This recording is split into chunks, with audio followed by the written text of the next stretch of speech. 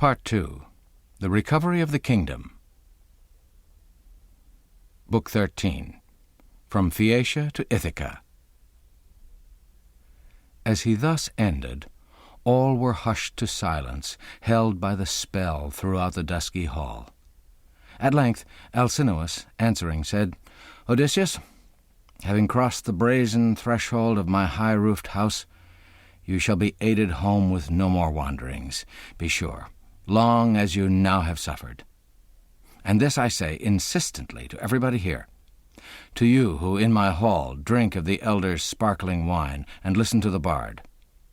You know that in a polished chest lie garments for the stranger, with rich wrought gold and all the other gifts which the Phaeacian counsellors have brought him hither. But let us also, each man here, give a cauldron and large tripod. Then, gathering the cost among the people, we will repay ourselves.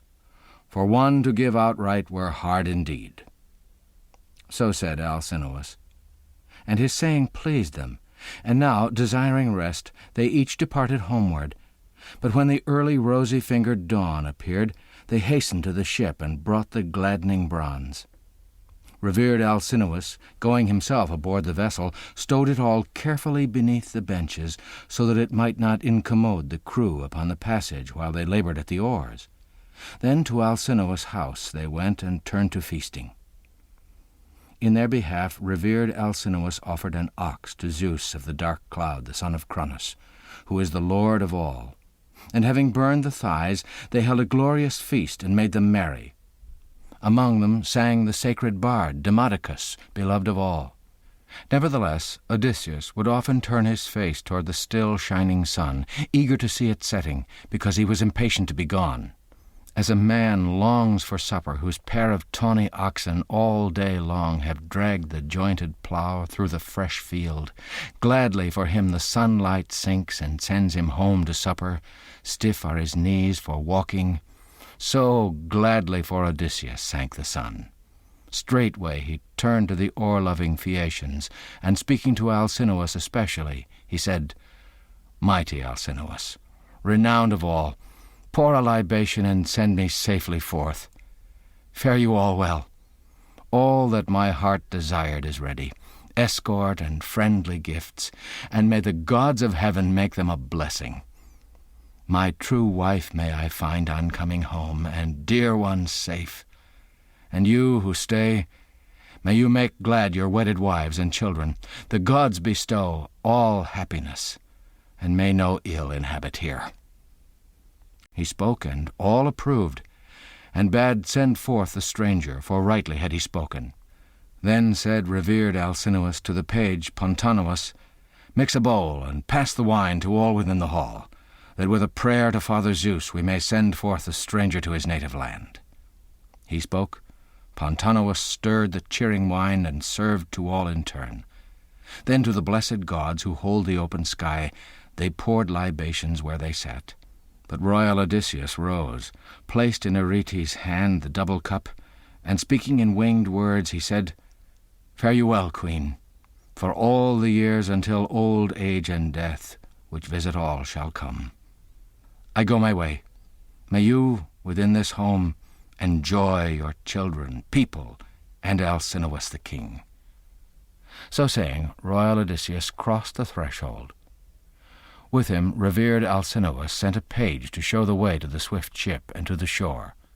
Arete, too, sent damsels after, one with the spotless robe and tunic, one to accompany the close-packed chest, and one bore bread and ready wine. Now when they came to the ship and to the sea, straight the tall seamen took the stores and laid them by within the hollow ship, even all the food and drink.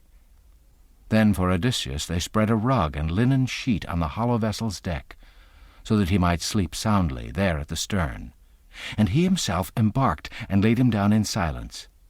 The other men took places at the pins, each one in order, and loosed the cable from the perforated stone. But now, when, bending to their work, they tossed the water with their oars, upon Odysseus' lids deep slumber fell, sound and most pleasant, very like to death.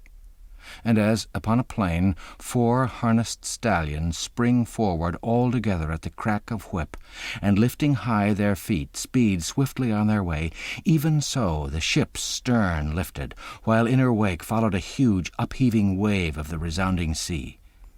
Safely and steadily she ran. No circling hawk, swiftest of winged things, could keep beside her. Running thus rapidly, she cut the ocean waves, bearing a man of godlike wisdom, a man who had before met many griefs of heart, cleaving his way through wars of men and through the boisterous seas, yet here slept undisturbed, heedless of all he suffered. As that most brilliant star rose, which comes the surest herald of the light of early dawn, the sea-borne ship drew near the island. Now in the land of Ithaca there is a certain harbour sacred to Phorcys, the old man of the sea. Here 2 projecting jagged cliffs slope inward toward the harbour and break the heavy waves raised by wild winds without. Inside, without a cable, ride the well-benched ships when once they reach the roadstead. Just at the harbour's head a leafy olive stands, and near it a pleasant, darksome cave, sacred to nymphs called naiads. Within the cave are bowls and jars of stone, and here bees hive their honey. Long looms of stone are here, where nymphs weave purple robes, a marvel to behold. Here are ever-flowing springs. The cave has double doors, one to the north, accessible to men, one to the south, for gods. By this men do not pass. It is the immortals' entrance. Here they rode in, knowing the place of old. The ship ran up the shore full half her length by reason of her speed. So was she driven by her rowers' arms. The men then left the timbered ship and came ashore, and straightway took Odysseus from the hollow ship, him and his linen sheet and bright-hued rug, and set him on the sand, still sunk in sleep. They also brought the treasure out, which the Phaeacian chiefs gave him at his departure, prompted by kind Athena, and laid it all together by an olive trunk, a little off the road, for fear, before Odysseus woke, some passer-by might harm it. Then they departed homeward. Nevertheless, the earth-shaker did not forget the threats with which at first he threatened great Odysseus, but thus he asked the purposes of Zeus. "O Father Zeus, no more shall I be honored among immortal gods, if mortal men, the people of Phaeacia, honor me not, though men of my own kin. For I had meant that through much hardship Odysseus should return. I never tried to cut him off from coming altogether, because you gave him once a promise and confirmed it with a nod. Yet these Phaeacians have borne him through the sea on their swift ship asleep, and set him down in Ithaca, and given him glorious gifts, such stores of bronze and gold and woven stuffs as Odysseus never would have won from Troy itself, had he returned unharmed with his due share of spoil." Then answered him cloud-gathering Zeus, and said, "For shame, wide-ruling land-shaker! What are you saying? The gods do not refuse you honor. Hard would it be to cast dishonor on our oldest and our best. And as to men, if any, led by pride and power, dishonors you, vengeance is yours and shall be ever. Do what you will, even all your heart's desire." Then earth-shaking Poseidon answered, "Soon would I do, dark-clouded one, all that you say, but that I ever dread and would avoid your wrath. Even now, this shapely ship of the Phaeacians, returning home from pilotage upon the misty sea, I would destroy, that they henceforth may hold aloof and cease to give men aid, and I would throw a lofty mound about their city." Then answered him cloud-gathering Zeus, and said, "Friend, this appears to me the better way. When all the people of the town look off and see her sailing, then turn her into stone close to the shore, yet like a swift ship still, that all the folk may marvel, and throw a lofty mound about their city." And hearing this, earth-shaking Poseidon hastened to Scheria, where the Phaeacians live, and waited there. Then, as the sea-borne ship drew near, running full swiftly, the earth-shaker drew near her too, turned her to stone, and rooted her to the bottom, forcing her under with his outspread hand, and went his way. But in winged words to one another talked the Phaeacian oarsmen, notable men at sea. And glancing at his neighbour, a Phaeacian man would say, "Ah, who stopped the swift ship on the sea as she was running in? In full sight, too, she was." So they would say, but knew not how things were.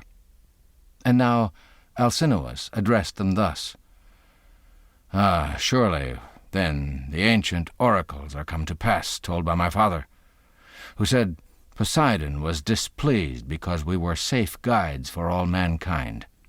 And he averred the god one day would wreck a shapely ship of the Phaeacians, returning home from pilotage upon the misty sea, and so would throw a lofty mound about our city. That was the old man's tale, and now it all comes true.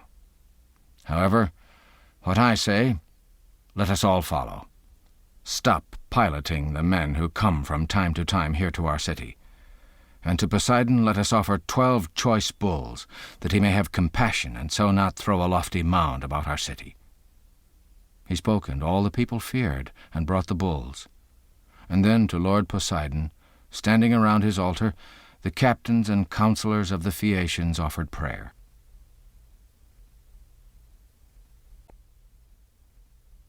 Meanwhile, within his native land, royal Odysseus woke from sleep, and did not know the land from which he had been gone so long. For a goddess spread a cloud around, even Pallas Athena, daughter of Zeus, that she might render him unknown, and herself tell him all, and that his wife, his townsfolk, and his friends might never know him until the suitors paid the price of all their lawless deeds. Thus, to its master, all the land looked strange, the footpaths stretching far away, the sheltered coves, steep rocks, and spreading trees. Rising, he stood and gazed upon his land, then groaned and smote his thighs with outspread hand, saying in anguish, "Alas, to what man's land am I come now? Lawless and savage are they, with no regard for right, or are they kind to strangers and reverent toward the gods?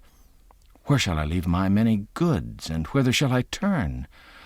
Would these had stayed with the Phaeacians where they were, and I myself had found some other powerful prince who might have entertained me and sent me on my way. Now where to store my goods I do not know. Yet here I must not leave them to fall a prey to strangers. Not at all wise and just were the Phaeacian captains and counsellors in bringing me to this strange shore. They promised they would carry me to far-seen Ithaca, but that they did not do. May Zeus, the god of suppliants, reward them. For over all men watches Zeus, chastising those who sin. However, let me count my goods, and see that the Phaeacians took none away upon their hollow ship." So saying, he counted the beautiful tripods, the cauldrons, gold, and goodly woven stuffs, and none was lacking. Then, sighing for his native land, he paced the shore of the resounding sea in sadness. Near him Athena drew, in form of a young shepherd, yet delicate as are the sons of kings. Doubled about her shoulders she wore a fine-wrought mantle, under her shining feet her sandals, and in her hand a spear. To see her made Odysseus glad. He went to meet her, and speaking in winged words, he said, "Friend, since you are the first I find within this land, I bid you welcome, and hope you come with no ill will. Nay, save these goods, and save me too. I supplicate you as a god, and I approach your knees. And tell me truly this, that I may know full well, what land is this? What people? What sort of men dwell here? Is it a far-seen island, or a tongue of fertile mainland that stretches out to sea?" Then said to him the goddess, clear-eyed Athena, "You are simple, stranger, or come from far away to ask about this land. It's not quite so nameless. Many men know it well, men dwelling toward the east and rising sun, and those behind us also toward the darksome west. It is a rugged land, not fit for driving horses, yet not so very poor, though lacking plains. Grain grows abundantly, and wine as well. The showers are frequent, and the dews refreshing. Here is good pasturage for goats and cattle. Trees of all kinds are here, and never-failing springs. So, stranger, the name of Ithaca has gone as far as Troy, which is, they say, a long way from Achaia." She spoke, and glad was long-tried royal Odysseus, filled with delight over his native land through what was said by Pallas Athena, daughter of Aegis-bearing Zeus. And speaking in winged words he said, yet uttered not the truth, but turned his words awry, ever revolving in his breast some gainful purpose. "In lowland Crete I heard of Ithaca, far off beyond the sea, and now I reach it, I and these goods of mine. I left an equal portion to my children, and fled away from home. For I had killed the dear son of Idomeneus, or Silicus the runner, who on the plains of Crete beat all us toiling men in speed of foot. The cause was this: he sought to cut me off from all the Trojan spoil, to gain which I bore grief of heart, cleaving my way through wars of men and through the boisterous seas. And all because I did not, as he wished, serve with his father in the land of Troy, but led my separate men. With a brazen spear I struck him as he was coming from his farm, and I was lying with a comrade near the road. A very dark night screened the sky. No man observed us. Secretly I took his life. So after I had slain him with my brazen-pointed spear, I straightway sought a ship, asked aid of the proud Phoenicians, and gave them from my booty what they wished. I bade them take me on their ship, and set me down at Pylos, or else at sacred Elis, where the Epeans rule. But stress of wind turned them aside, though much against their will. They meant no wrong, and missing our course, here we arrived last night. With much ado we rowed into the port, and gave no thought to supper, hungry although we were, but simply disembarking from the ship, we all lay down. Then, weary as I was, sweet sleep came on me, and the Phoenicians, taking my treasure from the hollow ship, laid it upon the sands where I was lying, and they embarked and sailed away to stately Sidon. So I was left behind with aching heart." As he thus spoke, the goddess, clear-eyed Athena, smiled and patted him with her hand. Her form grew like a woman's, one fair and tall and skilled in dainty work, and speaking in winged words she said, "Prudent and wily must one be to overreach you in craft of any kind, even though it be a god who strives to match you. Bold, shifty, and insatiate of wiles, will you not now within your land cease from the false misleading tales which from the bottom of your heart you love? But let us talk no longer thus, both being versed in wiles. For you are far the best of men in plots and tales, and I of all the gods am famed for craft and wiles. And yet you did not know me, Pallas Athena, daughter of Zeus, me who am ever near to guard you in all toil, me who have made you welcome to all Phaeacian folk. Now am I come to frame with you a scheme to hide the treasure which the Phaeacian chiefs, through my advice and prompting, gave you at setting forth. And I will tell you, too, what griefs you must endure within your stately house. Bear them because you must.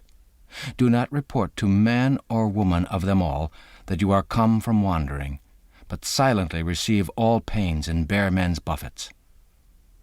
Then wise Odysseus answered her and said, "Hard is it, goddess, for a man, however wise he be, to know when you are near. You take all forms.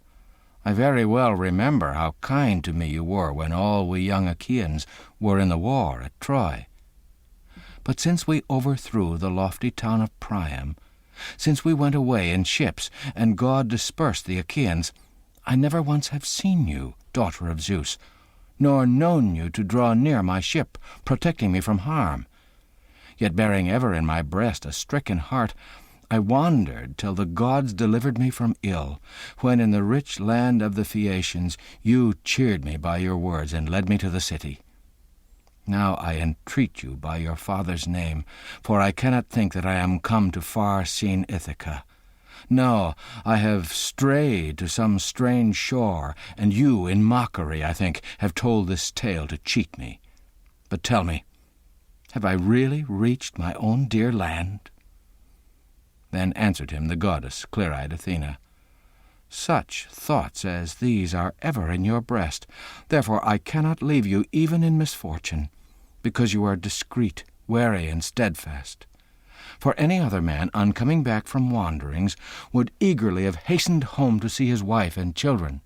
But you have no desire to know or hear of them till you have proved your wife, who, as of old, sits in your hall, and wearily the nights and days are wasted with her tears. But I, for my part, never doubted. I knew within my heart that you would come, though with the loss of all your men. But I did not wish to quarrel with Poseidon, my father's brother, who bore a grudge against you in his heart, angry because you blinded his dear son. Come then, and let me point you out the parts of Ithaca, that so you may believe. Here is the port of Phorcys, the old man of the sea. Here at the harbour's head the leafy olive, and near at hand the pleasant darksome cave sacred to nymphs called Naiads. Here is the arching cavern, too, where oftentimes you made due sacrifices to the nymphs. And this is the wood-clad hill of Neriton." The goddess, speaking thus, scattered the cloud, and plain the land appeared. Then glad was long-tried royal Odysseus, and he exulted in his land, and kissed the bounteous earth, and straightway prayed the nymphs with outstretched hands. "O Naiad nymphs, daughters of Zeus, I said I should not see you any more, yet now with loving prayers I give you greeting. Gifts will we also give, even as old, if the daughter of Zeus, our captain, graciously grants me life and prospers my dear son." Then said to him the goddess, clear-eyed Athena, "Be of good courage. Let not these things vex your mind. But in a corner of the monstrous cave let us lay by the goods instantly now, here to remain in safety. Then let us plan how all may turn out well." So saying, the goddess entered the darksome cave, and searched about the cave for hiding-places. Odysseus, too, brought hither all he had, gold and enduring bronze and fair-wrought raiment, things given by the Phaeacians. All these were laid away with care, and at the entrance a stone was set by Pallas Athena, daughter of Aegis-bearing Zeus. Then, sitting down at the foot of the sacred olive, they planned the death of the audacious suitors, and thus began the goddess, clear-eyed Athena. "High-born son of Laertes, ready Odysseus, consider how to lay hands on the shameless suitors who for 3 years have held dominion in your hall, wooing your matchless wife and offering bridal gifts, while she, continually mourning at heart over your coming, gives hopes to all, has promises for each, and sends each messages. But her mind has a different purpose." Then wise Odysseus answered her and said, "Certainly, here at home, I too had met the evil fate of Agamemnon, son of Atreus, had you not, goddess, duly told me all. Come then, and frame a plot for me to win revenge. And do you stand beside me, inspiring hardy courage, even so as when we tore the shining crown from Troy. If you would stand as stoutly by me, clear-eyed one, then I would face 300 men, mated with you, dread goddess, with you for my strong aid." Then answered him the goddess, clear-eyed Athena, "I surely will be with you. You shall never be forgot when we begin the work. Some, too, I think, shall spatter with their blood and brains the spacious floor, some of these suitors who devour your living. But let me make you strange to all men's view. I will shrivel the fair flesh on your supple limbs, pluck from your head the yellow locks, and clothe you in such rags that they who see shall loathe the wearer. And I will blur your eyes, so beautiful before, that you may seem repulsive to all the suitors here, and even to your wife, and the son you left at home.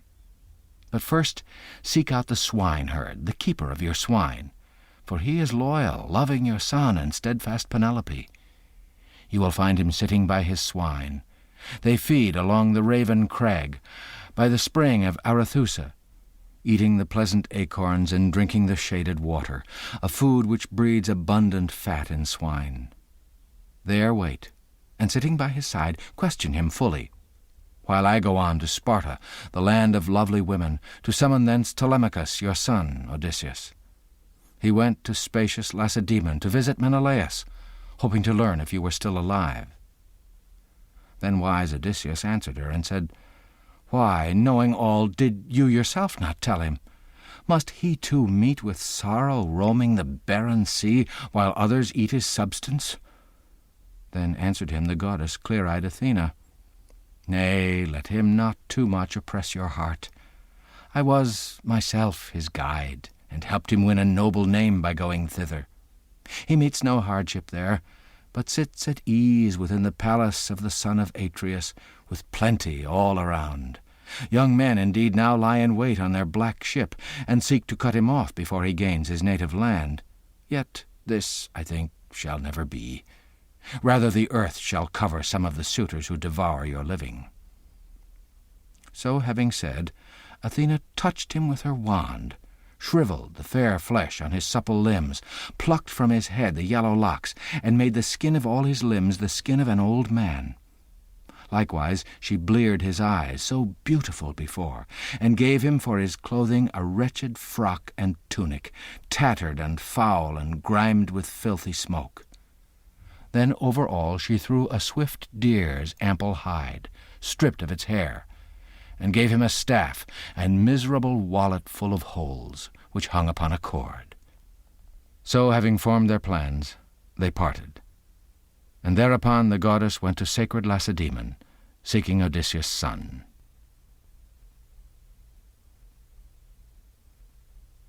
Book 14. The Stay with Eumaeus. But from the harbour, up the rocky path, along the woody country on the hills, Odysseus went to where Athena bade him seek the noble swineherd, who guarded his estate more carefully than any man royal Odysseus owned. He found him sitting in his porch, by which was built a high-walled yard upon commanding ground, a handsome yard and large, with space around. With his own hands the swineherd built it for the swine after his lord was gone, without assistance from the queen or old Laertes, constructing it with blocks of stone and coping it with thorn. Outside the yard he drove down stakes the whole way round, stout and close set, of split black oak. Inside the yard he made 12 sties alongside one another, as bedding spaces for the swine. And 50 swine that wallow in the mire were penned in each, all of them sows for breeding. The boars, much fewer, lay outside. On these the gallant suitors feasted, and kept their number small, for daily the swineherd sent away the best fat hog he had. 360 they were now. Hard by, 4 dogs, like wild beasts, always lay, dogs which the swineherd bred, the overseer. He was himself now fitting sandals to his feet, cutting therefore a well-tanned hide. The other men were gone their several ways, 3 with the swine to pasture, a 4th sent to the town to take to the audacious suitors, as was ordered, a hog to slay and sate their souls with meat. But now the ever-barking dog suddenly spied Odysseus, and baying rushed upon him, whereat Odysseus calmly sat down, and from his hand let fall his staff. Yet here at his own farm he would have come to cruel grief, had not the swineherd, springing swiftly after, dashed from the door, and from his hand let fall the leather. Chiding the dogs, he drove them off this way and that, with showers of stones, and thus addressed his master. "Old man, my dogs had nearly torn you to pieces here, all of a sudden, and so you would have brought reproach on me. Ah, well, the gods have given me other griefs and sorrows, for over my matchless master I sit and sigh and groan, and tend fat hogs for other men to eat, while he, perhaps longing for food, wanders about the lands and towns of men of alien speech, if he still lives and sees the sunshine. But follow me, old man, into the lodge, so that you too, when satisfied with food and drink, may tell where you are come from, and what troubles you have borne."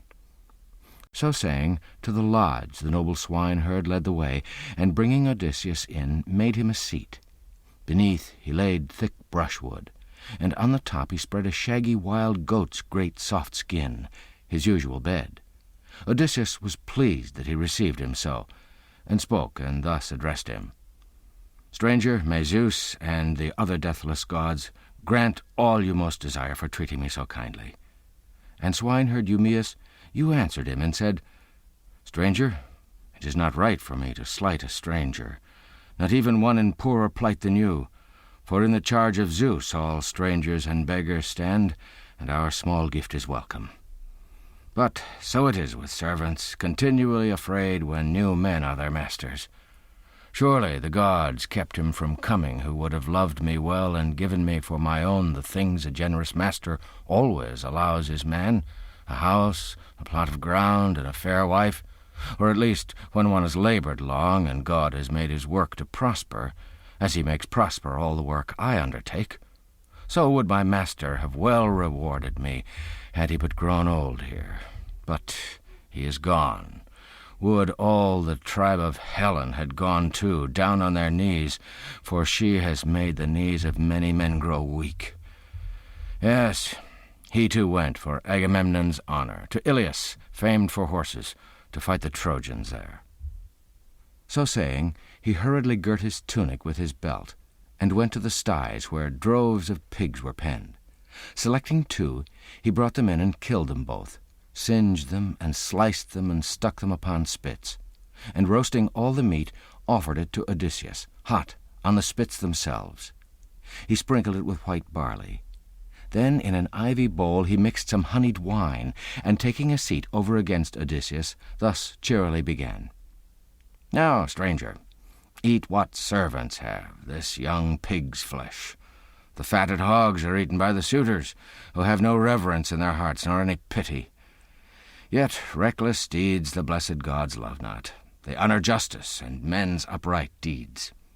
Why, evil-minded, cruel men who land on foreign shore, and Zeus allows them plunder so that they sail back home with well-filled ships, even on the hearts of such falls a great fear of heavenly wrath. But these men know of something, having heard the utterance of some god about his mournful end, and therefore they are minded to woo so lawlessly, never departing to their homes, but at their ease, wasting this wealth with recklessness and sparing naught. For every day and night sent us by Zeus they slay their victims, no mere 1 or 2, and wine they also waste with reckless draughts. My master's means were vast. No noble has so much on the dark mainland or in Ithaca itself. No 20 men together have such revenues as he. I will reckon up the sum. 12 herds upon the mainland, as many flocks of sheep, as many droves of swine, as many roving bands of goats, all shepherded by foreigners and herdsmen of his own. Then here in Ithaca graze roving bands of goats, 11 in all, along the farther shore, and trusty herdsmen watch them. Of these the herdsman every day drives up the fatted goat that seems the best. My task it is to guard and keep these swine, and picking carefully the best to send it to the suitors." So spoke the swineherd, while his companion hungrily ate his meat and drank with eagerness his wine, in silence, sowing seeds of evil for the suitors. But after he had dined and stayed his heart with food, Eumaeus, filling for his guest the cup from which he drank, gave it brimful of wine. Odysseus took it, and was glad at heart, and speaking in winged words he said, "My friend, who was the man that bought you with his wealth, and was so very rich and powerful as you say? You said he died for Agamemnon's honour. Tell me, I may have known some such as he. Zeus and the other deathless gods must know if I have seen him and can give you news, for I have travelled far." Then said to him the swineherd, the overseer, "Old man, no traveller coming here to tell of him could win his wife or son to trust the story. Lightly to vagrants seeking hospitality tell lies, and never care to speak the truth. So when a vagabond reaches the land of Ithaca, he comes and chatters cheating stories to my queen, and she receives him well, and giving entertainment questions him closely, while from her weeping eyelids trickle tears. For that is the way with wives when husbands die afar. You too, old man, would soon be patching up a tail if somebody would give you clothes, a coat and tunic. But probably already dogs and swift birds have plucked the flesh from off his bones, and life has left him. Or fishes devoured him in the deep, and on the land his bones are lying wrapped in a heap of sand. So he died, far away, and for his friends sorrow is left behind. For all of them, and most of all for me. For never another such kind master shall I find, go where I may, not even if I return to my father's and mother's house, where I was born and where my parents reared me. Yet nowadays, for them I do not greatly grieve, much as I wish to see them and to be in my own land. But longing possesses me for lost Odysseus. Why, stranger, though he is not here, I speak his name with awe, for he was very kind and loved me from his heart, and worshipful I call him even when far away.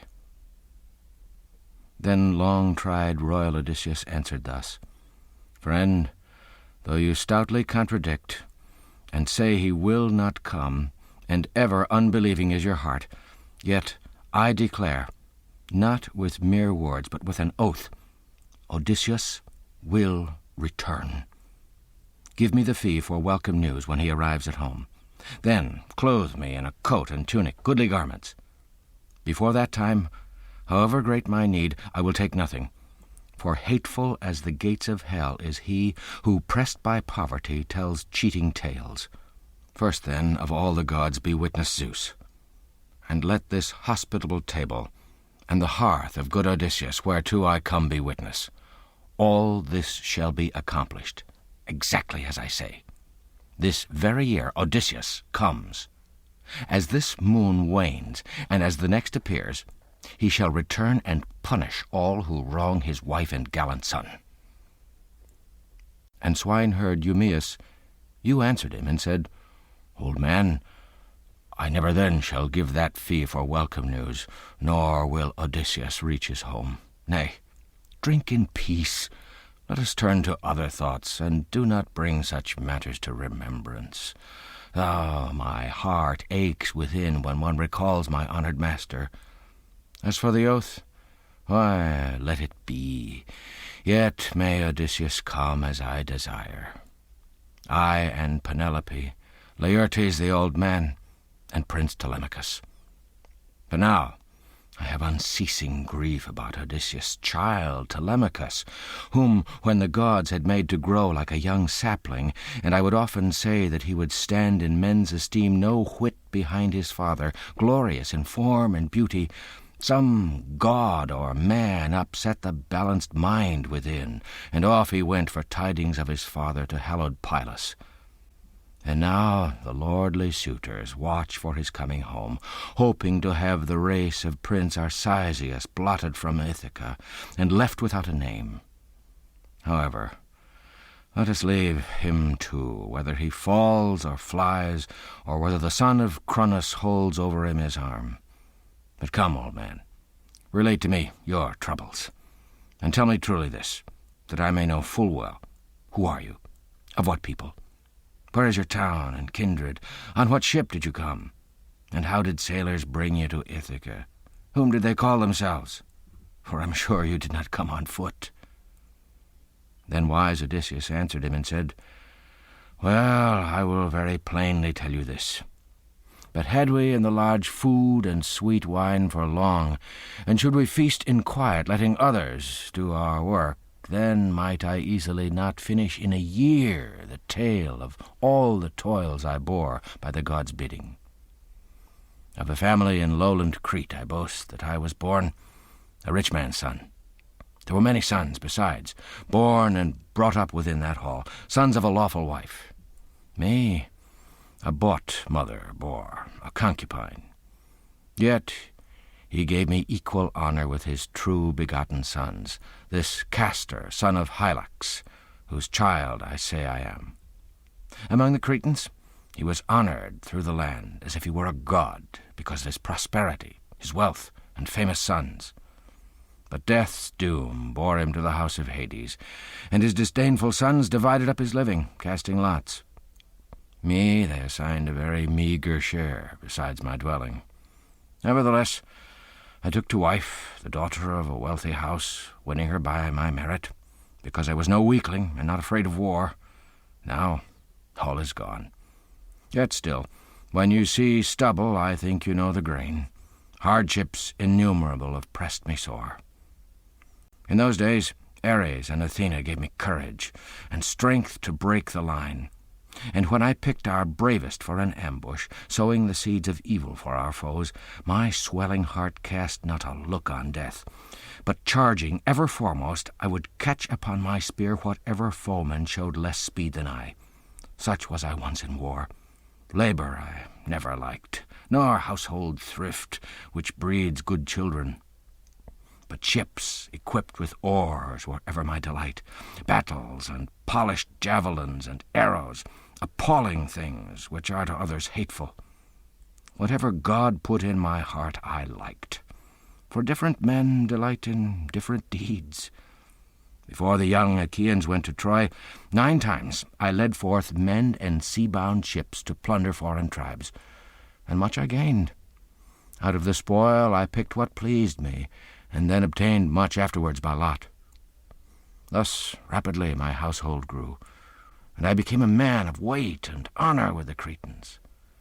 But when far-seeing Zeus ordained the unhappy voyage which made the knees of many men grow weak, they called on me, and famed Idomeneus to lead the ships to Ilios.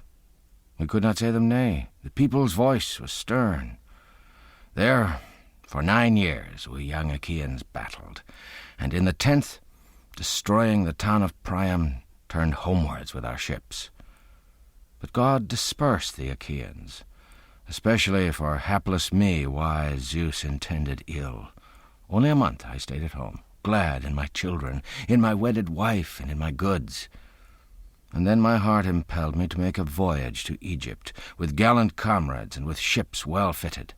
9 ships I fitted, and my force was gathered soon. For 6 days afterwards my trusty comrades feasted, and I provided many victims to offer to the gods and make my men their feast.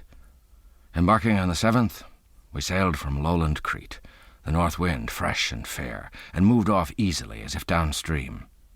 No ship met harm, but safe and sound we sat, while wind and helmsman kept us steady. In 5 days we arrived at Egypt's flowing stream, and in the Egyptian river I anchored my curved ships. Then to my trusty men I gave command to stay there by the ships and guard the ships, while I sent scouts to points of observation. But giving way to lawlessness and following their own bent, they presently began to pillage the fair fields of the Egyptians, carrying off wives and infant children and slaughtering the men. Soon the din reached the city. The people there, hearing the shouts, came forth at early dawn, and all the plain was filled with footmen and with horsemen and with the gleam of bronze. Then Zeus, the Thunderer, brought on my men a cruel panic, and none dared stand and face the foe. Danger encountered us on every side. So the Egyptians slew many of our men with the sharp sword, and carried others off alive to work for them in bondage. But Zeus himself put in my heart this plan. Would I had rather died and met my doom there by the stream of Egypt. For since that day sorrow has held me fast. Straightway I took the well-made helmet from my head, and shield from off my shoulders, and flinging away my spear, I ran to meet the horses of the king. I clasped and kissed his knees. He spared and pitied me, and seating me in his chariot, bore me weeping home. A multitude with spears rushed after, intent on killing me, for they were much enraged. He held them back, dreading the wrath of Zeus, the stranger's friend, who ever visits evil deeds with his displeasure. Here I stayed 7 years, and I amassed much wealth among the Egyptians, for they all gave me gifts. But when the 8th revolving year was come, a certain Phoenician came, full of deceiving arts, a greedy knave, one who had wrought much harm to men already. He now prevailed upon me by his wiles, and took me with him till we reached Phoenicia, where was his home and substance. Here at his house I stayed throughout the year.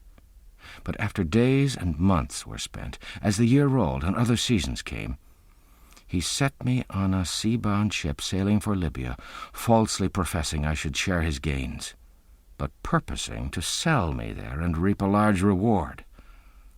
I followed him on board, suspecting him, but helpless. And now the ship sped on, with north wind fresh and fair, through the mid-sea past Crete, Zeus purposing our ruin. For when we had left Crete, and no other land appeared, but only sky and sea, the son of Cronus set a dark cloud over the hollow ship, and the deep gloomed below. Zeus at the same time thundered, hurling his bolt against the ship. She quivered in every part, struck by the bolt of Zeus, and filled with sulphur smoke. Out of the ship my comrades fell, and then like sea-fowl were borne by the side of the black ship along the waves. God cut them off from coming home. But helping me, whose heart was filled with anguish, Zeus put the long mast of the dark-bowed ship into my hands, so that I might once more escape from death. To this I clung and drifted before deadly winds. 9 days I drifted. On the 10th, in the dark night, the vast and rolling waters cast me on the coast of the Thesprotians. Here the king of the Thesprotians, Lord Phaedon, entertained me, and freely too. It was his son who found me, overcome with cold and toil, and took me home, with his own hand supporting me until we reached his father's palace. He gave me also a coat and tunic for my clothing. Here, then, I heard about Odysseus. For Phaedon said he had him as a guest and friend upon his homeward voyage. He showed me all the treasure that Odysseus had obtained, the bronze and gold and well-wrought iron, and really it would support man after man 10 generations long, so large a stock was stored in the king's palace. Odysseus himself, he said, was gone at that time to Dodona, to learn from the sacred lofty oak the will of Zeus, and how he might return, whether openly or by stealth, to the rich land of Ithaca, when now so long away. Moreover, in my presence, as he offered a libation in his house, he swore the ship was launched and sailors waiting to bring him home to his own native land. But he sent me off before, for a ship of the Thesprotians happened to be starting for the Dulichian grain fields. He bade her men conduct me carefully to King Acastus, but in their hearts a wicked scheme found favor, to bring me yet once more into the depths of woe. For when the sea-bound ship was far from shore, they planned a life of slavery for me. They stripped me of my clothes, my coat and tunic, and gave instead the wretched frock and tunic full of holes, which you yourself now see.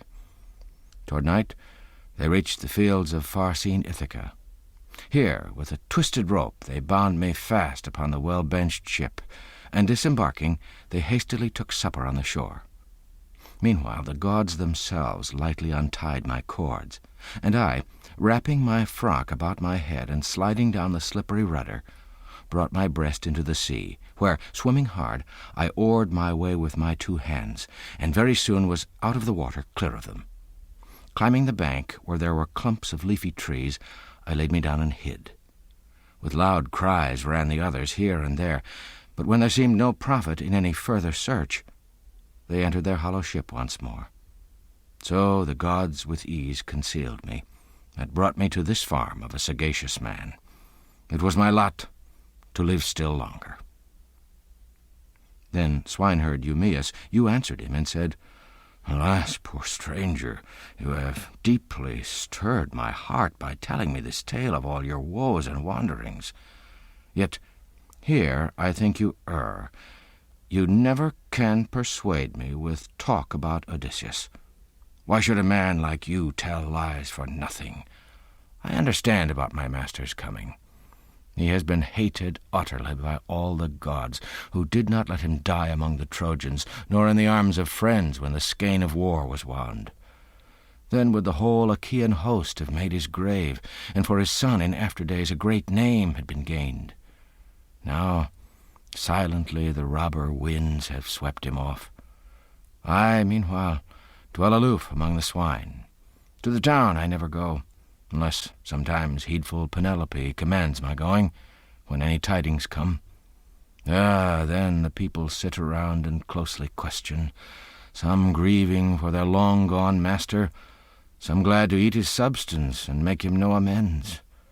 But as for me, I have no mind to search and question, since an Aetolian fellow cheated me with his tale. He killed a man, and wandering far and wide came to my farmstead here, and I received him kindly. He told me how, in Crete, he saw Odysseus with Idomeneus mending the ships which storms had shattered. He said he would be here by summer or by harvest, bringing a store of wealth and all his gallant crew. You too, old woe-worn man, now heaven has brought you here, do not by lying tales attempt to please or win me, since out of no such cause I show respect and kindness, but out of reverence for Zeus, the stranger's friend, and pity, too, for you." Then wise Odysseus answered him and said, "Surely, in you there is a heart so unbelieving that by an oath I did not move it, nor win you to believe. But let us make a covenant now, and for us both hereafter our witnesses shall be the gods who hold Olympus. If ever to this house your master comes, clothe me in coat and tunic, and send me to Dulichion, where I desire to be. But if your master does not come, as I declare he will, send out your men and throw me down the lofty cliff, that other beggars may beware of telling lying tales." Then answering said the noble swineherd, "Stranger, fine fame and fortune would be mine among mankind, both now and evermore, if, after I had brought you to the lodge and given you welcome, I turned about and slew you and took away your life. With a clear heart thereafter I should pray to Zeus, the son of Cronus. Well, it is supper time, and may my comrades soon be here to get at the lodge a savory supper." So they conversed together. Presently came the swine and those who kept them. They shut them up to sleep in their accustomed sties, and a prodigious noise arose from the penned swine. Then to his comrades recalled the noble swineherd, "Fetch me the best hog hither to slaughter for the stranger who comes from far away. We, too, will have some cheer, who for a long time now have plagued ourselves over the white-toothed swine. Others devour our labor and make us no amends." So saying, with the ruthless axe he cleft some wood. The others brought a boar, well fatted, 5 years old, and stood him on the hearth. And now the swineherd, being of upright heart, did not forget the immortal gods. At the beginning he cast into the fire hairs from the head of the white-toothed boar, and prayed to all the gods that wise Odysseus might return to his own home. Next, raising high a billet of oak, saved when he split the wood, he dealt a blow, and the boar's life departed. The others cut the throat and singed the boar, and quickly laid him open. The swineherd then laid the raw meat, selected from each joint, into rich fat. Some parts of this, sprinkled with barley meal, they cast into the fire.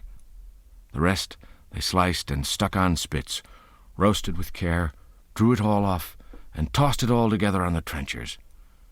And now the swineherd rose to carve, for well he knew his duties. And as he carved, divided all in 7 messes. The first mess for the nymphs and Hermes, Maia's son, he set aside with prayer, passing the rest to each. Odysseus he honored with the whole length of the chine, cut from the white-toothed boar, and so rejoiced his master. Addressing him, said wise Odysseus, "Eumaeus, may you be as dear to Father Zeus as now to me, for honoring with kindness such as I." And swineherd Eumaeus, you answered him and said, "Good stranger, eat, enjoy what lies before you. God gives and God withholds, as is his pleasure. His power is over all." He spoke, and burned the consecrated pieces to the ever-living gods. Then, pouring sparkling wine, he put the cup into the hands of city-sacking Odysseus, and sat him down by his own portion. Mesaulius passed them bread, a man the swineherd had acquired after his lord was gone, without assistance from the queen or Lord Laertes. With his own means he bought him of the Taphians. So, on the food spread out before them, they laid hands. Then, after they had stayed desire for drink and food, Mesaulius took away the bread, and so to sleep, sated with bread and meat, they hastened. And now the night came on, moonless and foul. Zeus rained all night, and strong the west wind blew, a wet wind always. To his companions spoke Odysseus, making trial of the swineherd to see if he would pull off his own coat and offer him, or order one of the men to give him a coat through love of him. "Hearken, Eumaeus, and all you other men, and I will boast a bit and tell a story. For crazy wine so bids, which sets a man, even if wise, to singing loud and laughing lightly, and makes him dance and brings out stories really better left untold. But since I have begun to croak, I'll not be silent. Would I were in my prime, my vigour firm, as in the days when we went under Troy and set an ambush. Odysseus was our captain, and Atrides Menelaus, and with them I was third, for so they ordered. Now, when we reached the city and the lofty wall, in the thick bushes by the citadel, among some reeds and marsh grass, curled up beneath our armour, we laid us down to sleep. An ugly night came on, although the north wind fell and bleak it was. From overhead came snow like hoarfrost, cold, and ice formed on the edges of our shields. Then all the other men had coats and tunics, and slept in comfort with their shields snug round their shoulders. But I, at starting, foolishly left my coat with my companions, because I did not think I should be cold at all. So off I came with nothing but my shield and coloured doublet. But when it was the third watch of the night, and the stars crossed the zenith, I spoke to Odysseus, who was near, nudging him with my elbow, and readily he listened. "High-born son of Laertes, ready Odysseus, I shall not be among the living long. This cold is killing me, because I have no coat. Some god beguiled me into wearing nothing but my tunic. Now there is no escape." So said I, and he at once had an idea in mind. So ready was he both to plan and fight, and speaking in an undertone he said, "Keep quiet for the present, lest some other Achaean hear." Then, raising his head and resting on his elbow, thus he spoke. "Hark, friends, a dream from heaven came to me in my sleep. Yes, we've come a long way from the ships. Would there were someone here to tell Atrides Agamemnon, the shepherd of the people, to send us more men hither from the fleet." As thus he spoke, up Thoas sprung, Andremon's son, who quickly, casting off his purple cloak, went running to the ships. I, in his garment, lay comfortably down till gold-throned morning dawned. So would I now were in my prime, my vigour firm. Then one of the swineherds of the farm might give a coat through kindness and respect for a deserving man. Now they despise me for the sorry clothes I wear." Then swineherd Eumaeus, you answered him and said, "Old man, the boastings you have uttered are not ill. You have not spoken an improper or a silly word. Therefore you shall not lack for clothes, nor anything besides, which it is fit a hard-pressed suppliant should find, at least for now. Tomorrow you shall wrap yourself in your own rags. There are not many coats and extra tunics here to wear, but simply one apiece. But when Odysseus' son returns, he will give you a coat and tunic for your clothing, and send you where your heart and soul may bid you go." So saying, he rose and placed a bed beside the fire, and threw upon it skins of sheep and goats. On this Odysseus laid him down, and over him Eumaeus threw a great shaggy coat which lay at hand as extra clothing, to put on when there came a bitter storm. So here Odysseus slept, and by his side the young men slept, but not the swineherd. A bed here pleased him not, thus parted from his swine, but he prepared to venture forth. Glad was Odysseus that Eumaeus took such care of his estate while he was gone. And first Eumaeus slung a sharp-edged sword about his sturdy shoulders, put on his storm-proof shaggy coat, picked up the fleece of a large full-grown goat, took a sharp spear to keep off dogs and men, and went away to rest where lay the white-toothed swine, under a hollow rock sheltered from Boreas.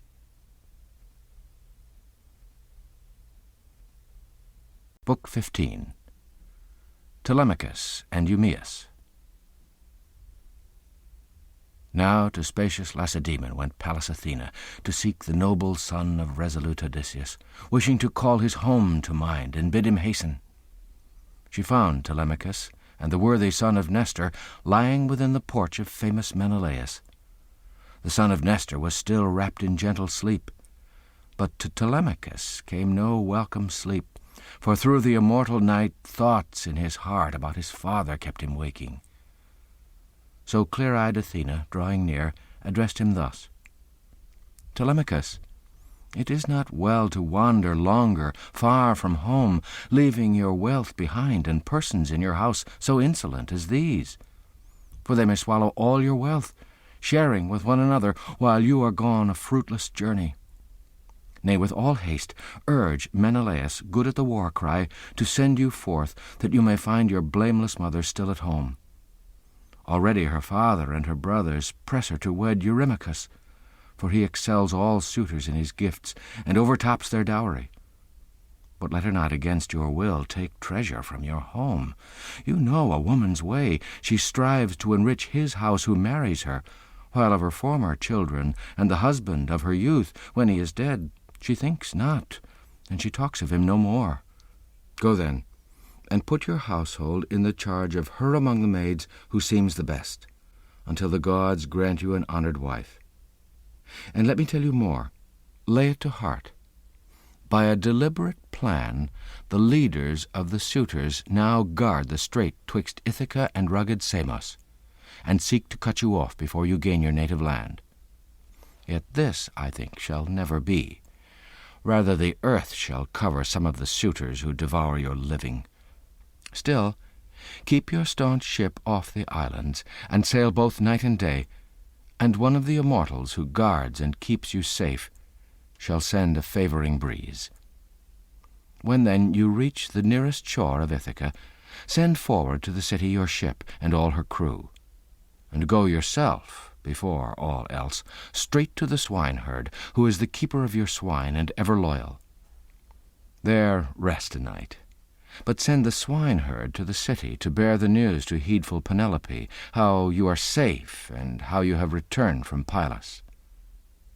So saying, Athena passed away to high Olympus.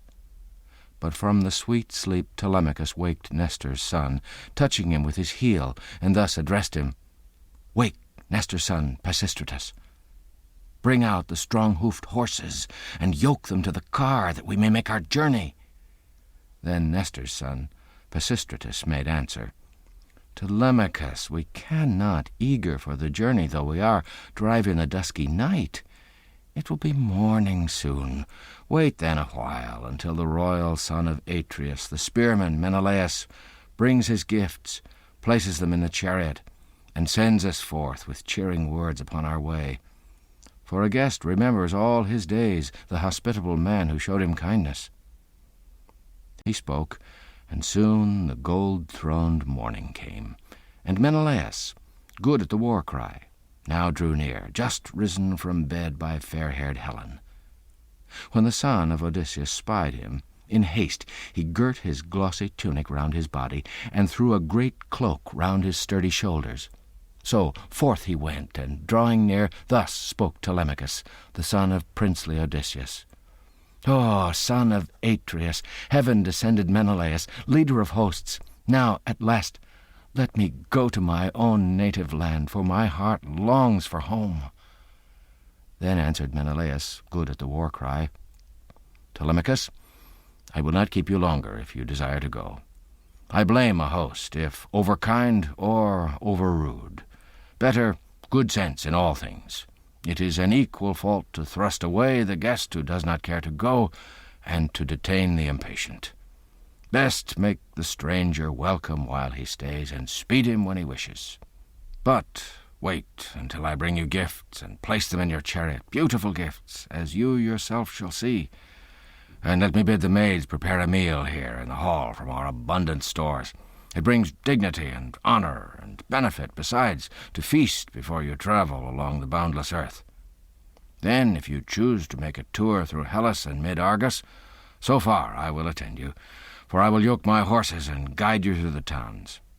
No one will send us empty off, but each will give some single thing to bear away, a brazen tripod, cauldron, pair of mules, or golden goblet." Then again answered him discreet Telemachus, "O son of Atreus, heaven-descended Menelaus, leader of hosts, at present I had rather go to my own home, for I left behind at starting no guardian of my goods. So while I seek my godlike father, I may myself be lost, or else may lose out of my house some valued treasure."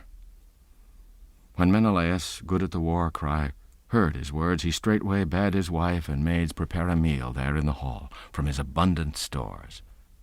And now the son of Boethous, Eteoneus, entered, just risen from his bed, for he lived not far away. Menelaus, good at the war cry, told him to light the fire and roast the meat, and when he heard, he did not disobey. Menelaus himself, meanwhile, went down to a fragrant chamber, yet not alone, for Helen went, and Megapenthes. And when they came where lay his treasure, the son of Atreus took a double cup, and ordered Megapenthes to bring a silver bowl, while Helen lingered by the chests where were the embroidered robes which she herself had brought. Out of these robes the royal lady Helen drew forth one to bear away, one handsomest in work and largest, which sparkled like a star. It lay beneath the others. Then forth they hastened through the palace, till they found Telemachus, whom light-haired Menelaus thus addressed. "Telemachus, as your heart hopes, may Zeus the Thunderer, husband of Hera, grant you a safe return. And out of all the gifts stored in my house as treasures, I will give you that which is most beautiful and precious. I will give a well-wrought bowl. It is of solid silver, its rim finished with gold, the work of Hephaestus.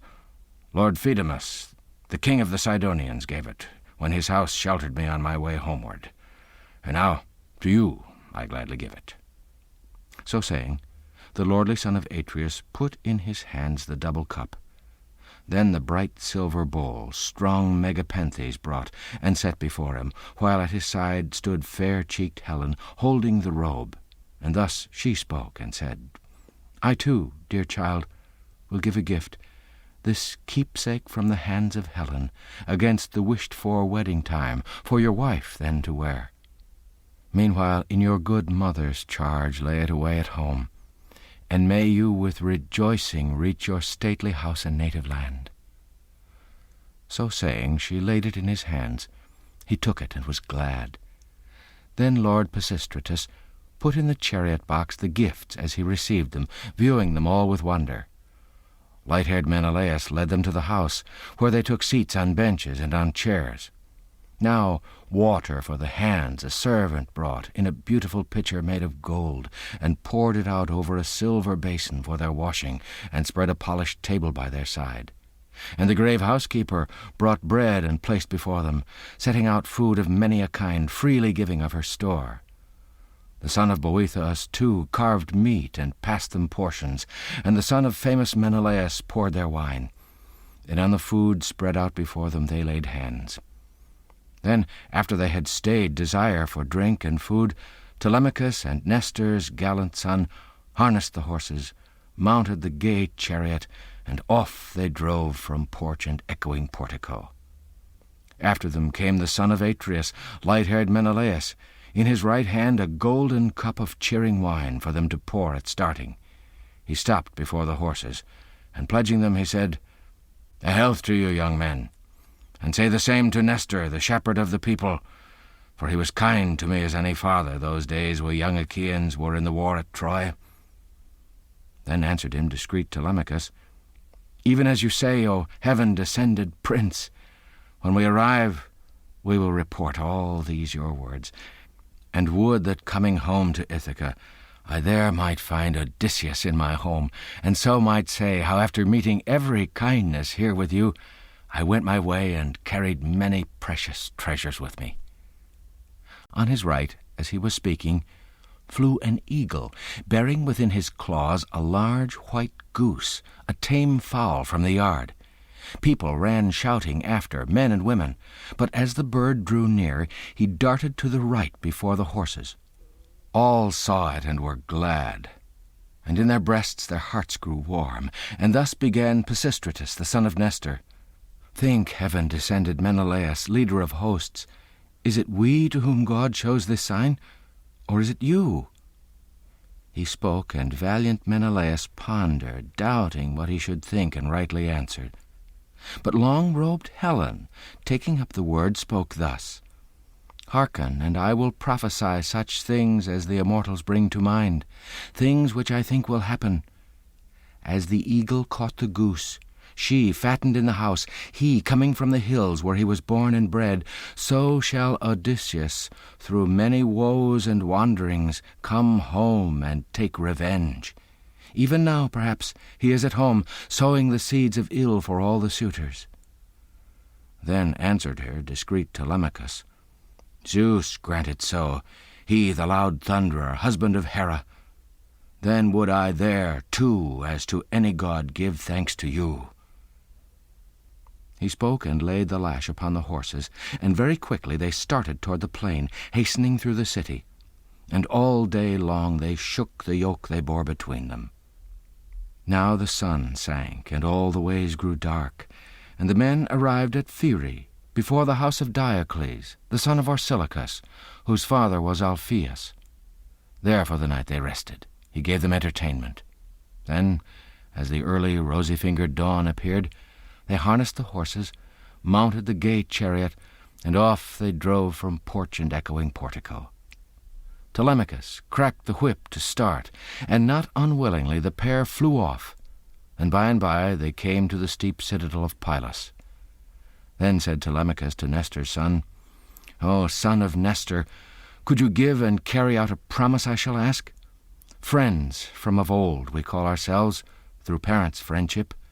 Besides, we are alike in years, and this our journey makes the tie more close. Do not, then, heaven-descended prince, take me beyond my ship, but leave me there, for fear old Nestor, meaning kindness, detain me at his house against my will, when I should hasten on. So he spoke, and the son of Nestor doubted within his heart if he could rightly give and carry out that promise. Yet, unreflecting thus, it seemed the better way. He turned his horses toward the swift ship and the shore, took out and set by the ship's stern the goodly gifts, the clothing and the gold which Menelaus gave, and hastening Telemachus spoke thus in winged words, Quickly embark and summon all your crew before I reach my home and tell old Nestor. For in my mind and heart full well I know how stern his temper is. He will not let you go. He will himself come here and call you. I tell you, too, go back he will not empty-handed, for he will be very angry, notwithstanding what you say.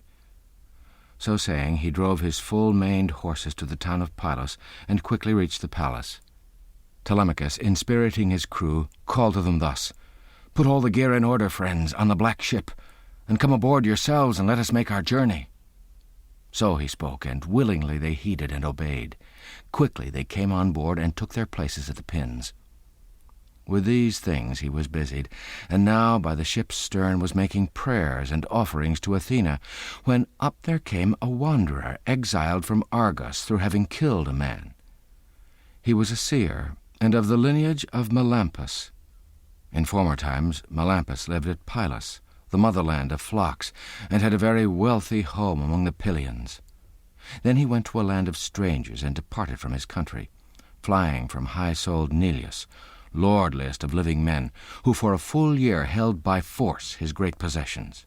He, meanwhile, in the halls of Phylacus, was kept in bitter bondage, and suffered great distress, because of the daughter of Neleus, and the delusion deep which the divine sharp-scourging fury brought his mind. But he escaped his doom, and drove the bellowing oxen from Phylace to Pylos, and punishing matchless Neleus for his disgraceful deed, he brought the maiden home to be his brother's wife. So he came to a land of strangers, grazing Argos, where afterwards he was to live, sovereign of many Argives. And here he took a wife, and built a high-roofed house, and he begot 2 sturdy sons, Antiphates and Mantius. Antiphates again begot brave Oicles, and Oicles Amphiaraus, the summoner of hosts, whom Zeus the aegis-bearing and Apollo tenderly loved, and showed him every favour. And yet he did not reach the threshold of age, but died at Thebes, destroyed by woman's bribes. To him were born 2 sons, Alcmaeon and Amphilochus. Now Mantius begot Clytus and Polyphides, but gold-throned Dawn took Clytus by reason of his beauty to dwell with the immortals. Of eager Polyphides Apollo made a seer, the best among mankind, when Amphiaraus died. Quarrelling with his father, he withdrew to Hipparesia, and there he dwelt and prophesied for all men. It was his son drew near, named Theoclymenus, and stood before Telemachus. He found him making offerings and prayers beside the swift black ship, and speaking in winged words, he said, "Friend, since I find you offering burnt offerings here, by these offerings, and the god, I will entreat you, and by your own life too, and that of those who follow, tell truly all I ask. Hold nothing back. Who are you? Of what people? Where is your town and kindred?" Then answered him discreet Telemachus, "Well, stranger, I will plainly tell you all. By birth I am of Ithaca. My father is Odysseus, if ever such there were. But long ago he died, a mournful death. So I, with men and a black ship, am come to gather news of my long-absent father." Then answered godlike Theoclymenus, "Like you, I too am far from home, because I killed a kinsman. He has many relatives and friends in grazing Argos, and with the Achaeans their influence is large. To shun the death and the dark doom which they would deal, I flee, for I must be a wanderer now from tribe to tribe. Set me upon your ship, a fugitive and suppliant. Let them not kill me, for I know they will pursue." Then answered him discreet Telemachus, "I shall not thrust you forth from the trim ship against your will. Nay, fellow, in our land you shall receive what we can give." So saying, he took the brazen spear from Theoclymenus and laid it on the deck of the curved ship. Telemachus himself came on the sea-bound ship and sat him in the stern, while by his side sat Theoclymenus. The others loosed the cables, and now Telemachus, inspiriting his men, bade them lay hold upon the tackling, and they busily obeyed. Raising the pine-wood mast, they set it in the hollow socket, binding it firm with forestays, and tightened the white sail with twisted ox-hide thongs.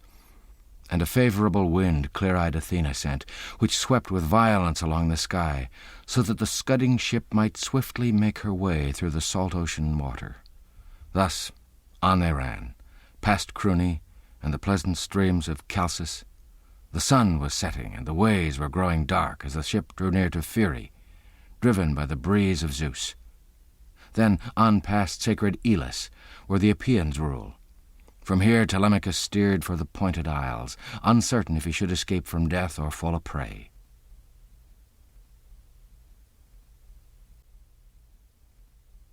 Meanwhile, at the lodge, Odysseus and the noble swineherd were eating supper, and with them supped the others. And after they had stayed desire for drink and food, thus spoke Odysseus, making trial of the swineherd, to see if he would longer give a hearty welcome and urge his stay at the farm, or if he would send him straightway to the town. "Hearken, Eumaeus, and all you other men. I want to go tomorrow to beg about the town, for fear I burden you and these your men. Only direct me well, and give me a trusty guide to show the way. Once in the city, I must wander by myself, and hope some man will give a cup and crust.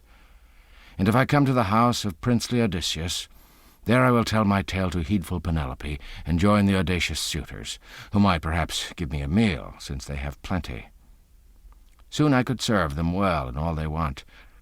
For let me tell you this, and do you mark and listen. By favour of the guide-god, Hermes, who lends the grace and dignity to all the deeds of men, in servants' work I have no equal. In laying a fire well, splitting dry wood, carving and roasting meat, and pouring wine, indeed, in all the ways that poor men serve their betters." Then, deeply moved, said you, swineherd Eumaeus, "Why, stranger, how came such notions in your mind? You certainly must long to die that very instant when you consent to plunge into the throng of suitors, whose arrogance and outrage reach to the iron heavens. Their servants are not such as you, but younger men, well dressed in coats and tunics, ever with glossy heads and handsome faces, are they who do them service. Their polished tables are laden with bread and meat and wine. No, stay with us. Nobody is disturbed that you are here, not I myself, nor any one of these my men. And when Odysseus' son returns, he will give a coat and tunic for your clothing, and send you where your heart and soul may bid you go." Then answered him long-tried royal Odysseus, "May you, Eumaeus, be as dear to Father Zeus as now to me, for having stopped my wandering and saved me bitter woe. Nothing is harder for a man than restless roaming. 'Tis for the cursed belly's sake that men meet cruel ills, when wandering misfortune and distresses come. Yet while you keep me here, bidding me wait your master, pray, tell me of the mother of princely Odysseus, and of his father, whom when he went away he left behind on the threshold of old age.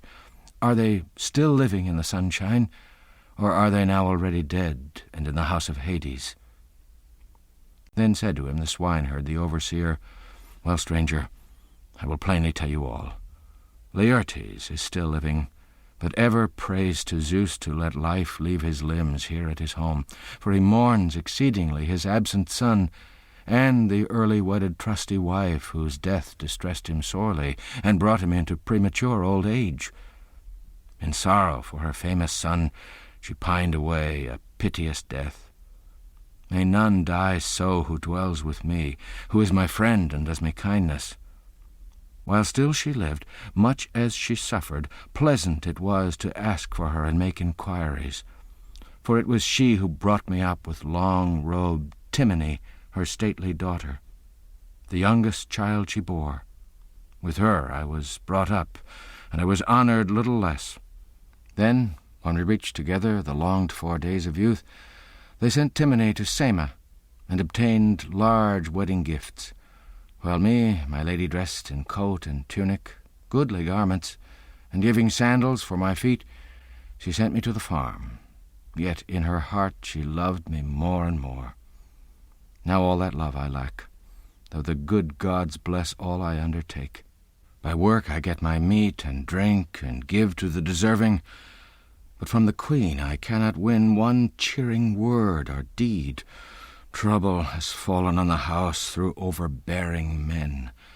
Yet servants long to speak with their mistress face to face, from her to learn of all, with her to eat and drink, and then take something also to the fields. Such things warm servants' hearts." Then answering, said wise Odysseus, "Swineherd Eumaeus, certainly when you were small you must have wandered far from home and kindred. Tell me about it. Tell me plainly, too. Was the wide-wayed city of your people sacked, the city where your father and honored mother dwelt? Or, when you were alone among your sheep and cattle, did foemen take you on their ships and bring you overseas to the palace of a man who paid a proper price?"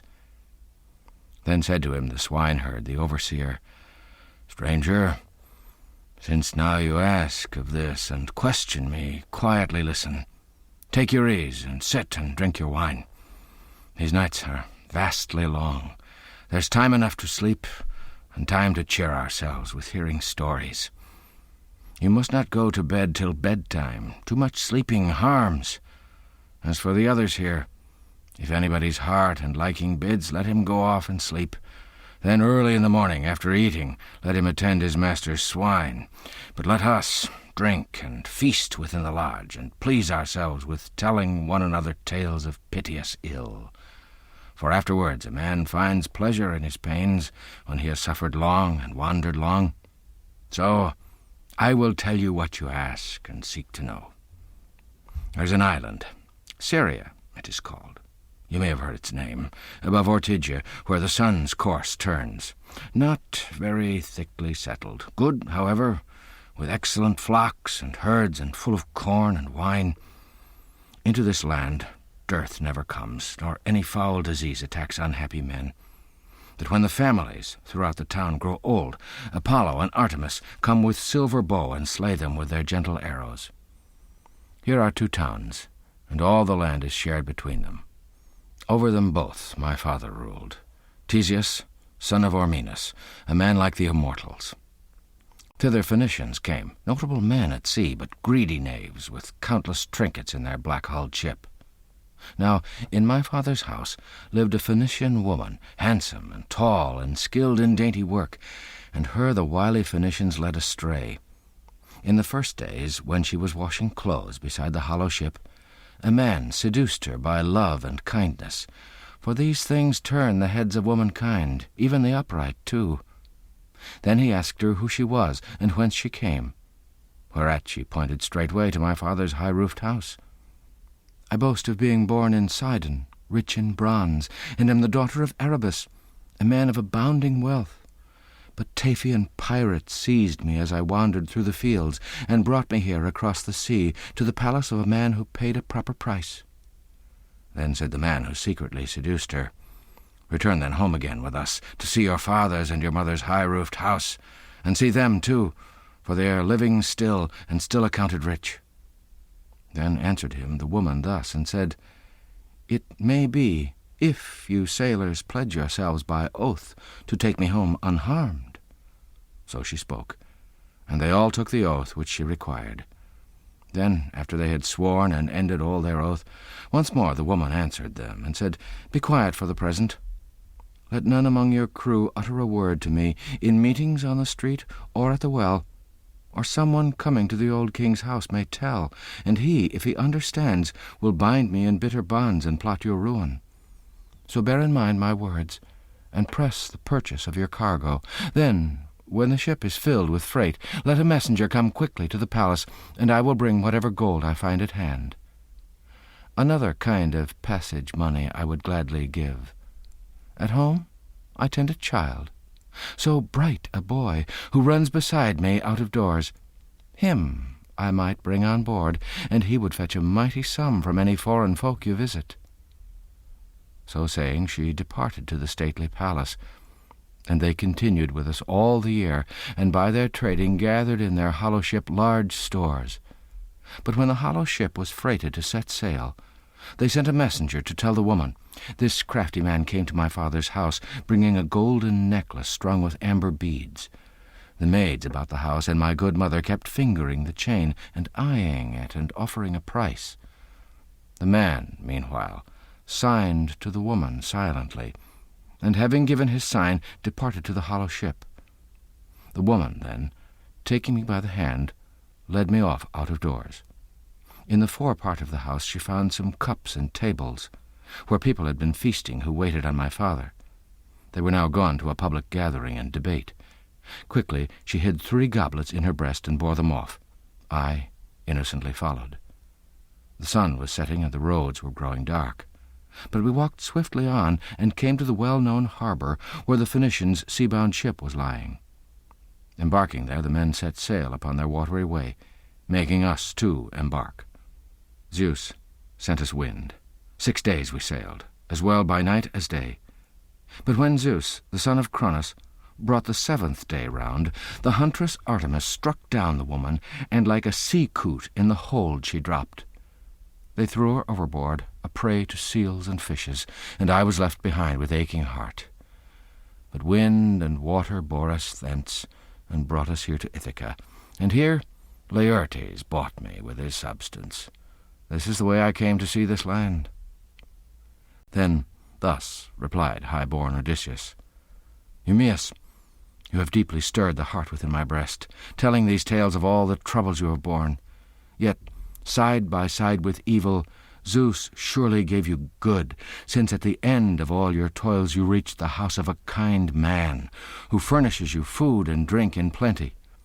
A comfortable life you lead, but I come here a wanderer through many cities. So they conversed together, then lay and slept a little while, not long, for soon came bright-throned dawn. Meantime, approaching shore, the comrades of Telemachus slackened their sail, hastily lowered the mast, and with their oars rowed the vessel to her moorings. Here they cast anchor and made fast the cables, and going forth themselves upon the shore prepared their dinner and mixed the sparkling wine. Then, after they had stayed desire for food and drink, discreet Telemachus was first to speak. "Sail the black-hulled ship, my men, straight to the town. I go to the fields and herdsmen. At evening, after looking at the farm, I too will come to town. Tomorrow I will make you payment for your voyage by a bounteous feast of meat and pleasant wine." Then up spoke godlike Theoclymenus. "Where shall I go, my child? To whose house come of all the men who rule in rocky Ithaca? Or shall I go directly to your mother's house and yours?" Then answered him discreet Telemachus, "At any other time I would bid you come to us, because we have no lack of means of welcome. But for yourself it would be somewhat dreary now. I shall be gone, and my mother will not see you, for she is not often in the same room with the suitors, but in an upper chamber far away she tends her loom. But I will name another man to whom you well might go, Eurymachus, the illustrious son of skilful Polybus, whom nowadays the men of Ithaca look upon as a god, for he is certainly the chief man here. He much desires to wed my mother and obtain the honors of Odysseus. Nevertheless, Olympian Zeus, who dwells in the clear sky, knows whether before the wedding he will meet a day of ill." Even as he spoke, upon his right there flew a bird, a hawk, Apollo's speedy messenger. With his claws he tore the dove he held and scattered down its feathers to the ground, midway between the ship and Telemachus himself. Then Theoclymenus, calling Telemachus aside from his companions, held fast his hand and spoke, and thus addressed him. "Telemachus, not without God's warrant flew this bird upon our right. I knew him at a glance to be a bird of omen. There is no house in Ithaca more kingly than your own, and you shall always be the rulers here." Then answered him discreet Telemachus, "Ah, stranger, would these words of yours might be fulfilled! Soon should you know my kindness and many a gift from me, and every man you met would call you blessed."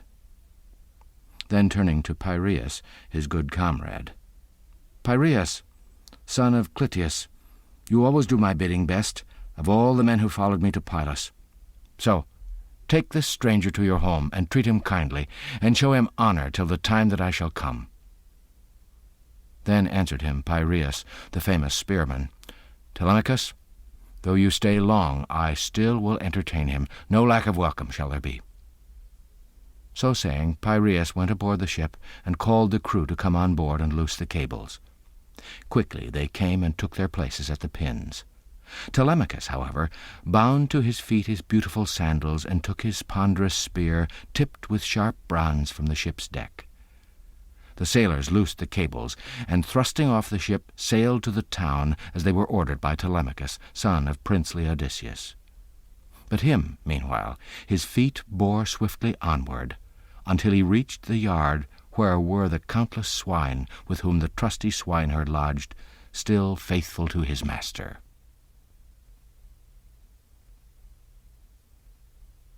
Book 16. The Recognition by Telemachus. Now, at the lodge, Odysseus and the noble swineherd prepared their breakfast in the early dawn before the lighted fire, having already sent the herdsmen with the droves of swine forth to the fields. As Telemachus drew near, the dogs that loved to bark began to wag their tails, but did not bark. Royal Odysseus noticed the dogs wagging their tails, and the sound of footsteps reached him, and straightway to Eumaeus he spoke these winged words. "Eumaeus, certainly a friend is coming, at least a man you know, for the dogs do not bark, but wag their tails, and I hear the tramp of feet." The words were hardly uttered when his son stood in the doorway. In surprise up sprang the swineherd, and from his hands the vessels fell with which he had been busied, mixing sparkling wine. He went to meet his master and kissed his face, each of his beautiful eyes and both his hands, letting the big tears fall. And as a loving father greets the son who comes from foreign lands 10 years away, his only child, now grown a man, for whom he long has sorrowed, even so the noble swineherd took princely Telemachus in his arms, and kissed him over and over, as one escaped from death, and sobbing said to him in winged words, "So here you are, Telemachus, dearer than light to me. I said I should not see you any more after you went away by ship to Pylos. Come in then, child, and let me cheer my heart with looking at you just come from far away. You do not often visit the farm and herdsmen. You tarry in the town, for nowadays you need to watch the wasteful throng of suitors." Then answered him discreet Telemachus, "So be it, father. 'Tis for your sake I am here, to see you with my eyes and hear you tell if my mother still is staying at the hall, or if at last some stranger won her, and so Odysseus' bed, empty of occupants, stands covered with foul cobwebs." Then answered him the swineherd, the overseer, "Indeed, she stays with patient heart within your hall, and wearily the nights and days are wasted with her tears." So saying, Eumaeus took Telemachus' brazen spear, and Telemachus went in and over the stone threshold. As he drew near, his father, Odysseus, yielded him his seat, but Telemachus, on his part, checked him, saying, "Be seated, stranger. Elsewhere we shall find a seat at this our farm. Here is a man who'll give me one." He spoke, and his father turned and sat once more. But the swineherd threw green brushwood down, and on its top a fleece, on which the dear son of Odysseus sat him down. And now the swineherd brought platters of roasted meat, which those who ate the day before had left. Bustling about, he heaped bread in the baskets, and in an ivy bowl mixed honeyed wine, then took a seat himself over against princely Odysseus. And on the food spread out before them they laid hands. So, after they had stayed desire for drink and food, to the noble swineherd said Telemachus, "Father, whence came this stranger? How did his sailors bring him to Ithaca? Whom did they call themselves? For I am sure he did not come on foot." Then swineherd Eumaeus, you answered him and said, "Well, I will tell you all the truth, my child. He calls himself by birth of lowland Crete, but says he has passed through many cities in his wanderings. So heaven ordained his lot. Lately he ran away from a ship of the Thesprotians and came to my farm here. I place him in your charge. Do what you will. He calls himself your suppliant." Then answered him discreet Telemachus, "Eumaeus, truly these are bitter words which you have said. How can I take a stranger home? I am myself but young, and cannot trust my arm to right me with the man who wrongs me first. Moreover, my mother's feeling wavers whether to bide beside me here and keep the house, and thus revere her husband's bed and heed the public voice, or finally to follow some chief of the Achaeans who woos her in the hall with largest gifts. However, since the stranger has reached your lodging here, I will clothe him in a coat and tunic, goodly garments, give him a two-edged sword and sandals for his feet, and I will send him where his heart and soul may bid him go.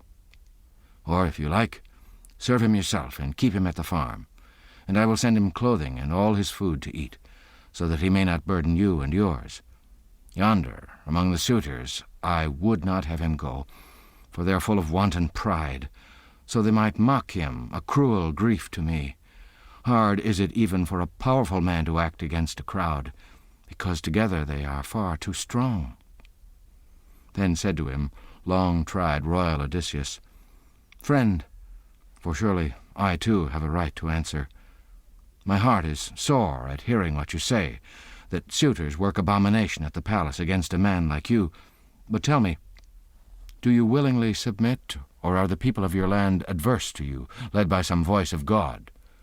Or have you any cause to blame your brothers, on whom a man relies for aid when bitter strifes arise?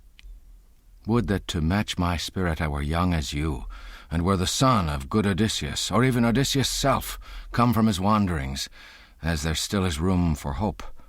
Then quickly should my foe strike off my head, or I would prove the bane of all these suitors when I should cross the hall of Laertes' son Odysseus." And should they by their number crush me all single and alone, far rather would I die, cut down within my hall, than constantly behold disgraceful deeds, strangers abused, and damsels dragged to shame through the fair palace, wine running waste, men eating up my bread all idly, uselessly, to win what cannot be. Then answered him discreet Telemachus, Well, stranger, I will plainly tell you all. My people as a whole bear me no grudge or hate, nor yet can I blame brothers on whom a man relies for aid when bitter strifes arise. For the son of Cronus made our race run in a single line. Arcesius begot a single son, Laertes, and he, the single son Odysseus.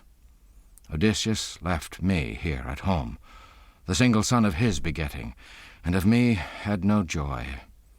But bands of evil-minded men now fill my house, for all the nobles who bear sway among the islands, Dulichian, Sama, and woody Zacynthus, and they who have the power in rocky Ithaca, all woo my mother and despoil my home.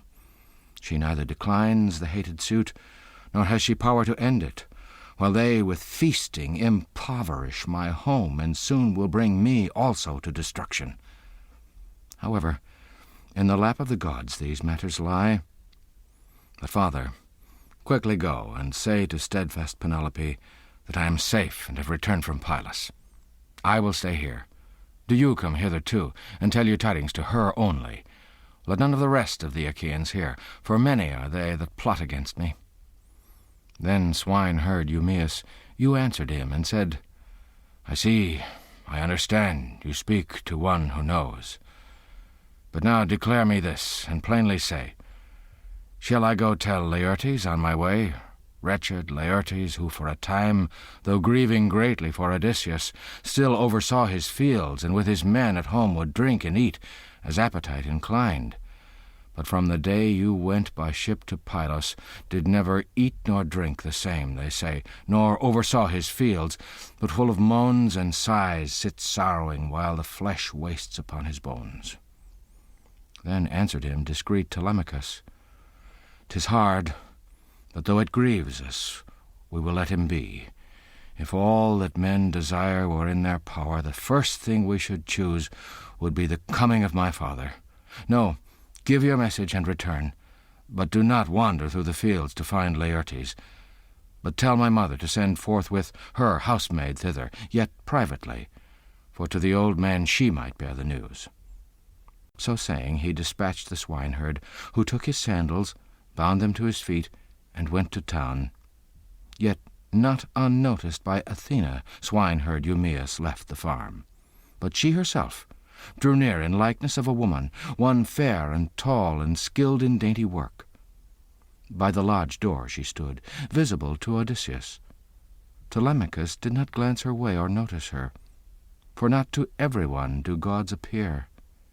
Odysseus saw her, and the dogs, yet the dogs did not bark, but whining slunk away across the place. With her brows she made a sign. Royal Odysseus understood, came forth from the hall past the great courtyard wall, and stood before her. And Athena said, High-born son of Laertes, ready Odysseus, tell now your story to your son. Hide it no longer. Then, having planned the suitor's death and doom, go forward, both of you, into the famous city, and I myself will not be far away, for I am eager for the combat. She spoke, and with a golden wand Athena touched Odysseus. And first she laid a spotless robe and tunic on his body, and then increased his bulk and bloom.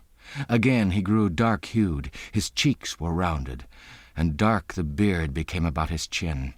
This done she went away, and now Odysseus entered the lodge. His son was awe-struck, and reverently turned his eyes aside, fearing it was a god. Then, speaking in winged words, he said, Stranger, you seem a different person now and a while ago. Your clothes are different, and your flesh is not the same. You surely are one of the gods who hold the open sky. Nay, then, be gracious. so will we give you grateful offerings and fine-wrought gifts of gold. Have mercy on us." Then long-tried royal Odysseus answered, "I am no god. Why liken me to the immortals? I am your father, him for whom you sighed and suffered long, enduring outrage at the hands of men." So saying, he kissed his son, and down his cheeks upon the ground let fall a tear, which always hitherto he sternly had suppressed.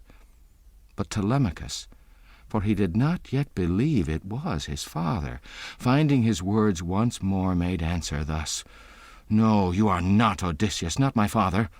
Some god beguiles me, to make me weep and sorrow more.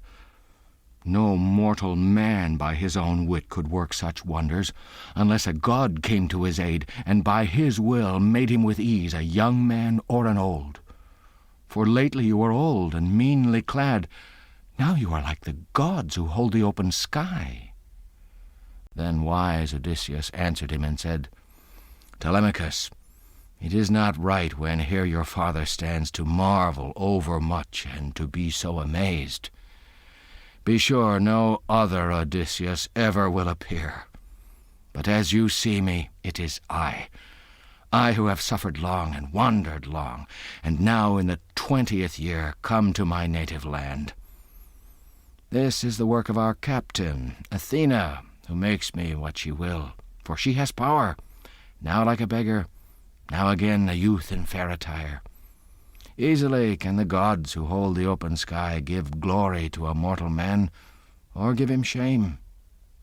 So saying, down he sat, whereat Telemachus, throwing his arms round his good father, began to sob and pour forth tears, and in them both arose a longing of lament. Loud were their cries, and more unceasing than those of birds, ospreys, or crook-clawed vultures, when farmers take away their young before the wings are grown. And daylight had gone down upon their weeping, had not Telemachus suddenly addressed his father thus, "Why, father, by what ship did sailors bring you to Ithaca? Whom did they call themselves? For I am sure you did not come on foot." Then said to him long-tried royal Odysseus, "Well, I will tell you, child, the very truth. The Phaeacians brought me here, notable men at sea, who pilot others, too, who come their way. They brought me across the sea on a swift ship asleep, landed me here in Ithaca, and gave me glorious gifts, much bronze and gold and woven stuff, which treasures by God's command are laid away in caves. Here I now am by bidding of Athena, that we may plan together the slaughter of our foes. Come, tell me then the number of the suitors, that I may know how many and what sort of men they are, and so, weighing the matter in my gallant heart, I may decide if we can meet them quite alone, without allies, or whether we shall seek the aid of others." Then answered him discreet Telemachus, "Verily, father, I have ever heard your great renown, what a warrior you are in arm, and what a sage in counsel. But now you speak of something far too vast. I am astonished. 2 could not fight a troop of valiant men. The suitors number no mere 10, or twice 10 either, many more. You shall soon learn their number. From Dulichian 52 chosen youths, and 6 attendants, 24 men from Sema, from Zacynthus 20 young Achaeans, 12 out of Ithaca itself, all men of mark, with whom are also the page Medon and the sacred bard, besides 2 followers skilled in table service. If we confront all these within the hall, bitter and grievous may the vengeance be over your coming. So if you possibly can think of aid, consider who will aid us now wholeheartedly." Then said to him long-tried royal Odysseus, "Nay, let me speak, and do you mark and listen. Consider if Athena, joined with Father Zeus, suffice for us, or shall I seek for other aid?" Then answered him discreet Telemachus, "Excellent helpers are the 2 you name, who sit among the clouds on high. All else they govern, all mankind and the immortal gods." Then said to him long-tried royal Odysseus, Not long will they be absent from the mighty fray, when in my hall, betwixt the suitors and ourselves, the tug-of-war is tried. But go at early morning, straightway home, and join the audacious suitors. Thereafter the swineherd shall bring me to the city, like an old and wretched beggar. And if they treat me rudely in my home, let the faithful heart within your breast endure what I must bear. Yes, though they drag me through the palace by the heels and out of door, or hurl their missiles at me, see and be patient still. Bid them, however, cease their folly, and with gentle words dissuade. They will not heed you, for their day of doom draws near. But this I will say further, mark it well. When wise Athena puts it in my mind, then I will nod my head, and you take note. And all the fighting gear that lies about the hall do you collect, and lay in a corner of the lofty chamber, carefully, every piece. Then with soft words beguile the suitors, when they, because they miss it, question you. I put it by out of the smoke, for it looks no longer like the armor which Odysseus left behind when he went away to Troy. It is all tarnished, where the scent of fire has come nigh. Besides, the son of Cronos brought this graver fear to mind. You might, when full of wine, begin a quarrel, and give each other wounds, making a scandal of the feast and of your wooing. Steel itself draws men on. Yet privily reserve 2 swords, 2 spears, 2 leathern shields for us to seize, to rush and seize. And thereupon shall Pallas Athena and all-wise Zeus confound the suitors. Nay, this I will say further, mark it well. If you are truly mine, my very blood, then, that Odysseus now is here, let no man know. Let not Laertes learn it, let not the swineherd, let none of the household, nor Penelope herself. But you and I alone will test the temper of the women. And we might also try the serving men, and see who honors and respects us in his heart, and who neglects and scorns a man like you. Then answered him his noble son, and said, My father, you shall know my heart, believe me, by and by. No laggard thoughts are mine.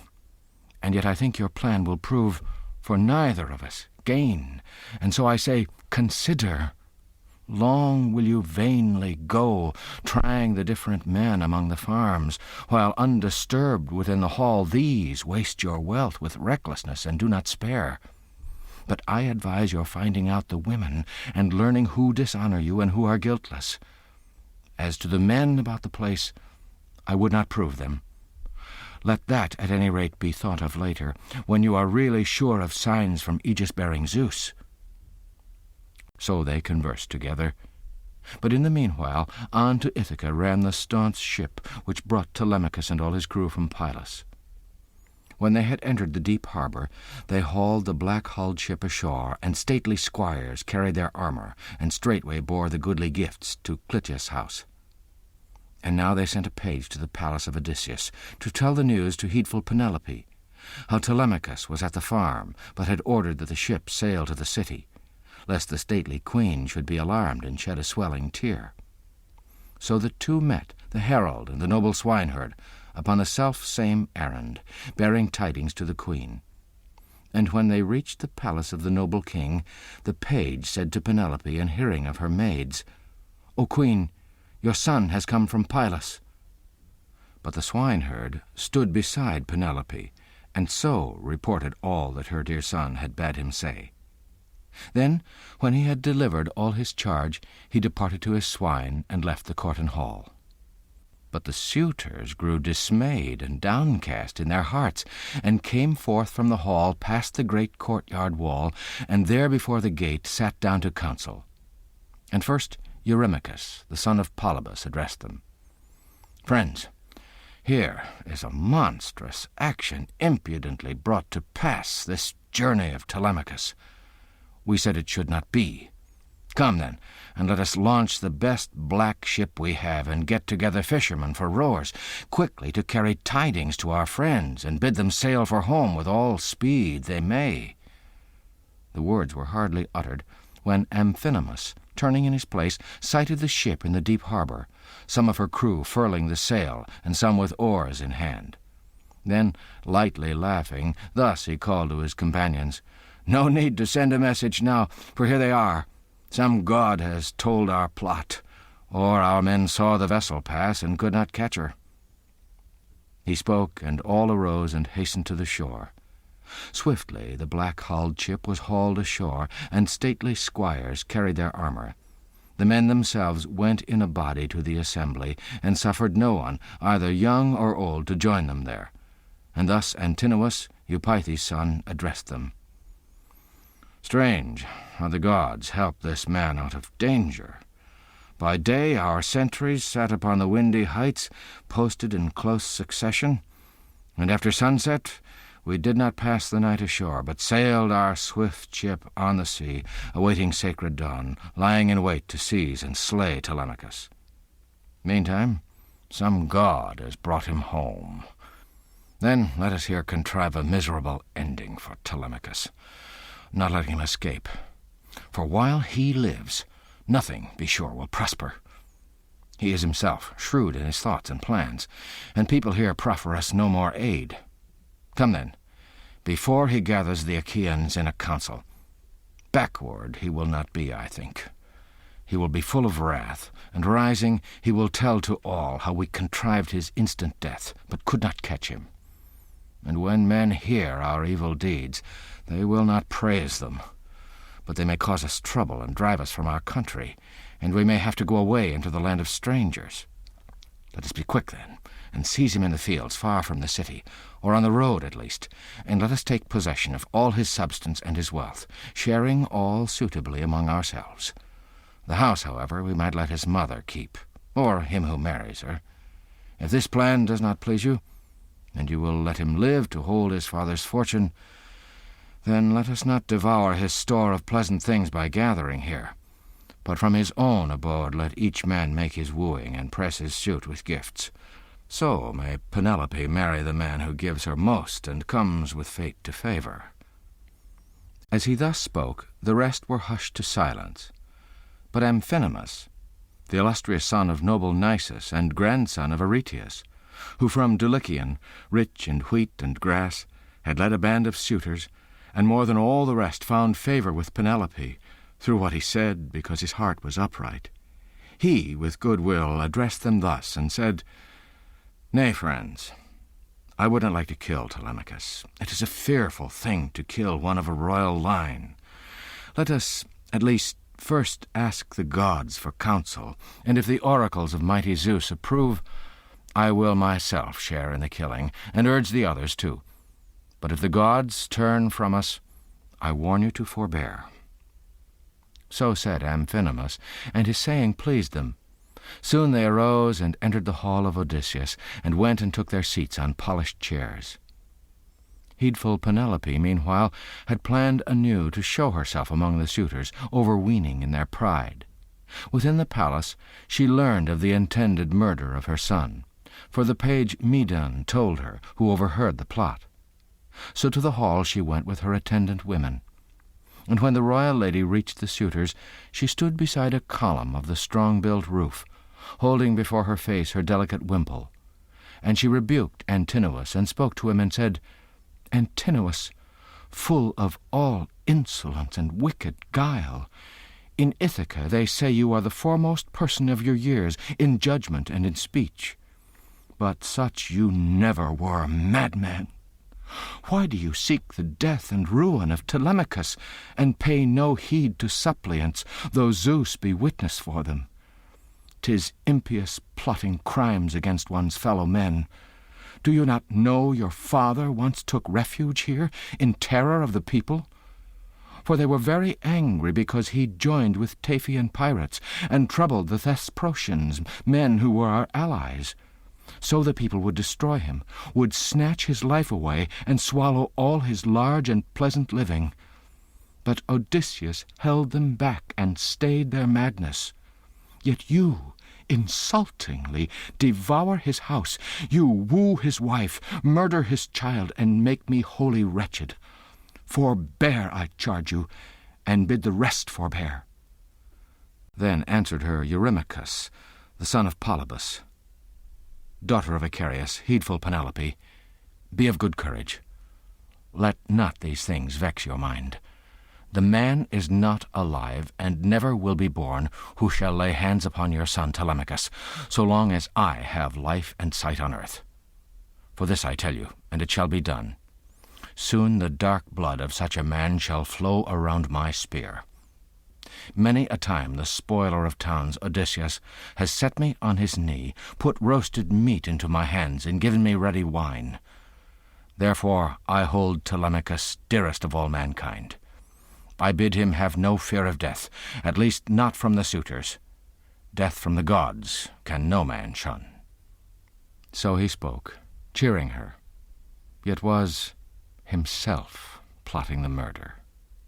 But she, going to her bright upper chamber, bewailed Odysseus, her dear husband, till on her lids clear-eyed Athena caused a sweet sleep to fall. At evening the noble swineherd joined Odysseus and his son. Busily they prepared their supper, having killed a yearling pig, and Athena, drawing near, touched with her wand Laertes' son, Odysseus, and made him old once more, and clad him in mean clothes, for fear the swineherd, looking in his face, might know and go and tell the tale to steadfast Penelope, not holding fast the secret in his heart. Now Telemachus first addressed the swineherd, saying, "So, you are come, noble Aeneas. What news, then, in the town? Are the haughty suitors at home again after their ambuscade, or are they watching still for me to pass?" Then swineherd Eumaeus answered him, and said, "I had no mind to search and question while stumbling through the town. My inclination bade me to tell my message with all speed and hasten home. There overtook me, though, an eager newsman of your crew, a page, who told his story to your mother first. Moreover, this I know, because I saw it. I was already on the road above the town, where stands the hill of Hermes, when I saw a swift ship entering our harbour. A crowd of men were on her. Heavy she was, with shields and double-pointed spears. 'Twas they, I thought, and yet I do not know." As he thus spoke, revered Telemachus smiled, and glancing at his father, shunned the swineherd's eye. Now, ceasing from their labour of laying out the meal, they fell to feasting. There was no lack of appetite for the impartial feast, and after they had stayed desire for drink and food, they turned toward bed, and took the gift of sleep.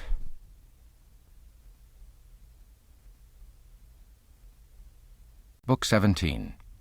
The Return of Telemachus to Ithaca. Soon as the early rosy-fingered dawn appeared, Telemachus, the son of princely Odysseus, bound to his feet his goodly sandals, took the ponderous spear which fitted well his hand, and setting off to town, addressed his swineherd thus: "Father, I go to the city to let my mother see me, for I know she will not cease from gloomy grief and crying until she sees my very self. This charge I lay on you: bring the poor stranger to the city, to beg his living there, and whosoever will shall give a cup and crust. I cannot put up all, my heart is full of trouble, and if the stranger chafes at this, so much the worse for him. I like to speak the truth." But wise Odysseus answered him and said, "Friend, I do not care to tarry here.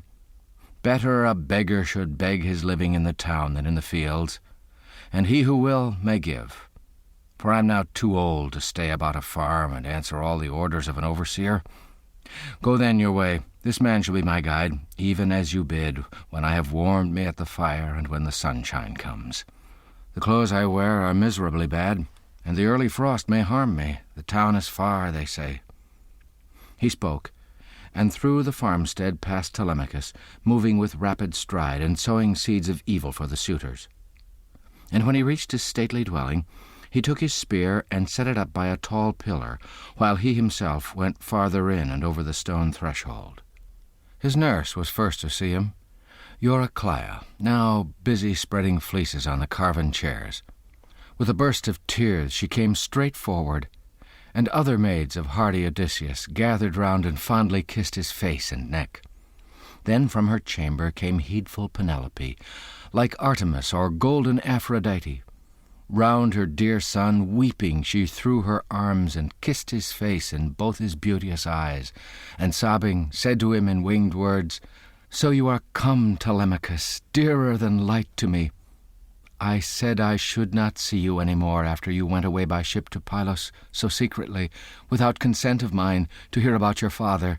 Come then, and tell me all you chance to see."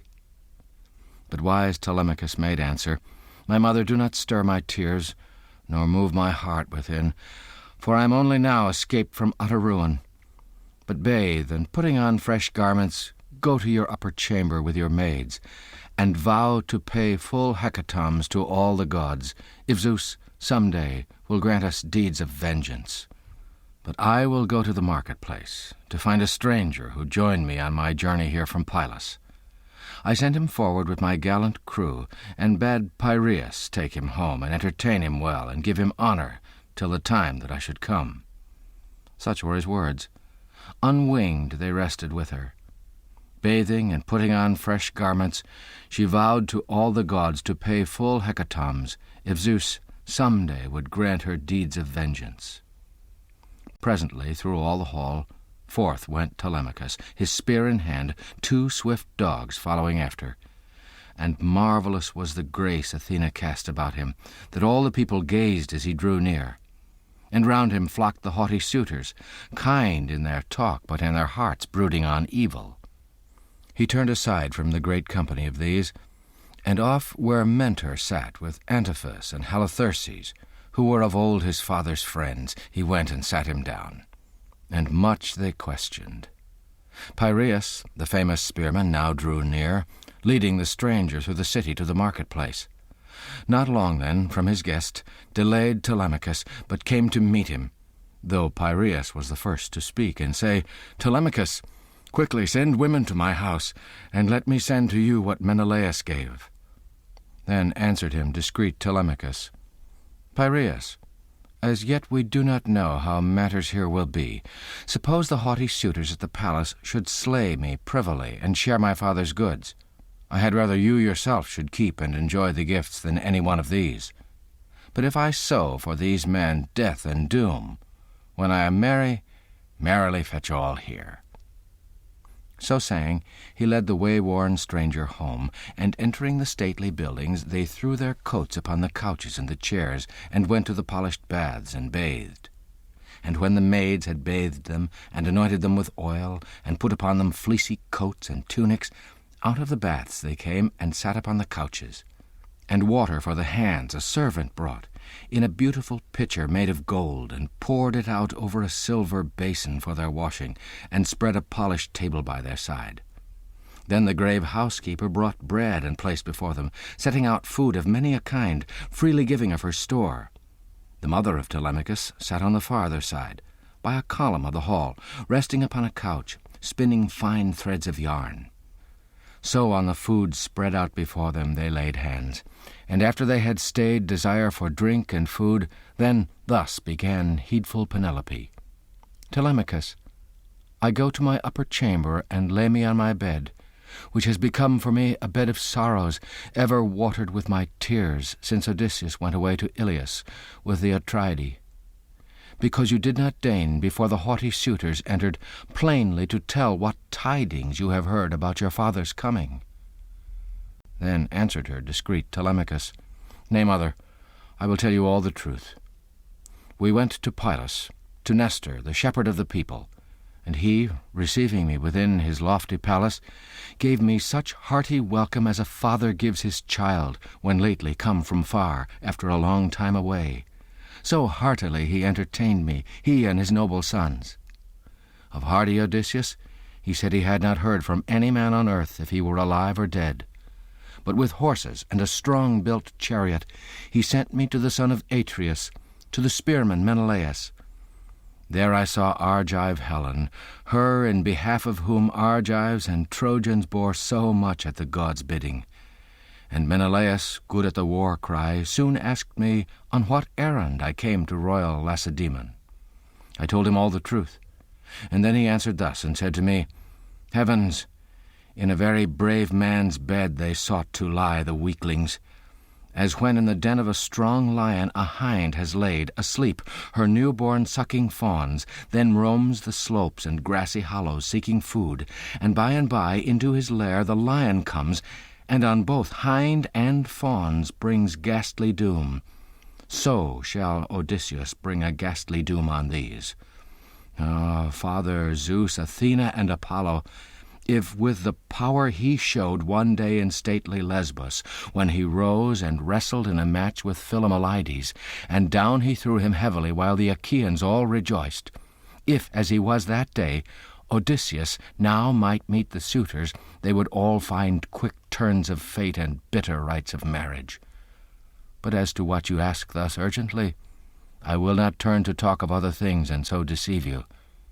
But what the unerring old man of the sea told me, in not a word will I disguise or hide from you.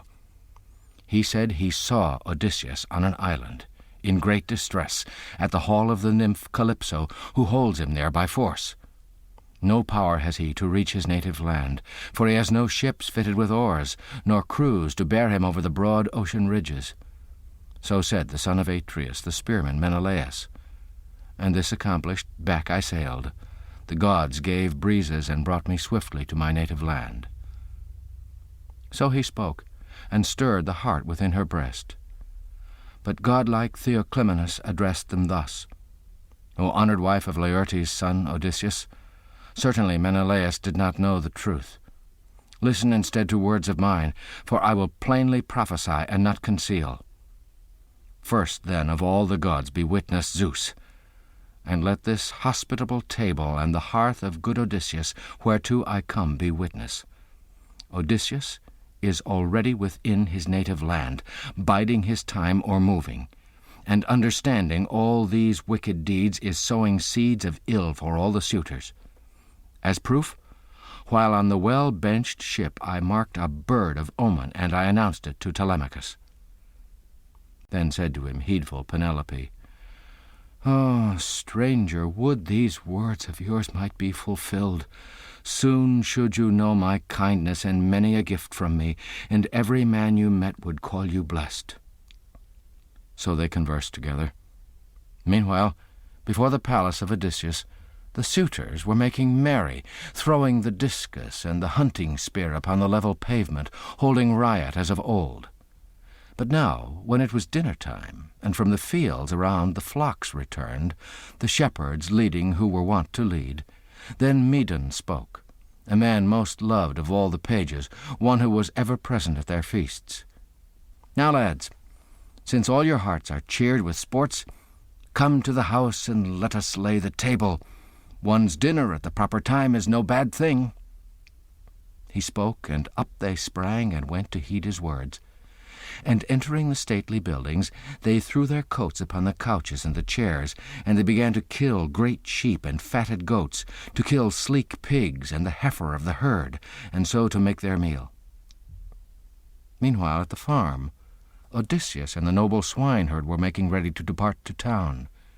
And thus began the swineherd, the overseer.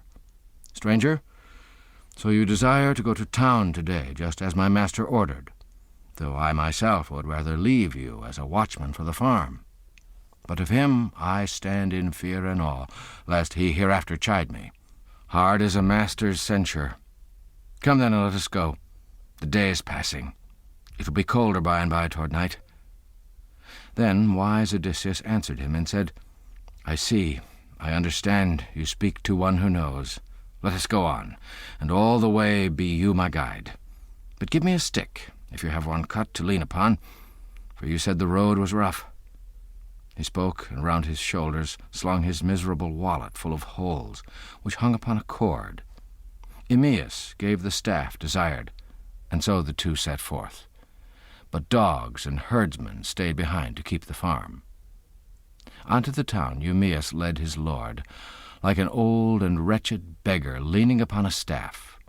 Upon his back were miserable clothes. Now, as they walked along the rugged road, nearing the city, they reached a stone-built fountain running clear, from which the townsfolk draw their water, a fountain made by Ithacus, by Neritus and Polyctor. There was a grove of stream-fed poplars encircling it, and from the rock above ran the cool water, while at the top was built an altar to the nymphs, where all who passed made offerings. Here the son of Dolius, Melanthius, met them, driving the goats that were the best of all the flock, to make the suitors dinner. 2 herdsmen followed after. Seeing Eumaeus and Odysseus, he broke into abuse, and speaking to them used rude and indecent words, which stirred Odysseus' blood. Now, sure enough, the vile man leads the vile. As ever, God brings like and like together. Where are you carrying that glutton, you good-for-nothing swineherd, that nasty beggar to make mischief at our feasts? A man to stand and rub his back on many doors and tease for scraps of food, but not for swords and cauldrons. If you would let me have him for a watchman at my farm, to be a stable cleaner and fetch fodder to the kids, he might by drinking whey grow a big thigh. But no, for he has learned bad ways and will not turn to work. He will prefer to beg about the town, teasing for stuff to feed his greedy maw. But this I tell you, and it shall be done. If he comes near the house of princely Odysseus, many a footstool, from men's hands flying round his head, his ribs shall rub as he is knocked about the house. He spoke, and as he passed, recklessly kicked Odysseus on the hip, but did not force him from the pathway. Fixed he stood. Odysseus doubted whether to spring and with his cudgel take his life, or to lift him in the air and dash his head upon the ground. But he was patient, and by thought restrained himself. And now the swineherd, looking him in the face, rebuked the man, and, stretching forth his hands, prayed thus aloud, Nymphs of the fountain, daughters of Zeus, if ever Odysseus burned on thy altars thighs of lambs and kids, and wrapped them in rich fat, grant this my prayer. May he return, and heaven be his guide. Then would he scatter all the smartness you now recklessly assume, roaming continually around the town, while careless herdsmen let the flock decay. Then answered him Melanthius the goatherd. So, how the cur talks, as if he knew some magic arts. Some day I'll take him on a black and well-benched ship far off from Ithaca, and get me a great fortune. Oh, that Apollo of the silver bow would smite Telemachus at home today, or let him fall before the suitors, as certainly as for Odysseus, far in foreign lands, the day of coming home is lost. So saying, he left them, slowly plodding on, and off he went, and soon he came to the king's palace. Entering at once, he took his seat among the suitors, over against Eurymachus, for he liked him best of all. Then those who served passed him a portion of the meat, while the grave housekeeper brought bread and set before him for him to eat. Meantime, Odysseus and the noble swineherd halted as they drew near, while round them came notes of the hollow lyre. For Phemius lifted up his voice to sing before the suitors. And taking the swineherd by the hand, Odysseus said, Surely, Aeneas, this is the goodly palace of Odysseus, easy to notice even among many. Building joins building here. The court is built with wall and cornice, and a double gate protects. No man may scorn it. I notice, too, that a great company are banqueting within, for the savoury steam mounts up, and in the house resounds the lyre, made by the gods the fellow of the feast. And the swineherd, Eumaeus, answered him, and said, You notice quickly, dull of thought in nothing. Come then, and let us plan what we must do. You enter the stately building first, and mingle with the suitors, while I stay here behind. Or, if you like, wait you, and I will go. But do not linger long, or somebody may spy you at the door and throw a stone or strike you. Take care, I say. Then long-tried royal Odysseus answered, I see, I understand, you speak to one who knows. But go you on before. I will stay here behind, for I am not unused to blows and missiles. Staunch is my soul, for many dangers have I borne from waves and war. To those let this be added. Yet I cannot disregard a gnawing belly, the pest which brings so many ills to men. To ease it, timbered ships are fitted and carry woe to foemen over barren seas. So they conversed together. But a dog, lying near, lifted his head and ears. Argus it was, the dog of hearty Odysseus, whom long ago he reared but never used. Before the dog was grown, Odysseus went to sacred Ilios. In the times past, young men would take him on the chase for wild goats, deer, and hares, but now he lay neglected, his master gone away, upon a pile of dung which had been dropped before the door by mules and oxen, and which lay there in a heap for slaves to carry off and dung the broad lands of Odysseus. Here lay the dog, this Argus, full of fleas. Yet even now, seeing Odysseus near, he wagged his tail and dropped both ears, but toward his master he had not strength to move. Odysseus turned aside and wiped away a tear, swiftly concealing from Aeneas what he did. Then straightway thus he questioned, "Aeneas, it is strange this dog lies on a dunghill. His form is good, but I am not sure if he has speed of foot to match his beauty, or if he is merely what the table dogs become which masters keep for show." And swineherd Eumaeus, you answered him and said, "Aye, truly, that is the dog of one who died afar. If he were as good in form and action as when Odysseus left him and went away to Troy, he would be much surprised to see his speed and strength. For nothing could escape him in the forest depths, no creature that he started. He was keen upon the scent. Now he has come to ill.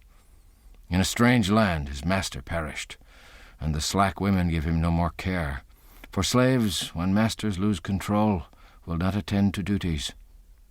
Half the value of a man far-seeing Zeus destroys when the slave's lot befalls him." So saying, he entered the stately house and went straight down the hall among the lordly suitors. But upon Argus fell the doom of darksome death, when he beheld Odysseus 20 years away. By far the first to see the swineherd as he walked along the hall was princely Telemachus, and he quickly gave a nod to call him to his side. Glancing around, Eumaeus took a stool which stood at hand, where the carver sat at feasts within the hall, when carving for the suitors the many joints of meat. Carrying the stool to the table of Telemachus, he placed it on the farther side, and there sat down. And then a page took up a dish of meat and passed it, and from the basket gave him also bread. Close following after, Odysseus entered the palace, like an old and wretched beggar leaning upon a staff. Upon his back were miserable clothes. He sat down on the ashwood threshold just within the door, leaning against the cypress post which long ago the carpenter had smoothed with skill and levelled to the line. But to the swineherd said Telemachus, calling him to his side and taking a whole loaf from the goodly basket, and also all the meat his hands stretched wide would hold, "Take this, and give the stranger, and bid him move about and beg of all the suitors. Shyness is no good comrade for a needy man." He spoke, and the swineherd went as soon as he heard the order, and standing by Odysseus, said in winged words, "Stranger, Telemachus gives this, and bids you move about and beg of all the suitors. Shyness, he says, is no good comrade for a beggar man."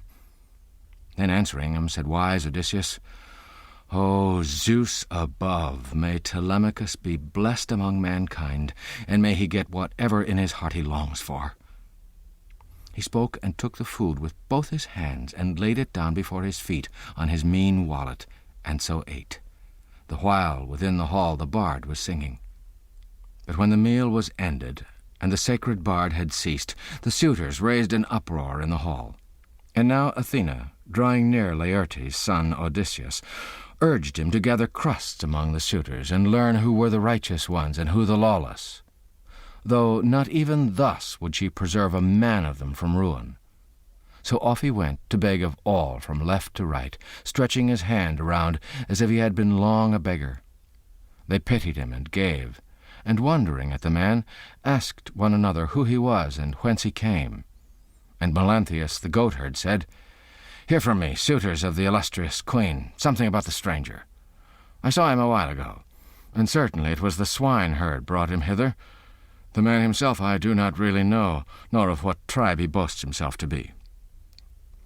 When he had spoken, Antinous rebuked the swineherd thus, infamous swineherd, why bring this man to town? Have we not here already plenty of vagabonds and nasty beggars to make mischief at our feasts? Do you not mind that men devour the living of their lord by gathering here? And do you ask this fellow too to come?" Then swineherd Eumaeus, you answered him and said, "Antinous, you speak but ill, noble although you are. Whoever goes and calls a stranger from abroad, unless indeed the stranger is a master of some craft, a prophet, healer of disease, or builder, or else a wondrous bard who pleases by his song. For these are welcomed by mankind the wide world through. A beggar who would ask to be a torment to himself? But you are always harsh, more than the other suitors, to the servants of Odysseus, especially to me. And yet I do not care so long as heedful Penelope is living in the palace, Penelope and Prince Telemachus."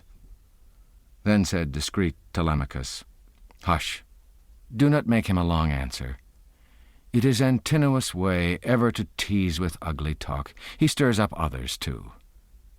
He spoke, and to Antinous in winged words he said, "Antinous, finely you care for me, as a father for his son, bidding me drive this stranger forth by a compulsive word. God, let that never be. Take of the food and give him. I do not grudge it. Indeed, I bid you give. Be not disquieted about my mother or any servant of the house of great Odysseus. But in your breast there is no thought of giving. Far better you like to eat than give to others." Then answering said Antinous, "Telemachus of the lofty tongue and the unbridled temper, what do you mean? If every suitor gave as much as I, for 3 months' space at least, the house would miss him." So saying, he seized his stool and drew it out from under the table where it lay. On it he used to set his dainty feet while feasting. Now all the rest had given food and filled with bread and meat the beggar's wallet.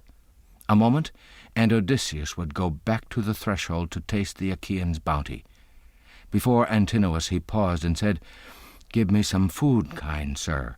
You do not seem the poorest of Achaeans, rather the chief, for you are like a king. So you shall give me bread more generously than others, and I will sing your praise the wide world through. For once I lived in luxury among my mates in a rich house, and often gave to wanderers, careless who they might be or with what needs they came. Servants I had in plenty, and everything besides by which men live at ease and are reputed rich. But Zeus, the son of Cronos, brought me low. His will it was. He sent me with a roving band of plunderers to Egypt, a long voyage to my ruin. In Egypt's stream I anchored my curved ships. Then to my trusty men I gave command to stay there by the ships and guard the ships, while I sent scouts to points of observation.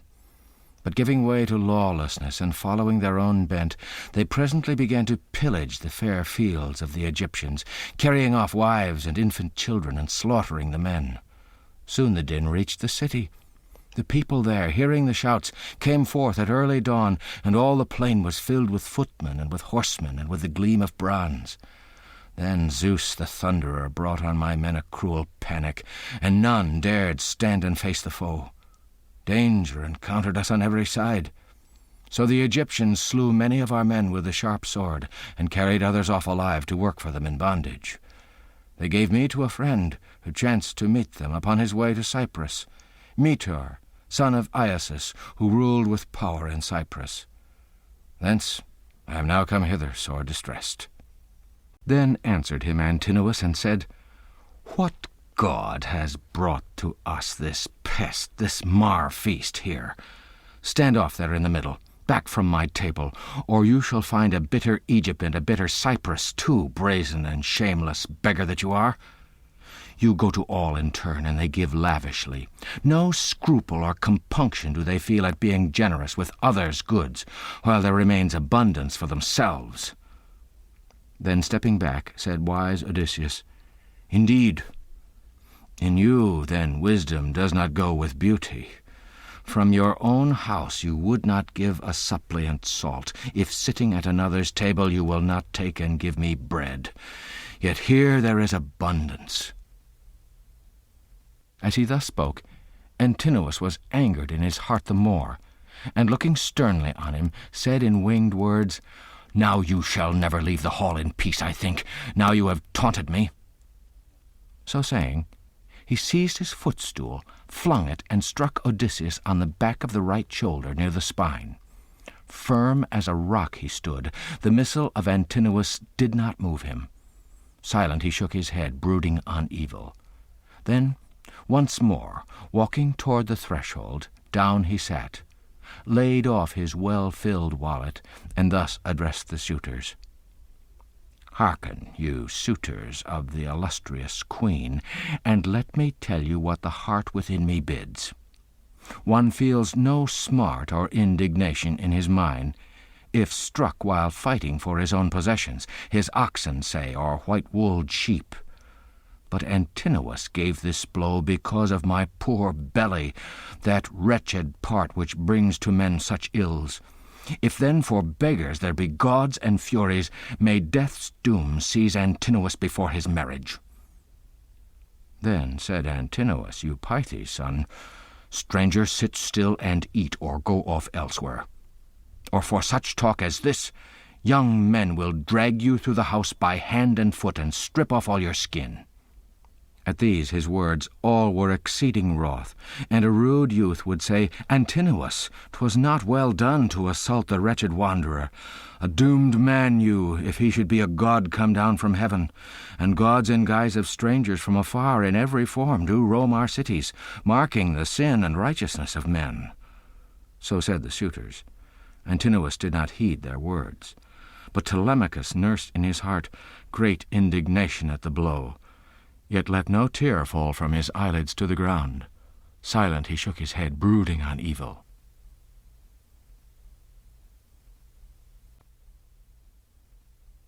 When heedful Penelope heard how in the hall a man was struck, she said to her maids, "May the archer god Apollo strike you even so."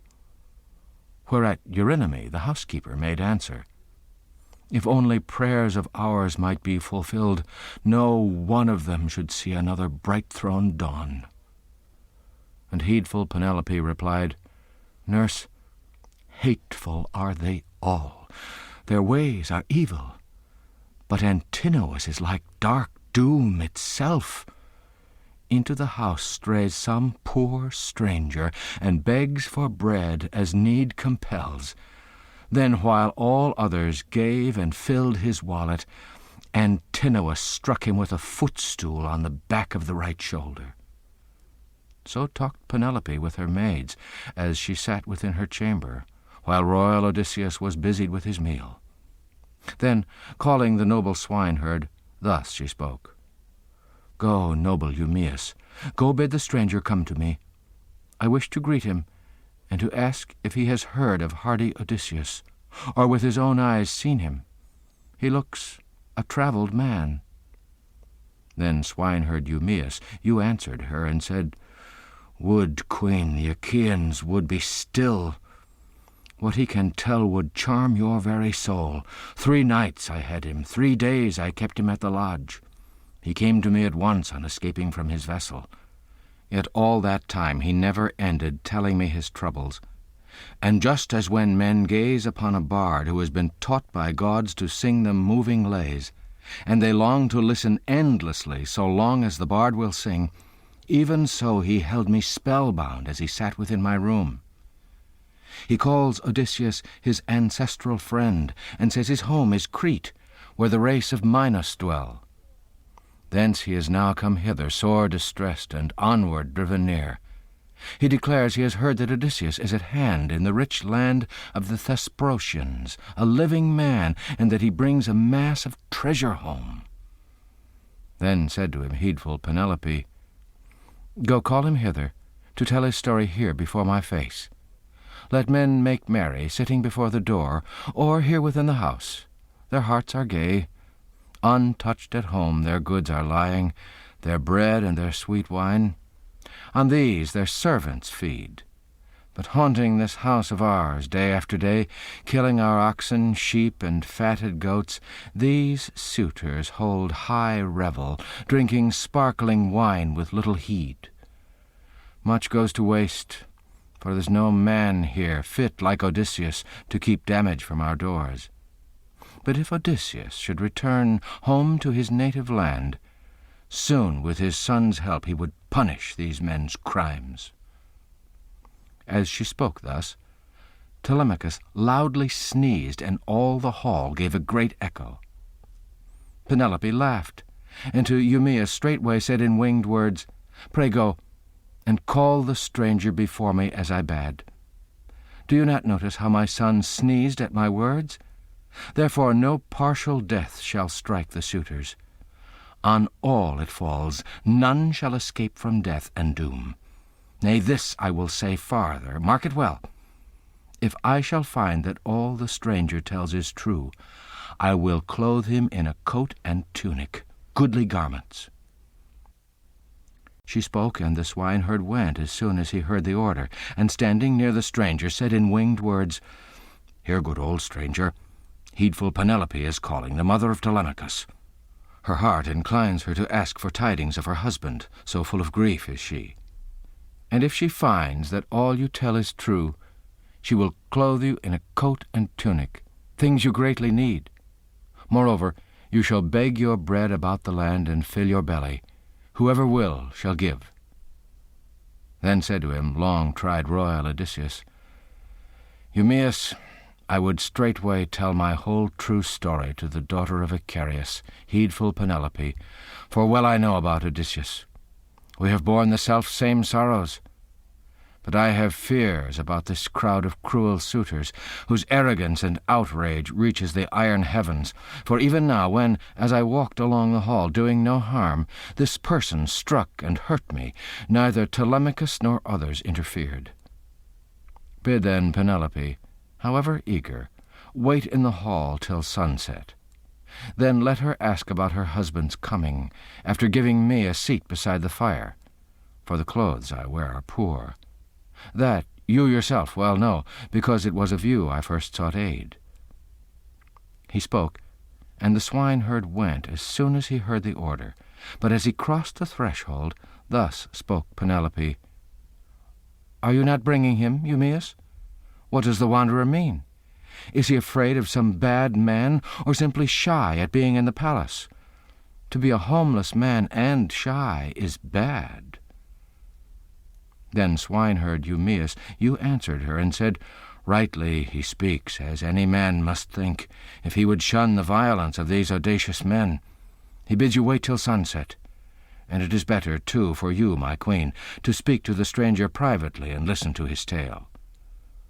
Then said to him heedful Penelope, "Not without wisdom thinks the stranger thus, whoever he may be, for mortal men have never yet so wantonly wrought outrage." She spoke, and the noble swineherd entered the throng of suitors when he had told her all, and straightway to Telemachus he spoke these winged words, his head bent close that others might not hear. "My dear, I go to guard the swine and matters there, your livelihood and mine. Do you mind all things here? Above all else, keep yourself safe and see that nothing happens. Many of the Achaeans are forming wicked plans, whom Zeus confound before harm falls on us." Then answered him discreet Telemachus, "So be it, father. Go when you have supped, and in the morning come and bring us goodly victims. To me and the immortal gods leave all things here." He spoke, and once more down Eumaeus sat upon a polished bench. Then, after having satisfied desire for food and drink, he departed to his swine, leaving the courts and hall crowded with feasters, who with dance and song were making merry, for evening now drew near.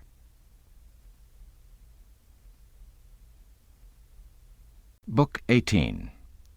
The Fight of Odysseus and Iris.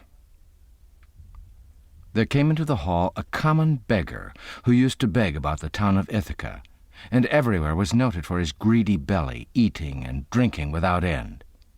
He had no strength nor sinew, but in bulk was large to see. Aeneas was his name, the name his honored mother gave him at his birth. But Iris all the young men called him, because he used to run on errands at anybody's bidding. Coming in now, he tried to drive Odysseus from the house, and jeeringly he spoke these winged words. "Get up, old man, and leave the doorway, or you'll soon be dragged off by the leg. Do you not see how everybody gives the wink and bids me drag you forth? I still hold back.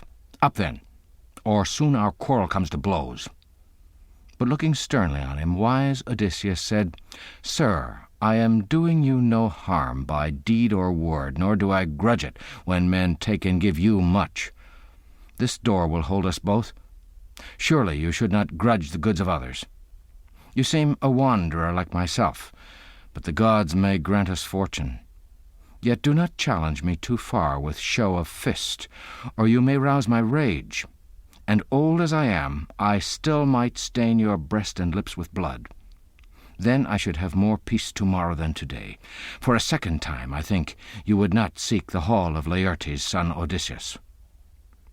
Then angrily replied the beggar Iris, "Sure, how glibly the glutton talks, like an old oven-woman.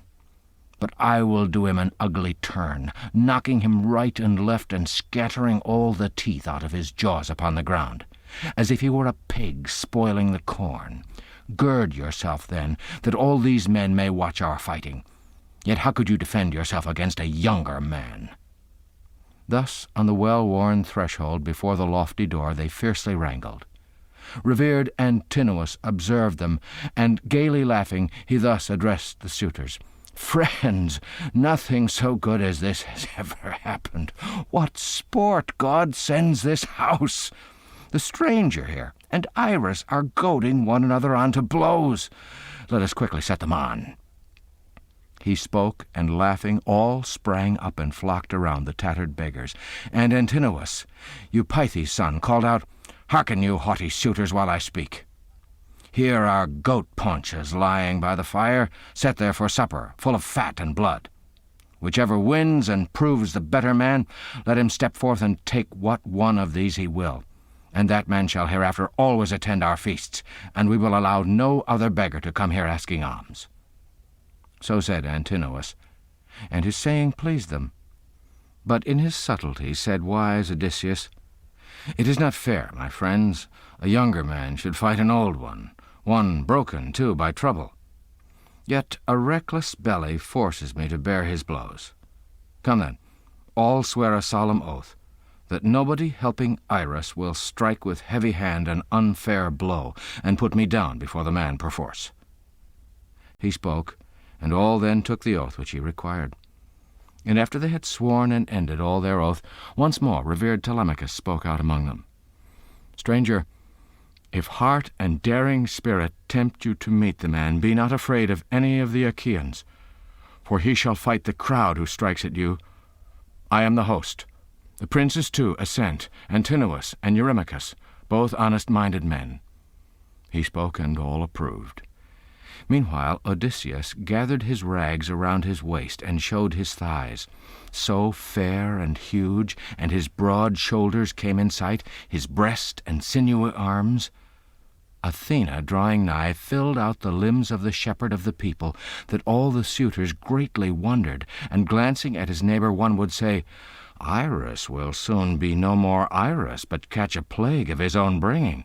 So big a thigh the old man shows under his rags."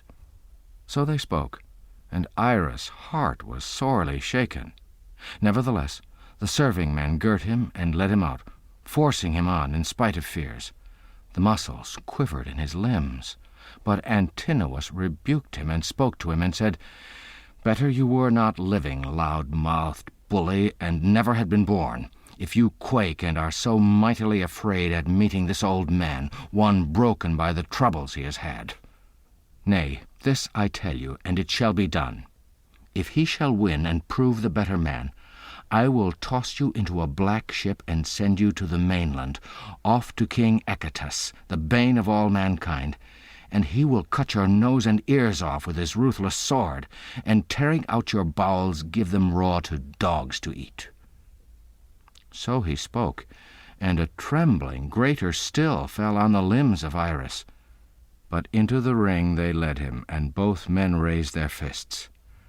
Then long-tried royal Odysseus doubted whether to strike him so that life might leave him as he fell, or to strike lightly and but stretch him on the ground. Reflecting thus, it seemed the better way lightly to strike, for fear the Achaeans might discover it was he. So when they raised their fists, Iris struck the right shoulder of Odysseus. But he struck Iris on the neck below the ear and crushed the bones within. Forthwith from out his mouth the red blood ran, and down in the dust he fell with a moan, gnashing his teeth and kicking on the ground. The lordly suitors raised their hands and almost died with laughter. But Odysseus caught Iris by the foot and dragged him through the doorway until he reached the courtyard and the opening of the porch. Against the courtyard wall he set him up aslant, then thrust a staff into his hand, and speaking in winged words he said, "Sit there a while, and scare off dogs and swine, and do not try to be the lord of strangers and of beggars while pitiful yourself, or haply some worse fate may fall upon you." He spoke, and round his shoulders slung his miserable wallet full of holes, which hung upon a cord. Then, once more, walking to the threshold, he sat down. Meanwhile, the others pressed indoors with merry laughter, and thus accosted him. "Stranger, may Zeus and the other immortal gods grant all you wish for most, even all your heart's desire, for stopping this insatiate fellow's begging through the land. Soon we'll take him to the mainland, off to King Echetus, the bane of all mankind." So they spoke, and royal Odysseus was happy in the omen. Antinous, too, set a great paunch before him, full of fat and blood. And Amphinomus took 2 loaves out of the basket and offered them, and pledged him in a golden cup, and said, "Hail, aged stranger! May happiness be yours in time to come, though you are tried by many troubles now." Then wise Odysseus answered him and said, "Indeed, Amphinomus, you seem a man of understanding. Such was your father, too. For I've heard a good report of Nisus of Dulichion, how he was brave and rich. They say you are his son. You appear kind. So I will speak, and do you mark and listen. Earth breeds no creature frailer than a man, of all that breathe and move upon the earth. For he says he never more will meet with trouble, so long as the gods give vigor and make his knees be strong. Then, when the blessed gods send sorrow, this too he bears with patient heart, though much against his will. Ever the mood of man while on the earth is as the day which the Father of men and gods bestows. Once, among men, I too was counted prosperous, but many wrongs I wrought, led on by pride and sense of power, confident in my father's and my brother's aid. Wherefore, let none in any wise be reckless, but calmly take whatever gifts the god provide. Yet I behold you suitors working wrong, wasting the wealth and worrying the wife of one who, I can tell you, will not be absent long from friends and native land, for he is very near.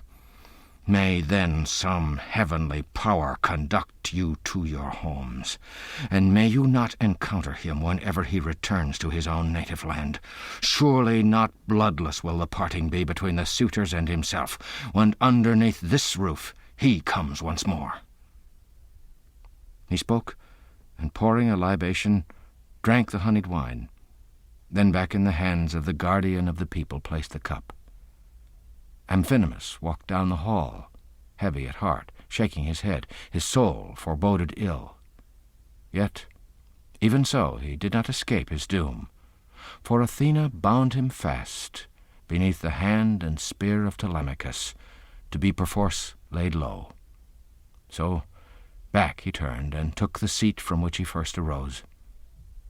And now the goddess, clear-eyed Athena, put in the mind of Icarius' daughter, heedful Penelope, to show herself among the suitors, that she might thus open the suitors' hearts most largely, and so become more highly prized by husband and by son than heretofore. Idly she laughed, and thus she spoke and said, "Eurynome, my heart is longing as it never longed before, to show myself among the suitors, hateful although they be. I would say to my son a word that may be useful, Tell him to mingle not at all with the audacious suitors, for they speak kindly but have evil thoughts behind. And in her turn Eurynome, the housewife, answered, Truly, my child, in all this you speak rightly. Go then, and tell this saying to your son, and do not hide it. Only first wash your body and anoint your cheeks. Go not with such a tear-stained face. To grieve incessantly makes matters worse. And now your son is what you often prayed the immortals you might see him, a bearded man already. Then said to her heedful Penelope, Eurynome, urge me not out of kindness to wash my body and anoint me with the oil. All charm of mine the gods who hold Olympus took away when he departed in the hollow ships. But tell Autonoe and Hippodamia to come hither, to attend me in the hall. Among the men I will not go alone for very shame. So she spoke, and through the hall forth the old woman went to give the message to the maids, and bid them come with speed. And then a new plan the goddess formed, clear-eyed Athena. She poured sweet slumber on the daughter of Icarius, and lying back she slept, and every joint relaxed there on her couch. Meanwhile the heavenly goddess gave her immortal gifts, to make the Achaeans marvel, and first she bathed her lovely cheeks with an immortal bloom. She made her also taller and larger to behold, and made her whiter than the new-cut ivory. So having done, the heavenly goddess went her way, and out of the hall the white-armed damsels came, entering the room with noise. Sweet slumber left Penelope. She drew her hands across her cheeks, and thus she spoke. Oh, utterly wretched as I am, soft slumber wrapped me round. Would that chaste Artemis would send a death so soft, instantly now, that sad at heart no more I might not waste my days mourning the many-sided worth of him, my husband, the best of all Achaeans. So saying, down she went from her bright upper chamber, yet not alone, 2 damsels followed her. And when the royal lady reached the suitors, she stood beside a column of the strong-built roof, holding before her face her delicate wimple, the while a faithful damsel stood upon either hand. The suitors' knees grew weak, with love in their hearts were tranced. Each prayed to be her spouse. But she addressed Telemachus, her own dear son. Telemachus, your mind and judgment are no longer sound. While still a boy, you managed more discreetly, but now, when you are grown and come to man's estate, and any stranger would call you the son of a man of worth if he observed your height and beauty, now mind and judgment are not trusty any more. For only see what happened in the hall. You let this stranger be maltreated there. And what will be thought if a stranger, seated within our house, should meet with harm through brutal handling? Shame and disgrace would come on you from all men. Then answered her discreet Telemachus, Mother, I do not blame you for your anger. Yet in my heart I know and fully understand the right and wrong. Before I was a child, and I am not always able now to see what wise ways are. For the suitors disconcert me, coming on every side with wicked plans, while I have none to help. However, the quarrel of Iris and the stranger turned out in no wise to the suitor's mind. In strength the stranger proved the better man. Ah, Father Zeus, Athena, and Apollo, would that the suitors in our halls might, beaten, hang their heads, some in the yard, some in the house, and so their limbs be loosed, as that same Iris at the courtyard gate now sits and hangs his head, like a man drunk, and cannot stand straight on his feet, nor go off home, wherever that may be, because his limbs are loose. So they conversed together. But now Eurymachus addressed Penelope. Daughter of Icarius, heedful Penelope, if all Achaeans in Iasian Argos could behold you now, more suitors would be feasting in your halls tomorrow. For you excel all womankind in beauty, height, and balanced mind within. Then answered him heedful Penelope, Eurymachus, all excellence of mine in face or form the immortals took away the day the Argive host took ship for Ilios, and with them went my lord Odysseus. If he would come and tend this life of mine, greater would be my fame and fairer then. Now I am in distress, such woes God thrusts on me. Oh, when he went and left his native land, holding my hand, my right hand, by the wrist, he said, Wife, I do not think the male Achaeans will all come back from Troy safe and unharmed. For they say the Trojans are good fighters, hurlers of spears, drawers of bows, and riders on swift horses, such men as soon decide the struggle of uncertain war. Therefore I do not know if God will bring me back, or if I shall be captured there in Troy. On you must rest the care of all things here. Be mindful of my father and my mother here at home, as you are now, and even more when I am gone. And when you see our son, a bearded man, then marry whom you will, and leave the house now yours. Such were his words, and all now nears its end. The night will come when a detested marriage falls on doomed me, whom Zeus has stripped of fortune. One bitter vexation, too, touches my heart and soul. This never was the way with suitors heretofore. They who will woo a lady of rank, a rich man's daughter, rivaling one another, bring oxen and sturdy sheep to feast the maiden's friends, and give rich gifts besides. They do not, making no amends, devour another's substance. She spoke, and glad was long-tried royal Odysseus to see her winning gifts and charming the suitors' hearts with pleasing words, while her mind had a different purpose. Then said Antinous, Eupeithes' son, Daughter of Icarius, heedful Penelope, if any Achaean cares to bring gifts hither, accept them, for it is not gracious to refuse a gift. But we will never go to our estates, nor elsewhere either, till you are married to the best Achaean here. So said Antinous, and his saying pleased them. And for the bringing of the gifts each man sent forth his page. The page of Antinous brought a fair large robe of many colors. On it were golden brooches, 12 in all, mounted with twisted clasps. To Eurymachus his page presently brought a chain wrought curiously in gold and set with amber, bright as the sun.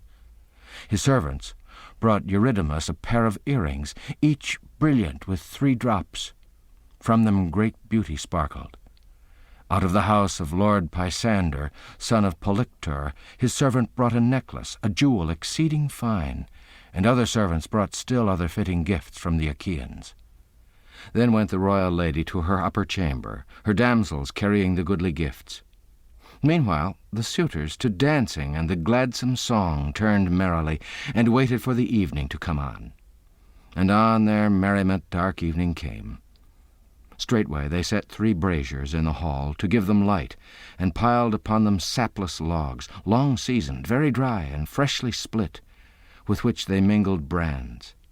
By turns the maids of hardy Odysseus fed the fire, and he, the high-born wise Odysseus, thus addressed them. You damsels of Odysseus, a master long away, go to the room where your honored mistress stays. There twirl your spindles by her side, and furnish her good cheer, as you sit within her hall, and card with your hands the wool. I will supply the light for all these here. Yes, if they wish to stay till bright-throned dawn, they will not weary me. I am practised to endure. At these his words the damsels laughed and glanced at one another, and Melantho rudely reviled Odysseus.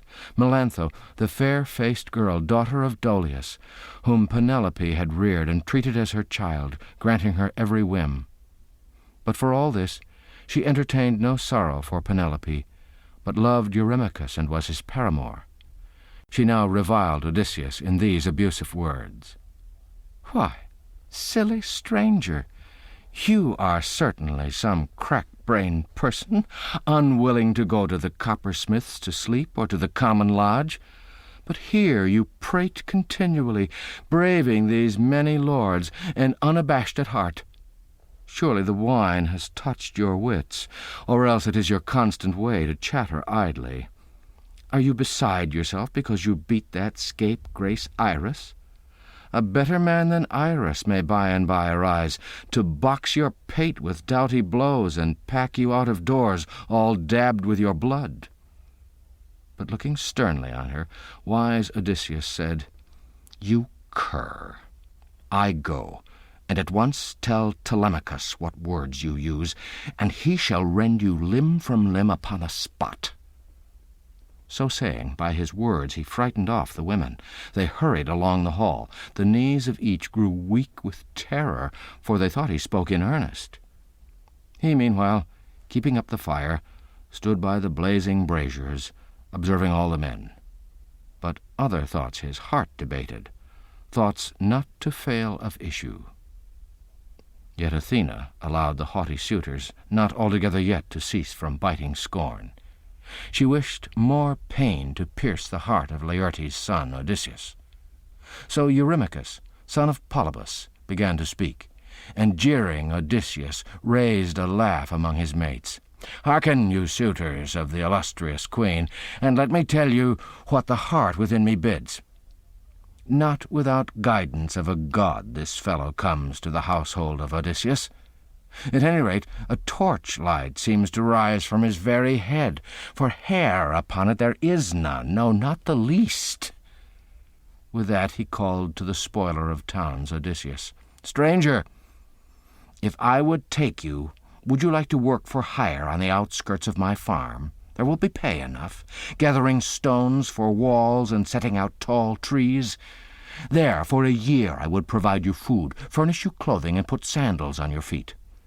Still, now that you have learned bad ways, you will not care to work, but will prefer to beg about the town, so long as you can find wherewith to stuff your greedy maw." Then wise Odysseus answered him and said, "Eurymachus, I wish that we might have a match at work, in springtime when the days are long upon the grass. And I would take a well-curved scythe, and you another like it, to test our power of work, fasting right up till dark, with grass still plenty. Or, if again the match were driving oxen, choice, tawny, large ones, both well fed with grass, equal in years, and pulling well together, tireless in strength. And here were a field 4 acres large, whose soil would take the plough. Then you should see if I could cut a straight and even furrow. Or once more, if the son of Cronus by some means stirred up war this very day, and I had a shield and pair of spears and a brazen helmet fitted to my brow, then would you see me join the foremost in the fight, and you would no longer jest and talk about my belly. No, you are very proud, and your temper is disdainful. No doubt you seem a great man and a mighty because you mix with few and they of little worth. But should Odysseus come and reach his native land, soon would these doors, however wide, prove all too narrow, as you hurried through the porch." As he spoke thus, Eurymachus grew angrier still at heart, and looking sternly on Odysseus, he spoke these winged words: "Wretch, I shall do you mischief soon for prating so, braving these many lords and unabashed at heart. Surely the wine has touched your wits, or else it is your constant way to chatter idly. Are you beside yourself because you beat that scapegrace Iris?" So saying, he seized a footstool. Odysseus crouched by the knees of Amphinomus of Dulichion, fearing Eurymachus, who hit the right hand of the wine-pourer. Down went his beaker, clattering to the ground, and he himself fell moaning in the dust. But the suitors broke into uproar up and down the dusky hall, and glancing at his neighbor, one would say, "Would that the vagabond had perished elsewhere before he came in here. He would not then have caused this din. Here we are, brawling over beggars. No more delight in jolly feasts. Now worse things have their way." Then said to them revered Telemachus, "Sirs, you are mad, and do not hide what you have drunk and eaten. Some god excites you. But now that you have feasted well, go home to bed as quickly as you please, yet I drive none away." He spoke, and all with teeth set in their lips marvelled, because Telemachus had spoken boldly. And then Amphinomus, the illustrious son of noble Nisus and grandson of Aretias, addressed them, saying, Friends, in answering what is fairly said, none should be angry and retort with spiteful words. Let none abuse the stranger, nor any of the servants in great Odysseus' hall. Come then, and let the wine-pourer give pious portions to our cups, that after a libation we each go home to bed. And let us leave the stranger here within Odysseus' hall, to be cared for by Telemachus, for to his house he came. He spoke, and to them all his words were pleasing.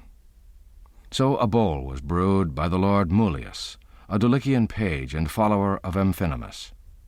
To all in turn he served, and they, with a libation to the blessed gods, drank of the honeyed wine.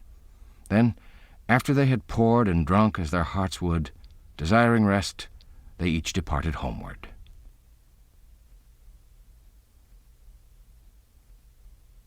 Book 19. The Meeting with Penelope, and the Recognition by Eurycleia. So in the hall was royal Odysseus left behind, plotting to slay the suitors with Athena's aid. And straightway to Telemachus he spoke these winged words.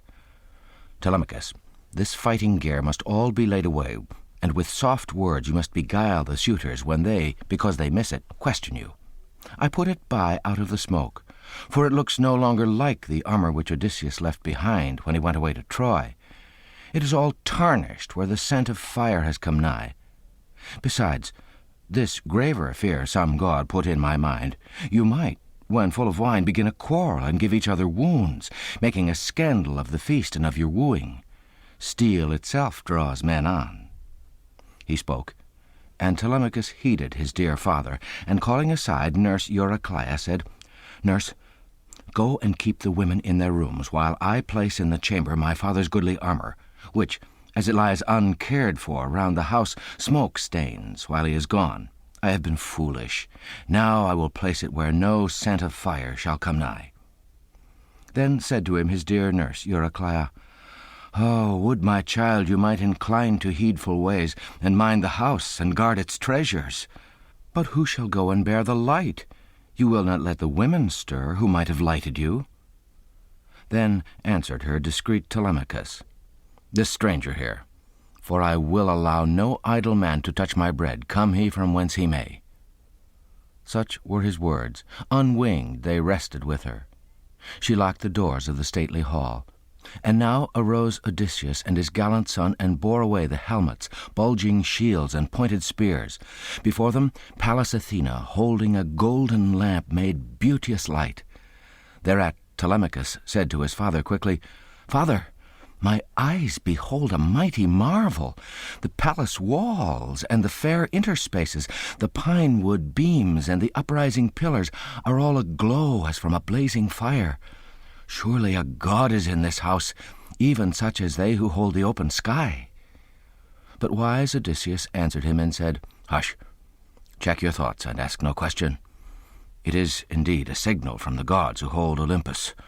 Go you to rest. I will continue here, to try these damsels and your mother more, and she shall weep and question me of all. So he spoke, and through the hall forth went Telemachus with blazing torch, to rest within that chamber where he always lay when pleasant sleep drew near. Here then he laid him down, awaiting sacred dawn, while in the hall royal Odysseus stayed behind, plotting to slay the suitors with Athena's aid. Now from her room came heedful Penelope, like Artemis or golden Aphrodite. Beside the fire where she was wont to sit, they placed a chair fashioned with spiral work of ivory and silver, which Icmalius the carpenter had made long time ago, setting upon the lower part a rest for feet, fixed to the chair itself. Over the whole a large fleece had been thrown. Here heedful Penelope now sat down. Soon came the white-armed damsels from their hall, and cleared away the abundant food, the tables and the cups from which the proud lords had been drinking.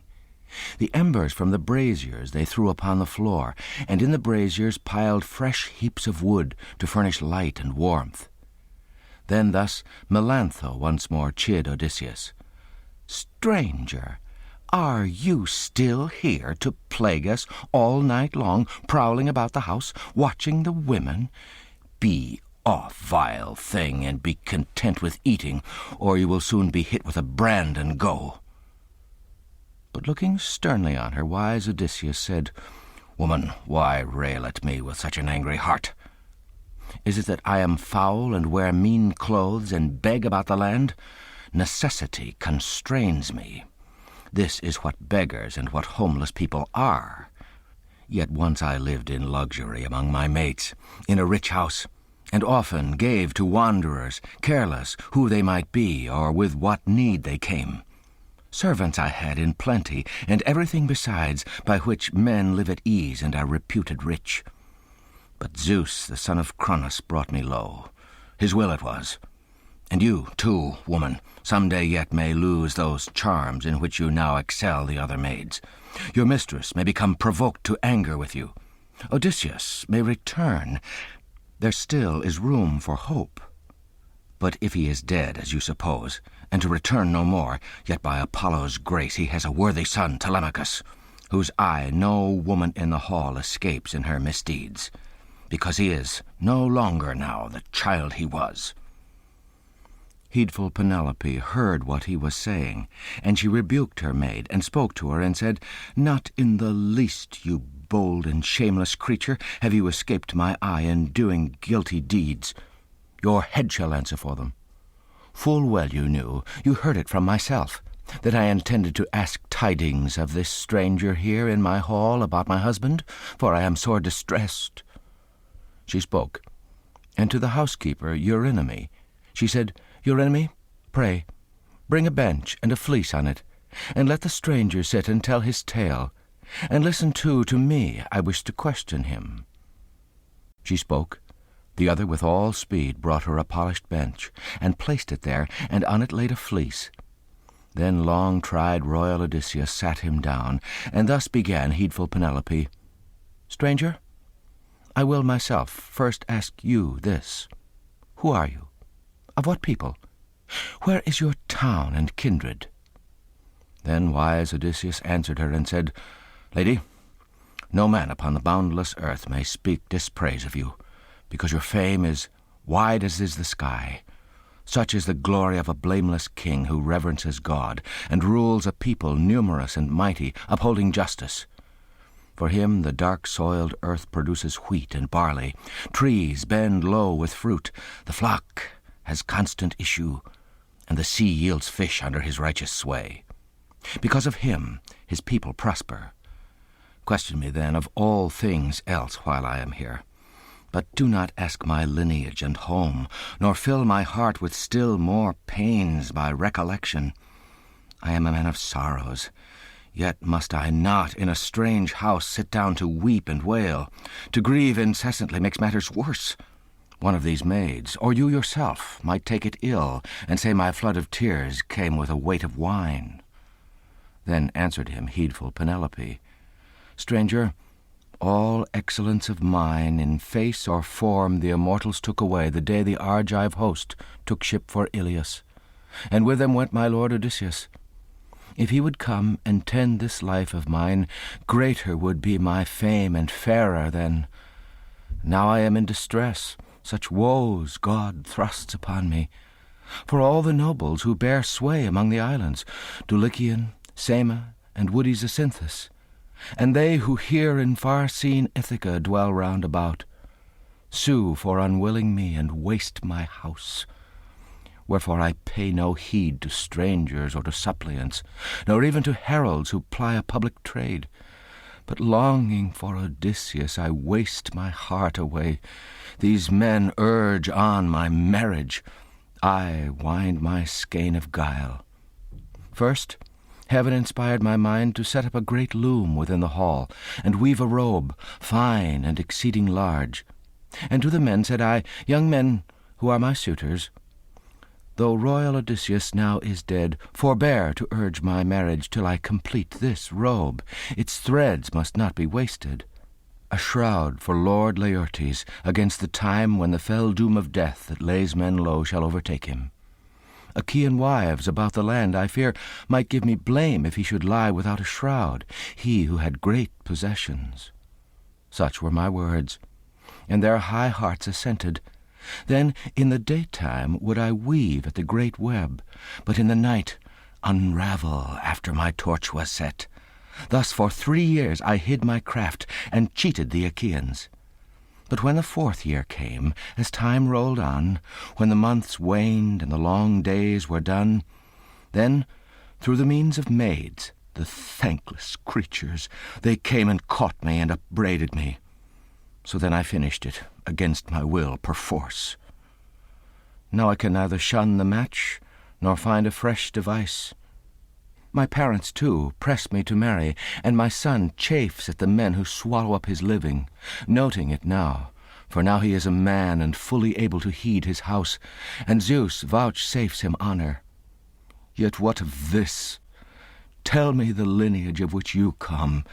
You are not born of immemorial oak or rock. Then wise Odysseus answered her and said, O honored wife of Laertes' son Odysseus, will you not cease to question my lineage? Well, I will tell the tale, though you deliver me to sorrows more than I now bear. But so it ever is, when one is absent from his land as long as I, wandering from town to town, he meets with hardship. Still, I will tell you what you ask and seek to know. There is a country, Crete, in the midst of the wine-dark sea, a fair land and a rich, begirt with water. The people there are many, innumerable indeed, and they have 90 cities. Their speech is mixed, one language joins another. Here are Achaeans, here brave native Cretans, here Sidonians, crested Dorians, and noble Pelasgians. Of all their towns, the capital is Knossos, where Minos became king when 9 years old. Minos, the friend of mighty Zeus, and father of my father, bold Deucalion. Deucalion begot me, and Prince Idomeneus. Idomeneus, however, went in beaked ships to Ilios, in train of the Atridae. My own proud name is Aethon, and I am the younger born. He was the older and the better man. Here it was that I saw Odysseus, and gave him entertainment. For into Crete a strong wind bore him, and while he steered toward Troy, it forced him past Malea. He anchored at Amnisus, where is Eleuthia's cave, in a harbor hard to win, and he scarcely cleared the storm. Straightway he came to town, inquiring for Idomeneus, for he said he was his friend, beloved and honored. But it was now the 10th dawn, or the 11th, since Idomeneus had gone with the beaked ships to Ilios. And so it happened it was I who brought him to the palace, where I entertained him well, and gave him generous welcome from the abundance of my house. To him and all the men who followed I furnished barley meal and sparkling wine from out the public store, with oxen enough for sacrifice to fill their heart's desire. Here for 12 days the noble Achaeans tarried. The strong wind Boreas constrained them, and even near the shore let them not lie at anchor. Some baffling power aroused it. But on the 13th day the wind went down, and so they put to sea. He made the many falsehoods of this tale seem like the truth. So, as she listened, drops ran down. She melted into tears. And as the snow melts on the lofty mountains, when Eurus melts what Zephyrus has scattered, and at its melting flowing rivers fill, so did her fair cheeks melt with flowing tears as she bewailed her husband, who was seated by her side. Odysseus, in his heart, pitied his sobbing wife, but his eyes stood fixed as horn or iron, motionless in their sockets. Through craft he checked his tears. But when she had had her fill of tears and sighs, finding her words once more, she said to him, Now, stranger, I shall put you to the test, I think, and see if at your hall you really entertained my husband and his gallant comrades, as you say. Tell me what sort of clothes he wore, what the man himself was like, and the comrades who were with him. Then wise Odysseus answered her and said, Oh, lady, it is hard with so long a time between to tell you that, for 20 years are gone since he set forth and left my land. Still, I will tell you how my mind makes him appear. A cloak of purple wool Odysseus wore, made with a double fold. A brooch of gold upon it was fashioned with twin buckles, the front part ornamented. In his forepaws a dog held down a spotted fawn and clutched it as it writhed. This all admired, and marveled how, though things of gold, the dog would clutch and choke the fawn, and how the fawn that struggled to escape would twitch its feet. His tunic, too, I noticed, sheeny across the flesh, just like the skin stripped down from a dried onion, so smooth it was and glistening like the sun. And truly, many a woman gazed on the man with wonder. But this I will say further, mark it well. I do not know if Odysseus wore this dress at home, or if a comrade gave it when he entered the swift ship, or yet perhaps some host. Odysseus was beloved by many men, few of the Achaeans equally. I gave him gifts myself, a sword of bronze, a beautiful purple doublet, and a bordered tunic, and I sent him off with honor on his well-benched ship. A herald, a little older than himself, attended him. I will describe what manner of man this herald was. Bent in the shoulders, swarthy, curly-haired, a man named Eurybates. Odysseus honored him beyond his other comrades, because he had a mind that suited well his own. So he spoke, and stirred still more her yearning after tears as she recognized the tokens which Odysseus exactly told. But when she had had her fill of tears and sighs, finding her words once more, she said to him, "From this time forth, stranger, you who before were pitied shall in my halls be one beloved and honored. For I it was who gave the clothes which you describe. I folded them in the chamber and fixed the glittering brooch to be his pride. But I shall never more receive him homeward, returning to his native land. Wherefore through evil fate Odysseus went by hollow ship to see accursed Ilius, name never to be named." Then wise Odysseus answered her and said, "O honored wife of Laertes' son Odysseus, mar your fair face no more, nor waste your heart with sorrowing for your husband. And yet I do not blame you, for any woman weeps to lose the husband of her youth, whose children she has borne, whose love she tasted, though he were other than Odysseus, who they say is like the gods. Still, cease your grief, and mark my word. For I will speak unerringly, and nothing will I hide of what I'd lately heard about the coming of Odysseus, how he is near, in the rich country of the Thesprotians, a living man, and bringing with him much good treasure, which he has begged throughout the land. His trusty crew and hollow ship he lost on the wine-dark sea, when coming from the island of Thrinacia. For Zeus and the sun were angry with him, because his crew killed the sun's kine. So they all perished in the surging sea. But he, on his ship's keel, was cast by a wave ashore on the coast of the Phaeacians, who are kinsmen of the gods. They honored him exceedingly, as if he were a god, and gave him many gifts, and themselves wished to bring him home unharmed.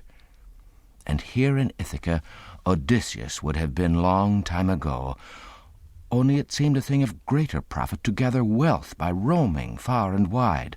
So many gainful ways beyond all mortal men Odysseus understands. No living man can match him. This is the story which the king of the Thesprotians, Phidon, told me. Moreover, in my presence, as he offered a libation in his house, he swore the ship was launched and sailors waiting to bring him home to his own native land. But he sent me off before, for a ship of the Thesprotians happened to be starting for the Dulichian grain fields. He showed me all the treasure that Odysseus had obtained, and really it would support man after man, 10 generations long, so large a stock was stored in the king's palace. Odysseus himself, he said, was gone at that time to Dodona, to learn from the sacred lofty oak the will of Zeus, and how he might return, whether openly or by stealth, to his dear native land when now so long away. So he is safe, and soon will come, and now is near at hand, and parted from friends and native land he will not tarry long.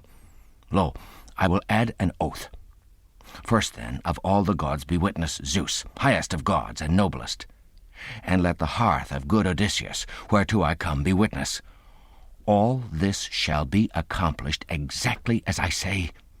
This very year Odysseus comes, as this moon wanes and the next appears. Then said to him heedful Penelope, Ah, stranger, would these words of yours might be fulfilled. Soon should you know my kindness and many a gift from me, and every man you met would call you blessed. But yet the thought is in my heart how it will really be. Odysseus will return no more, nor you get convoy hence. For there are no more masters in the house, able, as once Odysseus was, if ever he was here, to speed the worthy stranger forth, or kindly to receive. Still, wash the stranger's feet, my women, and prepare his bed, bedstead and robes and bright-hued rugs, that well and warmly he may spend the time till gold-throned dawn. And early in the morning bathe and anoint him well, so that indoors, beside Telemachus, he may await his meal, seated within the hall. And woe to him who persecutes or frets the man. Henceforth he shall get nothing here, though he be sorely vexed. For how could you think me, stranger, better than other women in will and careful wisdom, if you should sit at table in my hall unkempt and meanly clad? Men are short-lived, and if a man is harsh and thinks harsh thoughts, on him all call down curses while he lives, and when he dies revile him. But he who is gentle and thinks gentle thoughts, his praises strangers carry far and wide to all mankind, and many speak him well. Then wise Odysseus answered her and said, O honoured wife of Laertes' son, Odysseus, hateful to me are robes and bright-hued rugs, since first I left the snowy hills of Crete on board the long-oared ship. Here I would rest, just as I used to lie through sleepless nights, for many a night I spent on a rough bed, awaiting sacred bright-throned dawn. Baths for the feet give me no pleasure, and foot of mine shall not be touched by any of these maids who serve the palace, unless indeed there be some aged woman, sober-minded, one who has borne as many sorrows as myself. It would not trouble me that such a one should touch my feet.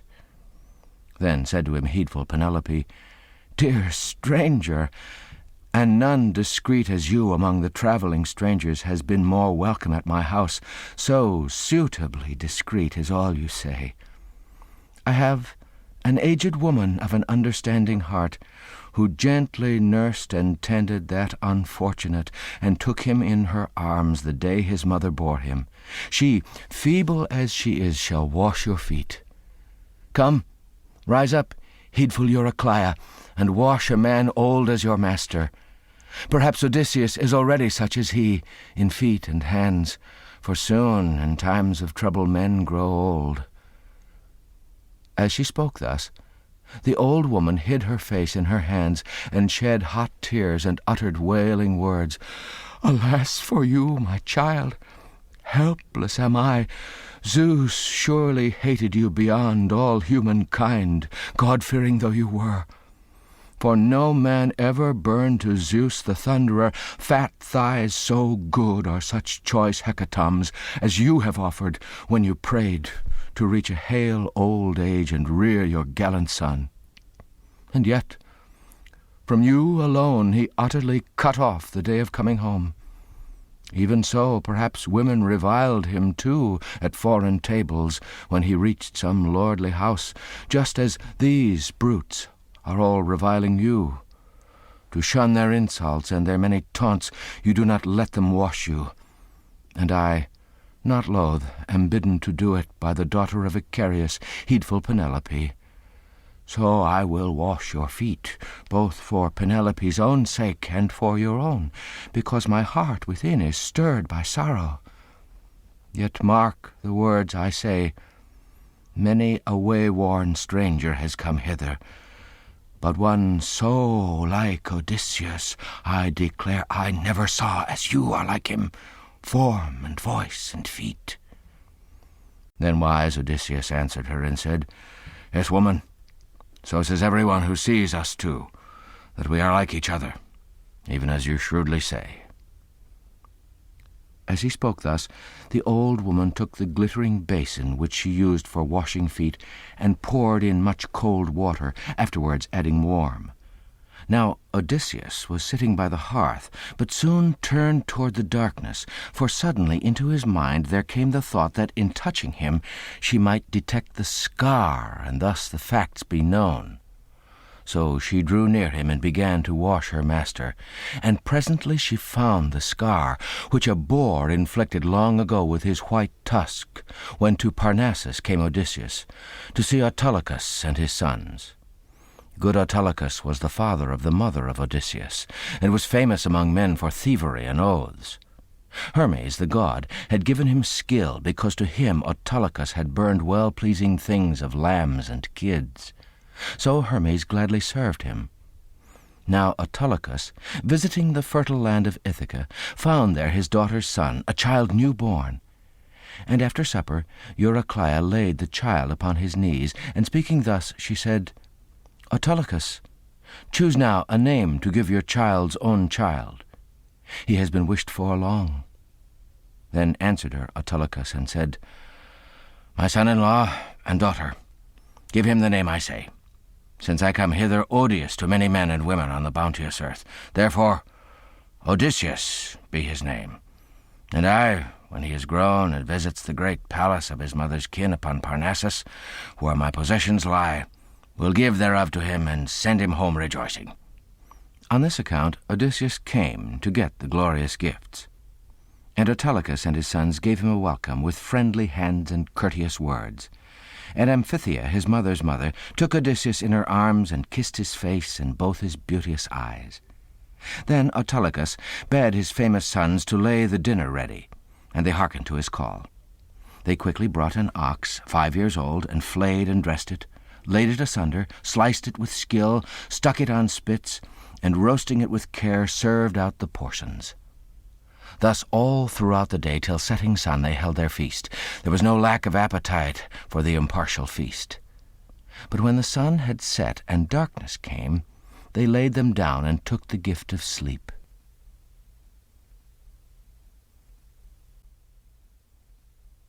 When now the early rosy-fingered dawn appeared, they started on the hunt. The dogs went forth, the men themselves, the sons of Autolycus, and with them went royal Odysseus too. They climbed the steep and wood-clad mountain of Parnassus, and soon they reached its windy ridges. Just then the sun began to touch the fields as he ascended from the calm and brimming stream of ocean. And now to a glen the prickers came. Before them, following the tracks, the hounds ran on, the sons of Autolycus hastening after. With the sons went royal Odysseus, close on the hounds, wielding his outstretched spear. In a dense thicket, there a huge boar lay. It was a spot no force of wind with its chill breath could pierce, no sunbeams smite, no rain pass through, so dense it was, and a thick fall of leaves was in it. Here, round the boar, there came the tramp of men and dogs as the prickers pushed along. Facing them from his lair, with bristling back, fire flashing in his eyes, the boar stood close at bay. Odysseus first sprang forward, raising the long spear in his sinewy hand, eager to give the blow. But the boar was quick and struck him on the knee, and by a side thrust of his tusk tore the flesh deep, but reached no bone. And now Odysseus, by a downward blow, struck the right shoulder of the boar. Clean through it the bright spear point passed. Down in the dust he fell with a moan, and his life flew away. Then the good sons of Autolycus looked to the boar, and the wound of gallant princely Odysseus they bound up skilfully, and with a spell staunched the black blood, and soon they reached their father's house. So Autolycus and his sons, when they had fully healed Odysseus, and given him glorious gifts, pleasing by kindness him who pleased them too, sent him with speed to Ithaca, where his father and honoured mother rejoiced at his return, and questioned much how he had got the scar. He told them how, while he was hunting, a boar inflicted it with his white tusk, when he had gone to Parnassus with Autolycus' sons. This was the scar the woman felt with her flat hand. She knew it by the touch, and dropped the foot. The leg fell in the basin, the copper rang, and, tilting sideways, let all the water run upon the ground. Then joy and grief together seized her breast. Her 2 eyes filled with tears, her full voice stayed, and laying her hand upon Odysseus' chin, she said, "You really are Odysseus, my dear child, and I never knew you till I handled my master over and over." She spoke, and cast her eyes upon Penelope, meaning to let her know her lord was there. But Penelope could not catch the glance nor understand, because Athena drew away her notice, and Odysseus, feeling for Eurycleia's throat, clutched it with his right hand, then drew her closer toward him with his left, and said, "Why, mother, will you kill me? It was yourself who nursed me at the breast, and now through many hardships I come in the 20th year to my own native land. Though you have found me out, and a god inspired your heart, be silent, lest some other person in the hall may know. Or else, I tell you, and certainly it shall be done, if God by me subdues the lordly suitors, I will not spare even you, nurse though you are, when I shall slay the other serving women in my halls." Then answered heedful Eurycleia, "My child, what word has passed the barrier of your teeth? You know how steadfast, how inflexible my spirit is. I shall hold fast like stubborn rock or iron. And this I will say further, mark it well. If God by you subdues the lordly suitors, then I will name the women of the hall, and tell you who dishonour you, and who are guiltless." But wise Odysseus answered her and said, "Mother, why talk of them? You have no need. I will myself observe them well and find out each. Be quiet with your story. Leave the matter to the gods." So he spoke, and through the hall forth went the aged woman to fetch water for his feet, for all the first was spilled. Now when she had washed him and anointed him with oil, again Odysseus drew his bench closer beside the fire to warm himself, but with his tatters hid the scar. And thus began heedful Penelope, "Stranger, there is but little more that I will ask, because the season of sweet rest will soon be here, for those to whom kind sleep will come when they are sad. But upon me God sends incessant sorrow. Day after day my joys are tears and sighs, as I watch my household tasks and watch my women.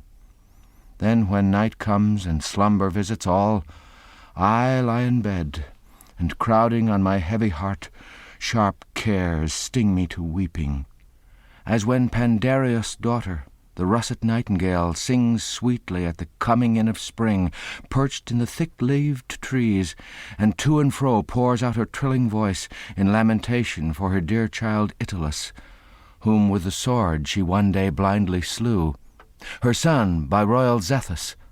So does my doubtful heart toss to and fro, whether to bide beside my son and keep all here in safety, my goods, my maids, and my great high-roofed house, and thus revere my husband's bed and heed the public voice, or finally to follow some chief of the Achaeans, who woos me in my hall with countless gifts. My son, while but a child and slack of understanding, did not permit my marrying and departing from my husband's house. But now that he is grown and come to man's estate, he prays me to go home again and leave the hall. So troubled is he for that substance which the Achaeans waste. But come, interpret now and hear this dream of mine. I have 20 geese about the place, who pick up corn out of the water, and I amuse myself with watching them. But from the mountain came a great hook-beaked eagle, and broke the necks of all, and killed my geese. In heaps they lay, scattered about the buildings, while he was borne aloft into the sacred sky. So I began to weep and wail, still in my dream, and fair-haired Achaean damsels gathered round and found me, sadly sobbing that the eagle killed my geese. Then down again he came, lit on a jutting rafter, and with a human voice he checked my tears and said, "Courage, O daughter of renowned Icarius! This is no dream, but true reality, which yet shall come to pass. The geese are suitors, and I, the eagle, was at the first a bird, but now this second time am come your husband, to bring a ghastly doom on all the suitors." At these his words, sweet slumber left me, and opening my eyes I saw the geese about the buildings, devouring corn beside the trough, just as they used to do. Then wise Odysseus answered her and said, "Lady, the dream cannot be understood by wresting it to other meanings. Odysseus surely has himself revealed what yet shall be. The suitor's overthrow is plain. On all it falls. None shall escape from death and doom." But heedful Penelope said to him once more, "Stranger, in truth dreams do arise perplexed and hard to tell, dreams which come not in men's experience to their full issue. 2 gates there are for unsubstantial dreams, one made of horn and one of ivory. The dreams that pass through the carved ivory delude and bring us tales that turn to naught. Those that come forth through the polished horn accomplish real things whenever seen. Yet through this gate came not, I think, my own strange dream. Ah, welcome were it so to me and to my child. But this I will say further. Mark it well. This is the fatal dawn which parts me from Odysseus' home. For now I shall propose a contest with the axes, which, when at home, he used to set in line, like trestles, 12 in all. Then he would stand a great way off and send an arrow through. This contest I shall now propose to all the suitors, and whoever with his hands shall lightliest bend the bow and shoot through all 12 axes, him I will follow and forsake this home, this bridal home, so very beautiful and full of wealth, a place I think I shall remember even in my dreams." Then wise Odysseus answered her and said, "O honored wife of Laertes' son Odysseus, delay no longer this contest at the hall, for wise Odysseus will be here before the suitors, handling the polished bow, can stretch the string and shoot an arrow through the iron." Then said to him heedful Penelope, "Stranger, if you were willing to sit beside me here and entertain me, no sleep should ever fall upon my eyes. And yet one cannot be forever without sleep. For to each thing the immortals fix a season, to be ordained for men upon the fruitful earth. So I will go to my upper chamber and lay me on my bed, which has become for me a bed of sorrows, ever watered with my tears, since Odysseus went away to see accursed Ilius, name never to be named. There I must lie. Do you lie in the hall. Make a bed upon the floor, or the maids shall bring you bedding." So saying, she went to her bright upper chamber, yet not alone. Beside her went her waiting women too. And coming to the chamber with the maids, she there bewailed Odysseus, her dear husband, till on her lids clear-eyed Athena caused a sweet sleep to fall. Book 20. Before the Slaughter. Royal Odysseus made his bed within the porch. Upon the floor he spread an untanned hide, and on it many fleeces of the sheep which the Achaeans had been slaying. And when he had laid him down, Eurynome threw over him a cloak. So, meditating in his heart how he might harm the suitors, here lay Odysseus sleepless. Forth from the hall came women who had long been paramours of the suitors, now making jests and merriment among themselves. The heart of Odysseus stirred within, and in his mind and heart he doubted much whether to hasten after and deal out death to each, or to allow to the audacious suitors one last and latest night. Within him growled his spirit, even as a dog walks round her tender young, growling at any man she does not know and resolute to fight him. So within growled his spirit, wroth at these evil deeds. But he smote upon his breast, and thus reproved his heart. Bear up, my heart. A thing more hideous than this you once endured with patience. That day the Cyclops, unrestrained in fury, devoured your sturdy comrades. Then you bore up till crafty planning brought from the cave you who had thought to die. So he spoke, chiding the very spirit in his breast, and therefore in obedience his heart held firm and steadfast. Yet he himself kept tossing to and fro, as when a man near a great glowing fire turns to and fro a sausage full of fat and blood, anxious to have it quickly roast. So to and fro Odysseus tossed, and pondered how to lay hands upon the shameless suitors, he being alone, and they so many. Near him Athena drew, descending out of heaven. In a woman's form she stood beside his head, and thus addressed him, "Why, wakeful still, unhappiest of men, this is your home, and in this home your wife and child, even such a son as others pray for." But wise Odysseus answered her and said, "In all this, goddess, you speak rightly, and yet my heart within is pondering how to lay hands upon the shameless suitors, I being alone while they are always here together. A graver fear besides I ponder in my mind. Suppose I slay them by the aid of Zeus and you, where shall I flee then? Tell me this, I pray." Then said to him the goddess, clear-eyed Athena, "O doubter, men trust weaker friends, friends who are mortal and not wise as I. I am a god and will protect you to the end through all your toils. And let me tell you plainly, should 50 troops of mortal men stand round about us, eager in the fight to slay, you still might drive away from them their oxen and sturdy sheep. Nay, nay, let slumber come. Evil it is to watch and wake all the night long. You shall come forth from peril yet." So spoke she, and poured sleep upon his eyelids. And then the heavenly goddess departed to Olympus. But as the slumber seized him, freeing his heart from care, easing his members, his faithful wife awoke, and sitting up in her soft bed began to weep. When she had satisfied her heart with weeping, the royal lady prayed, and first to Artemis. "O honored goddess Artemis, daughter of Zeus, strike now, I pray, an arrow in my breast, and take away my life this very instant. Or let a sweeping storm bear me its windy way, and cast me in the streams of restless ocean. As when storms seized Pandarius' daughters, whose parents gods had slain, and they were left at home as orphans. Then goddess Aphrodite brought them cheese, sweet honey, and pleasant wine. Hera endowed them, beyond all other women, with beauty and understanding. Chaste Artemis gave stature. Athena taught them skill and honorable work.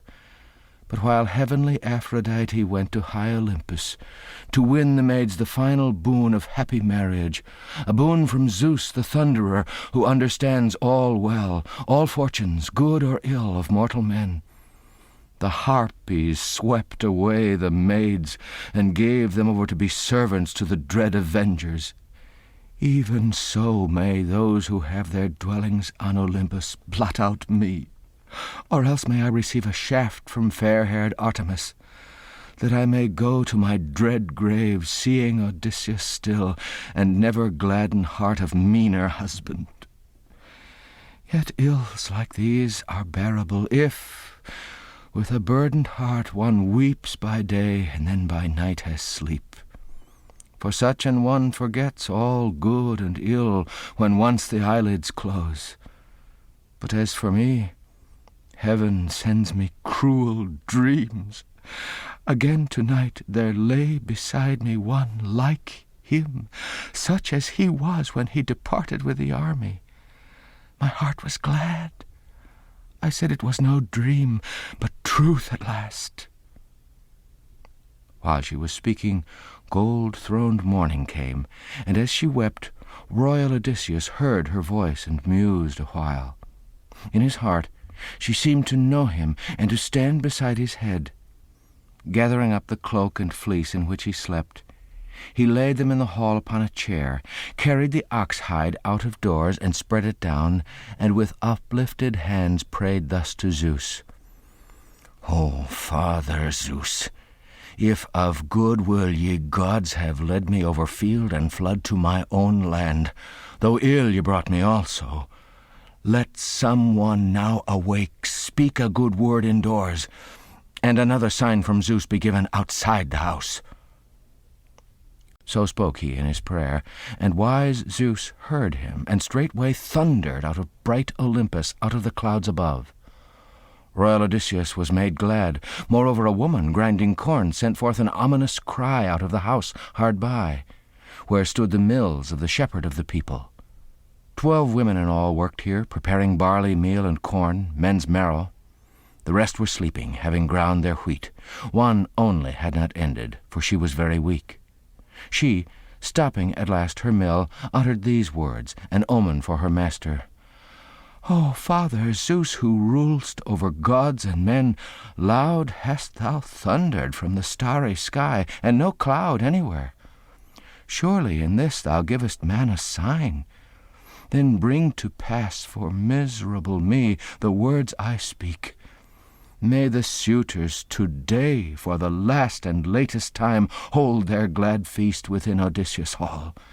They who with galling labor made my knees grow weak, while I prepared them meal, may they now feast their last. She spoke, and royal Odysseus was gladdened by her cry and by the thunder of Zeus. He said that woe has come upon the guilty. And now the other handmaids of the goodly palace of Odysseus came together, and kindled on the hearth a steady fire. Telemachus also, a mortal like a god, rose from his bed, put on his clothes, slung his sharp sword about his shoulder, under his shining feet bound his fair sandals, then took his ponderous spear tipped with sharp bronze, and went and stood upon the threshold, saying to Eurycleia, Good nurse, have you provided for the stranger in the house comfort in bed and food, or does he lie neglected? That is my mother's way, wise though she is. Blindly she honors one of the meaner sort, and sends the better man away unhonored. Then heedful Eurycleia answered, Now do not blame a blameless person, child. He sat and drank his wine as long as he inclined, and he said he wanted no more bread. She asked him that.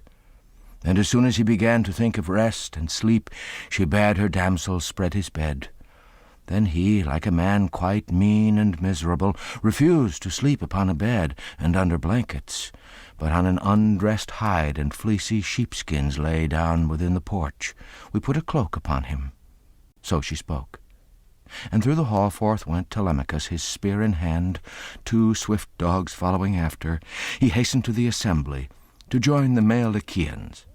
But noble Eurycleia, daughter of Ops, Picenor's son, called to the women, Come, stir about, and sweep the house, and sprinkle it, and beat the purple coverings on the shapely chairs.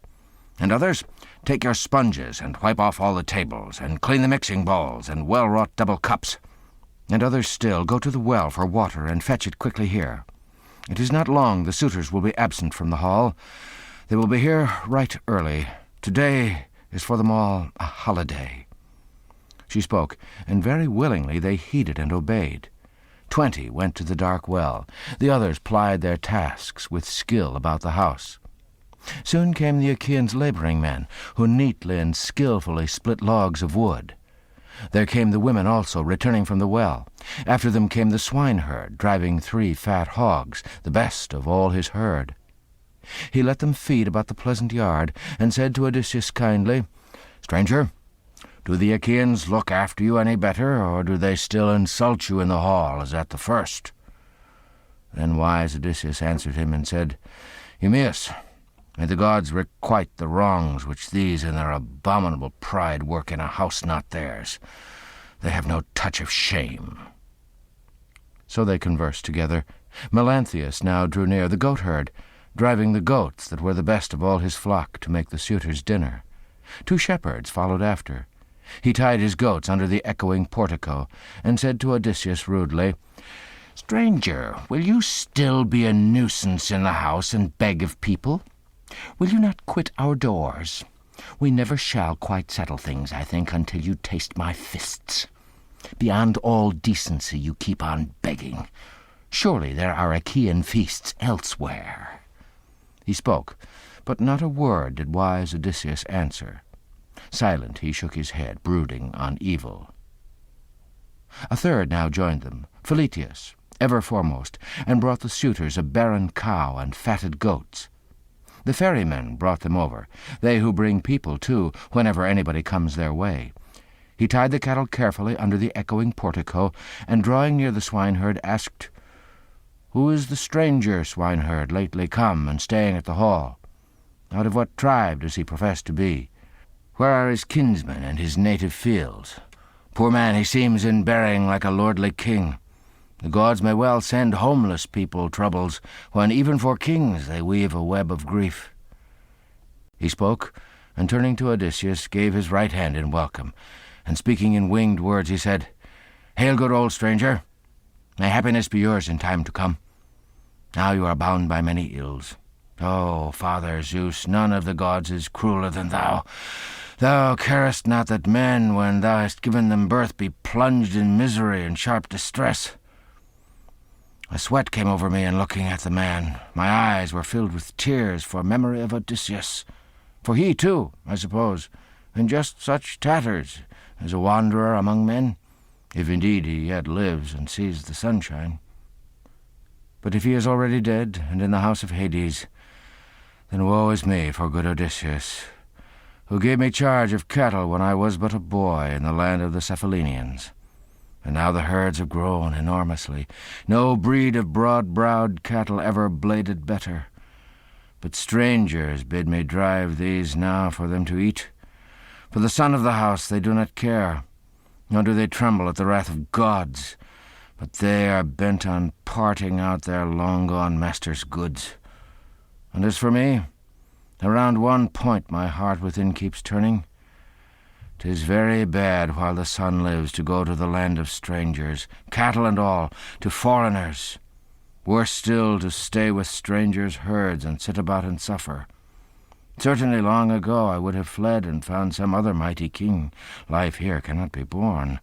But still I think of that unfortunate, how he may come from somewhere and make a scattering of the suitors up and down the house."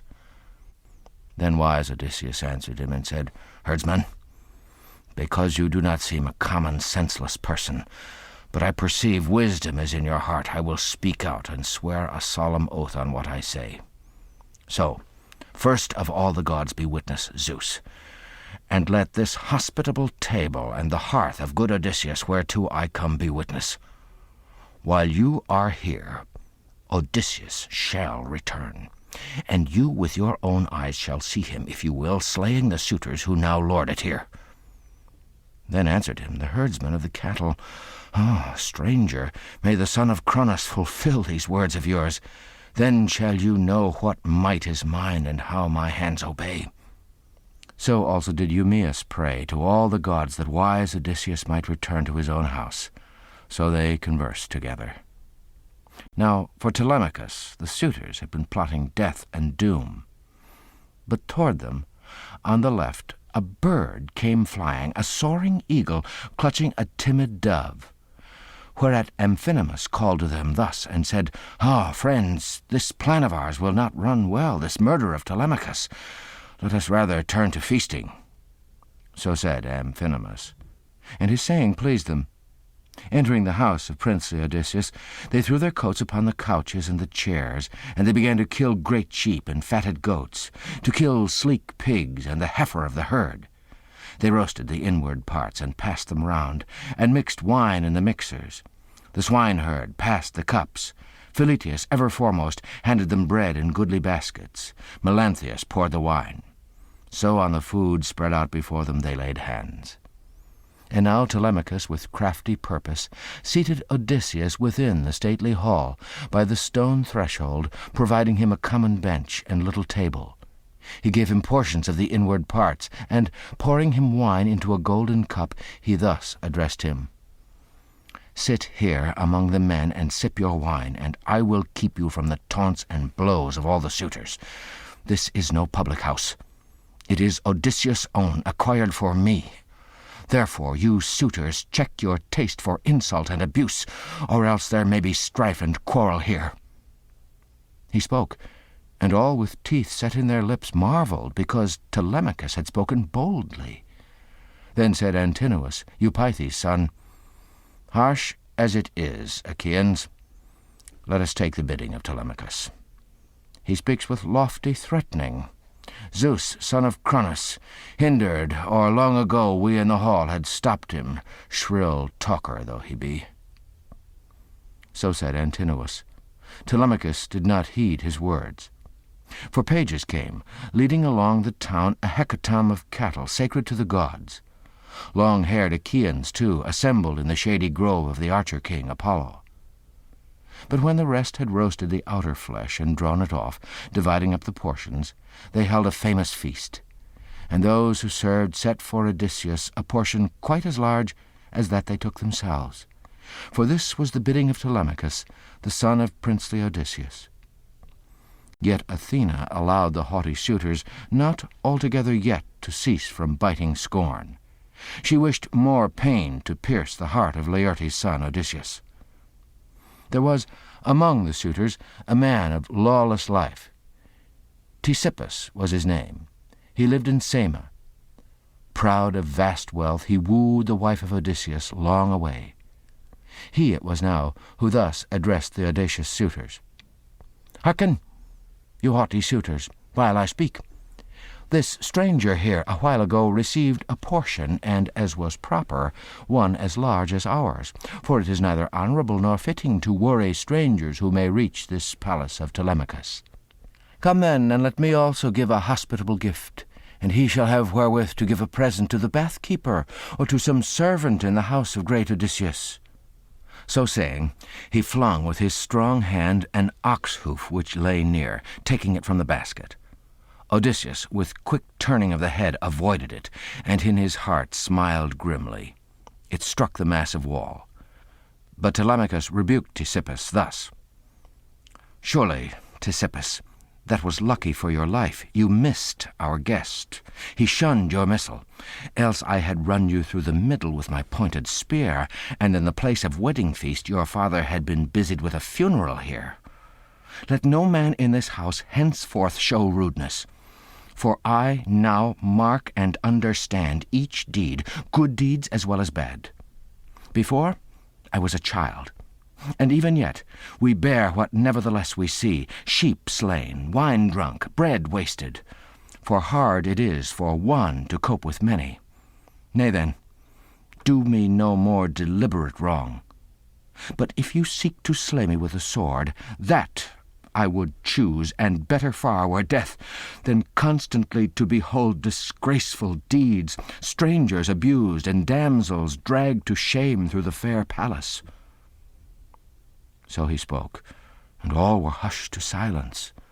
But by and by said Agelaus, son of Damastor, "Friends, in answering what is fairly said, none should be angry and retort with spiteful words. Let none abuse the stranger, nor any of the servants in great Odysseus' hall. But to Telemachus and his mother I would say one friendly word.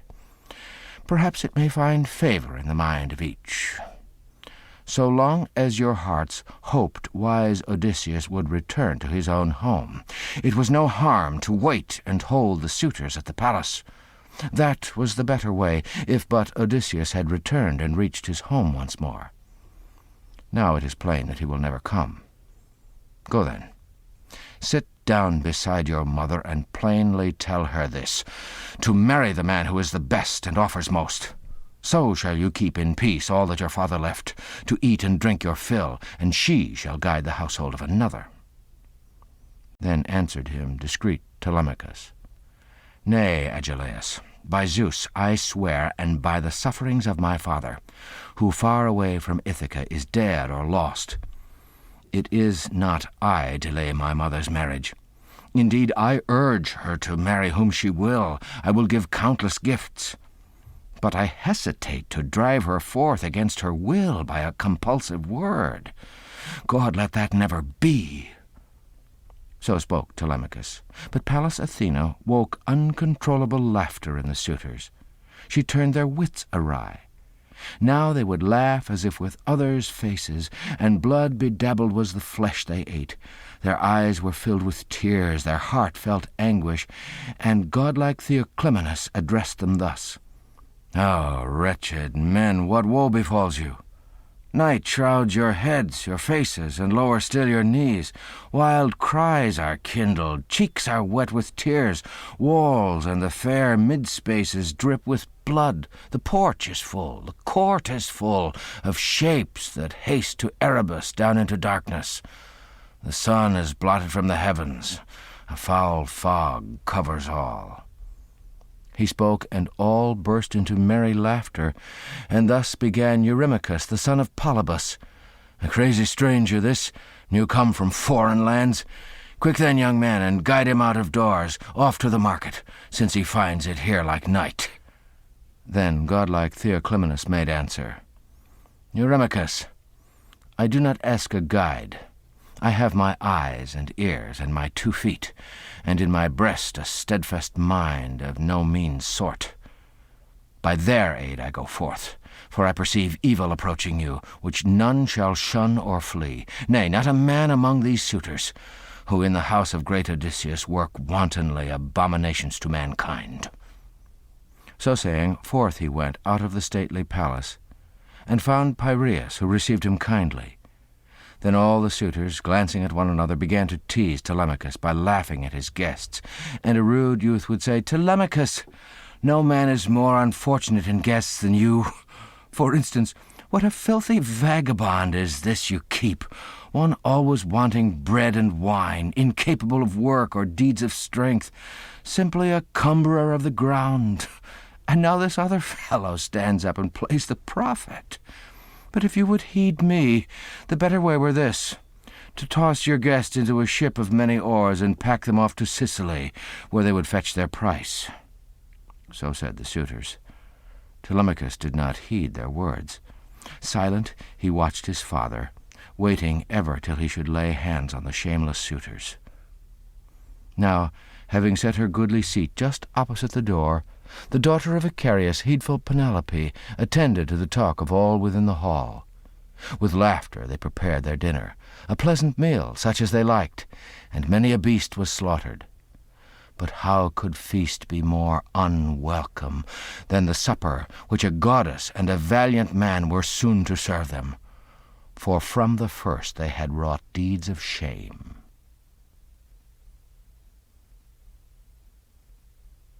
Book 21. The Trial of the Bow. And now the goddess, clear-eyed Athena, put in the mind of Icarius' daughter, heedful Penelope, to offer to the suitors in the hall the bow and the grey steel as a means of sport and harbingers of death. She mounted the long stairway of her house, holding a crooked key in her firm hand, a goodly key of bronze having an ivory handle, and hastened with her damsels to a far-off room where her lord's treasure lay, bronze, gold, and well-wrought steel. Here also lay his curved bow and the quiver for his arrows, and many grievous shafts were in it still, gifts which a friend had given Odysseus when he met him once in Lacedaemon, Iphitus, son of Eurytus, a man like the immortals. At Messina the two met, in the house of wise Orsilochus. Odysseus had come hither to claim a debt which the whole district owed him, for upon the ships of many oars Messenians carried off from Ithaca 300 sheep, together with their herdsmen. In the long quest for these, Odysseus took the journey when he was but a youth, for his father and the other elders sent him forth. Iphitus, on the other hand, was seeking horses, for 12 mares had been lost, which had as foals 12 hardy mules.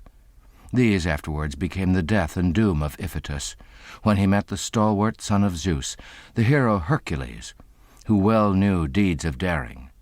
For Hercules slew Iphitus in his own house, although his guest, and recklessly did not regard the anger of the gods, nor yet the proffered table, but slew the man and kept at his own hall the strong-hoofed mares.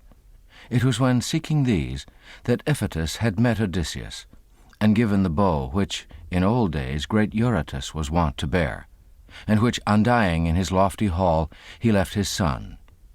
To Iphitus Odysseus gave a sharp-edged sword and a stout spear, as the beginning of a loving friendship.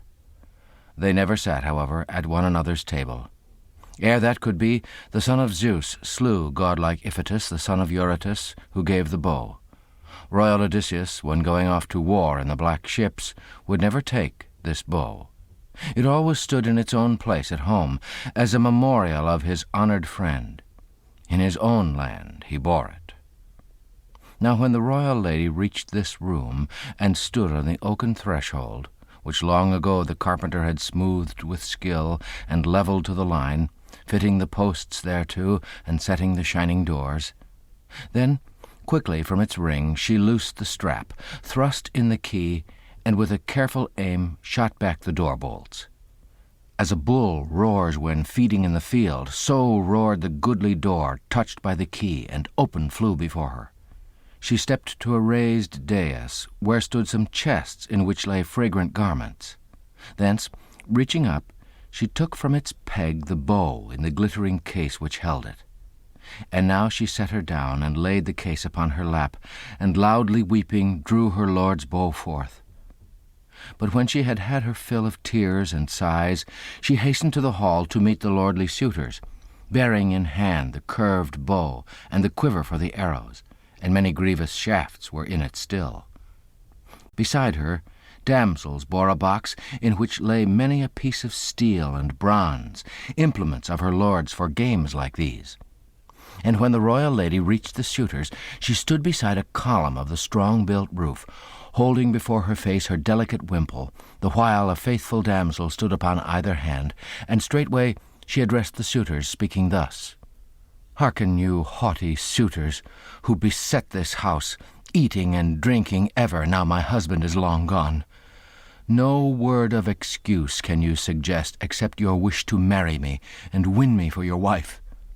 Well then, my suitors, since before you stands your prize, I offer you the mighty bow of Prince Odysseus, and whoever with his hands shall lightliest bend the bow and shoot through all 12 axes, him I will follow and forsake this home, this bridal home so very beautiful and full of wealth, a place I think I ever shall remember, even in my dreams." So saying, she bade Eumaeus, the noble swineherd, deliver to the suitors the bow and the grey steel. With tears Eumaeus took the arms and laid them down before them. Nearby the neatherd also wept to see his master's bow. But Antinous rebuked them, and spoke to them, and said, "You stupid boors, who only mind the passing minute, wretched pair, what do you mean by shedding tears, troubling this lady's heart, when already her heart is prostrated with grief at losing her dear husband? Sit down and eat in silence, or else go forth and weep, but leave the bow behind, a dread ordeal for the suitors.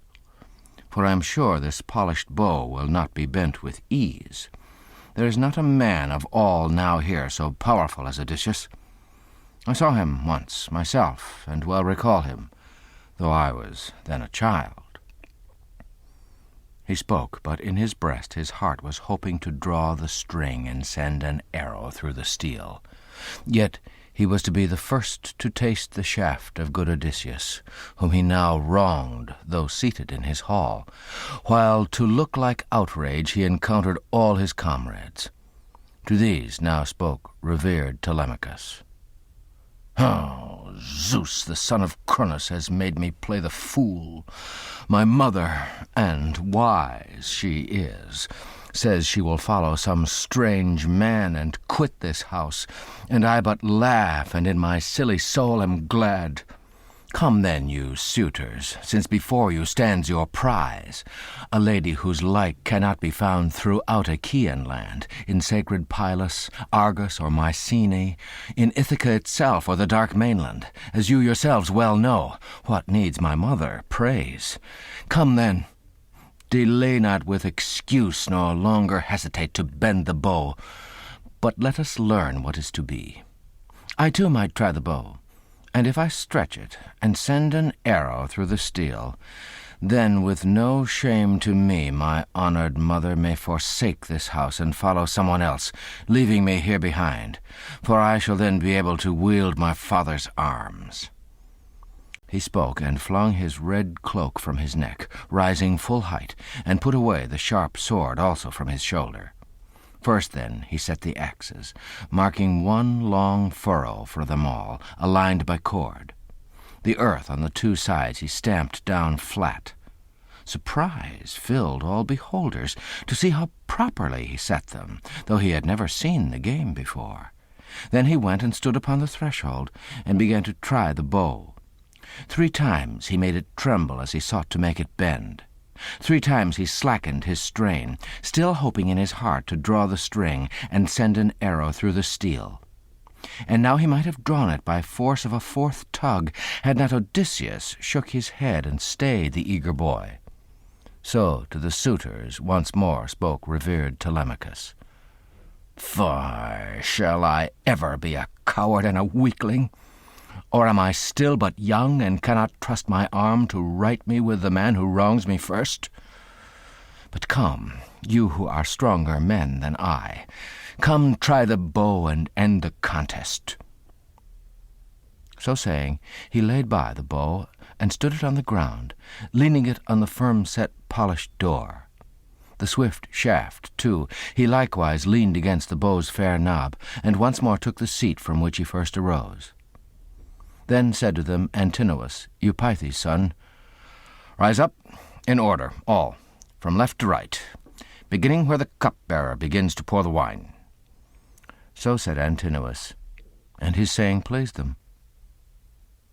Then first arose Leiodes, son of Enops, who was their soothsayer, and had his place beside the goodly mixer, farthest along the hall. To him alone their lawlessness was hateful. He abhorred the suitor crowd.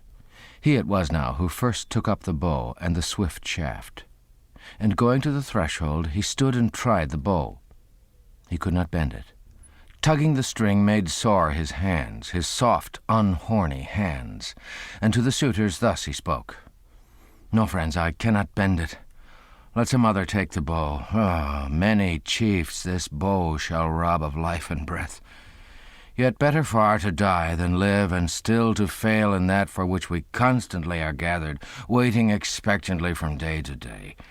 Now each man hopes and purposes at heart to win Penelope, Odysseus' wife. But when he shall have tried the bow and seen his failure, then to some other fair-robed woman of Achaea let each go, and offer her his suit, and woo her with his gifts. So may Penelope marry the man who gives her most and comes with fate to favor." When he had spoken, he laid by the bow, leaning it on the firm-set, polished door.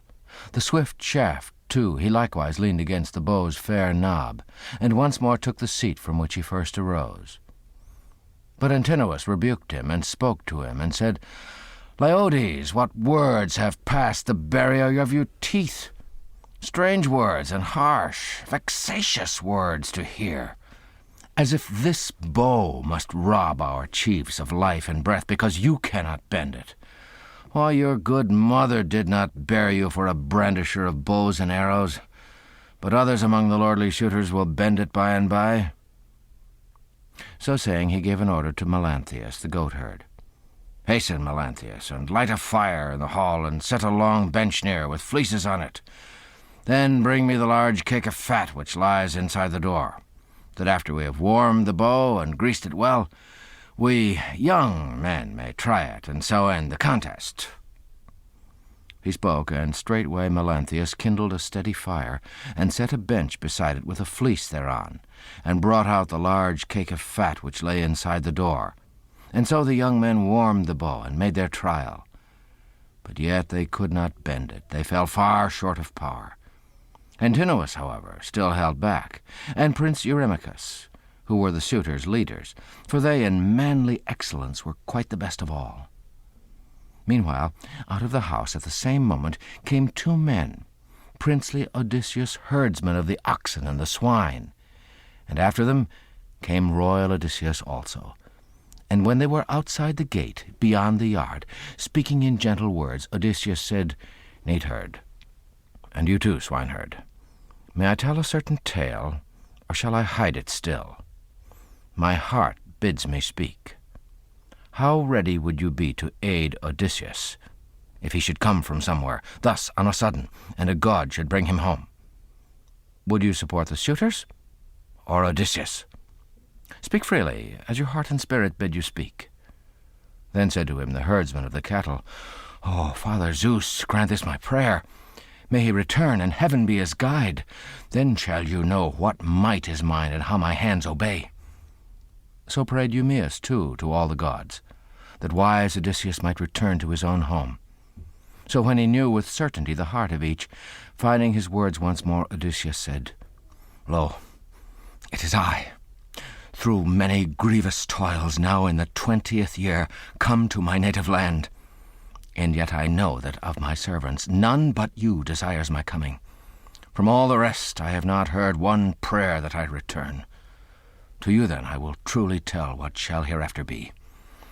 If God by me subdues the lordly suitors, I will obtain you wives and give you wealth and homes established near my own. And henceforth in my eyes you shall be friends and brethren of Telemachus. Come then, and I will show you too a very trusty sign, that you may know me certainly and be assured in heart.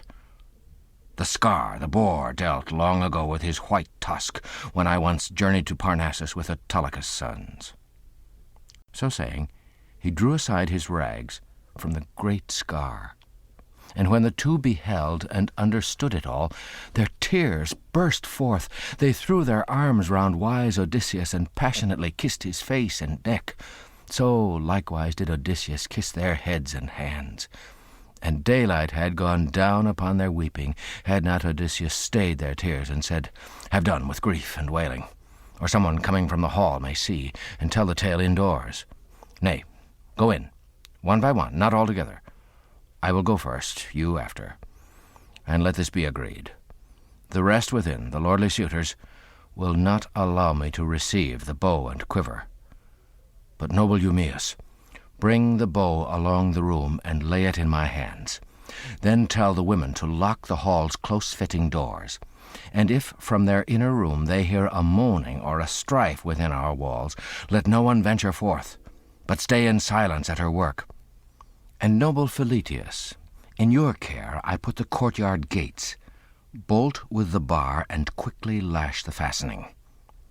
So saying, Odysseus made his way into the stately house, and went and took the seat from which he first arose. And soon the serving men of princely Odysseus entered too.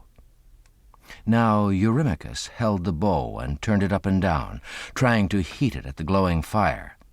But still with all his pains he could not bend it. His proud soul groaned aloud. Then bitterly he spoke. These were the words he said, "Oh, here is woe for me and woe for all. Not that I so much mourn missing the marriage, though vexed I am at that. Still, there are enough more women of Achaea, both here in sea-girt Ithaca and in the other cities. But if in strength we fall so short of princely Odysseus that we cannot bend his bow, oh, the disgrace for future times to hear."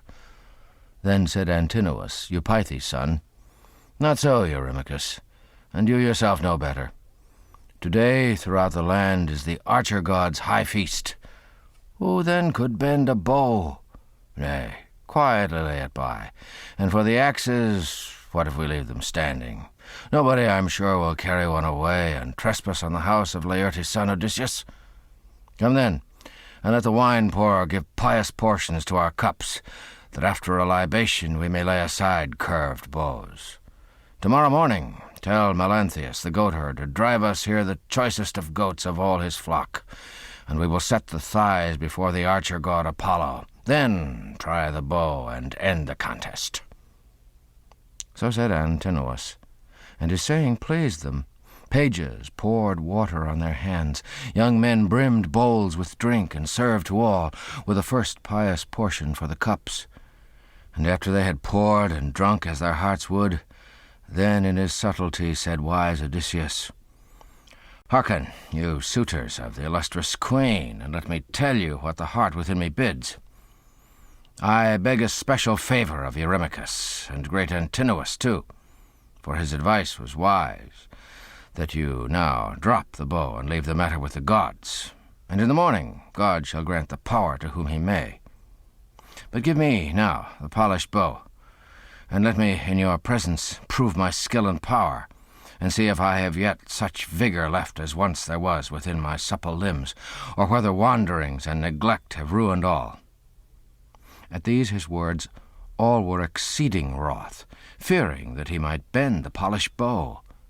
So Antinous rebuked him, and spoke to him, and said, "You scurvy stranger with not a whit of sense! Are you not satisfied to eat in peace with us, your betters, unstinted in your food and hearing all we say? Nobody else, stranger or beggar, hears our talk. 'Tis wine that goads you, honeyed wine, a thing that has brought others trouble when taken greedily and drunk without due measure. Wine crazed the centaur, famed Eurytion, at the house of bold Pirithous, on his visit to the Lapithae. And when his wits were crazed with wine, he madly wrought foul outrage on the household of Pirithous. So indignation seized the heroes. Through the porch and out of doors they rushed, dragging Eurytion forth, shorn by the pitiless sword of ears and nose. Crazed in his wits he went his way, bearing in his bewildered heart the burden of his guilt. And hence arose a feud between the centaurs and mankind. But the beginning of the woe he himself caused by wine. Even so I prophesy great harm to you, if you shall bend the bow. No kindness will you meet from any in our land, but we will send you by black ship straight to King Echetus, the bane of all mankind, out of whose hands you never shall come clear. Be quiet then, and take your drink. Do not presume to vie with younger men." Then said to him heedful Penelope, "Antinous, it is neither honourable nor fitting to worry strangers who may reach this palace of Telemachus. Do you suppose the stranger, if he bends the great bow of Odysseus, confident in his skill and strength of arm, will lead me home and take me for his wife? He, in his inmost soul, imagines no such thing. Let none of you sit at table disturbed by such a thought, for that could never, never be." Then answered her Eurymachus, the son of Polybus, "Daughter of Icarius, heedful Penelope, we do not think the man will marry you. Of course that could not be. And yet we dread the talk of men and women, and fear lest one of the baser sort of the Achaeans say, 'Men far inferior sue for a good man's wife, and cannot bend his polished bow.' But someone else, a wandering beggar, came and easily bent the bow, and sent an arrow through the steel. This will they say, to us a shame indeed." Then said to him heedful Penelope, "Eurymachus, men cannot be an honour in the land, and rudely rob the household of their prince. Why then count this a shame?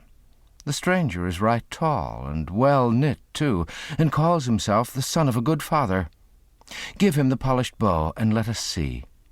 For this I tell you, and it shall be done, if he shall bend it, and Apollo grants his prayer, I will clothe him in a coat and tunic, goodly garments, give him a pointed spear to keep off dogs and men, a two-edged sword, and sandals for his feet, and I will send him where his heart and soul may bid him go." Then answered her discreet Telemachus, "My mother, no Achaean has better right than I to give or to refuse the bow to any as I will. And out of all who rule in rocky Ithaca, or in the islands off toward grazing Elis, none may oppose my will, even though I wish to put these bows into the stranger's hands and let him take them once for all away. Then seek your chamber and attend to matters of your own, the loom, the distaff, and bid the women ply their tasks. Bows are for men, for all, especially for me, for power within this house rests here." Amazed, she turned to her own room again, for the wise saying of her son she laid to heart. And coming to the upper chamber with her maids, she there bewailed Odysseus her dear husband, till on her lids clear-eyed Athene caused a sweet sleep to fall. Meanwhile, the noble swineherd, taking the curved bow, was bearing it away. But the suitors all broke into uproar in the hall, and a rude youth would say, "Where are you carrying the curved bow forth, you miserable swineherd? Crazy fool! Soon out among the swine, away from men, swift dogs shall eat you, dogs you yourself have bred. Will but Apollo and the other deathless gods be gracious!" At these their words the bearer of the bow laid it down where he stood, frightened because the crowd within the hall cried out upon him. But from the other side Telemachus called threateningly aloud, "Nay, father, carry the bow. You cannot well heed all. Take care, or I, a nimbler man than you, will drive you to the fields with pelting stones. Superior in strength I am to you. Oh, would I were as much beyond the others in the house, beyond these suitors, in my skill and strength of arm. Then would I soon send somebody away in sorrow from my house, for men work evil here." He spoke, and all burst into merry laughter, and laid aside their bitter anger with Telemachus. And so the swineherd, bearing the bow along the hall, drew near to wise Odysseus, and put it in his hands. Then, calling aside nurse Eurycleia, thus he said, "Telemachus bids you, heedful Eurycleia, to lock the hall's close-fitting doors. And if a woman from the inner room hears moaning or a strife within our walls, let her not venture forth, but stay in silence at her work." Such were his words. Unwinged they rested with her. She locked the doors of the stately hall. Then silently from the house Philetius stole forth, and straightway barred the gates of the fenced court. Beneath the portico there lay a curved ship's cable made of byblos plant. With this he lashed the gates, then passed indoors himself, and went and took the seat from which he first arose, eyeing Odysseus. Now Odysseus already held the bow and turned it round and round, trying it here and there to see if worms had gnawed the horn while its lord was far away, and glancing at his neighbour one would say, "A sort of fancier and trickster with the bow this fellow is. No doubt at home he has himself a bow like that, or means to make one like it. See how he turns it in his hands this way and that, ready for mischief. Rascal." Then would another rude youth answer thus, "Oh, may he always meet such luck as when he is unable now to bend the bow." So talked the suitors. Meantime, wise Odysseus, when he had handled the great bow and scanned it closely, even as one well skilled to play the lyre and sing, stretches with ease round its new peg a cord, securing at each end the twisted sheep-gut. So, without effort, did Odysseus string the mighty bow. Holding it now with his right hand, he tried its chord, and clear to the touch it sang, voiced like the swallow. Great consternation came upon the suitors. All faces then changed colour. Zeus thundered loud for a signal, and glad was long-tried royal Odysseus to think the son of crafty Cronos sent an omen. He picked up a swift shaft which lay beside him on the table, drawn. Within the hollow quiver still remained the rest, which the Achaeans soon should prove. Then, laying the arrow on the arch, he drew the string and arrow notches, and forth from the bench on which he sat let fly the shaft with careful aim, and it did not miss an axe's ring from first to last, but clean through all sped on the bronze-tipped arrow, and to Telemachus he said, "Telemachus, the guest now sitting in your hall brings you no shame. I did not miss my mark, nor in the bending of the bow make a long labour. My strength is sound as ever, not what the mocking suitors here despised. But it is time for the Achaeans to make supper ready, while it is daylight still, and then for us in other ways to make them sport, with dance and lyre, for these attend a feast." He spoke, and frowned the sign. his sharp sword. Then Telemachus girt on, the son of princely Odysseus, clasped his right hand around his spear, and close beside his father's seat he took his stand, armed with a gleaming bronze.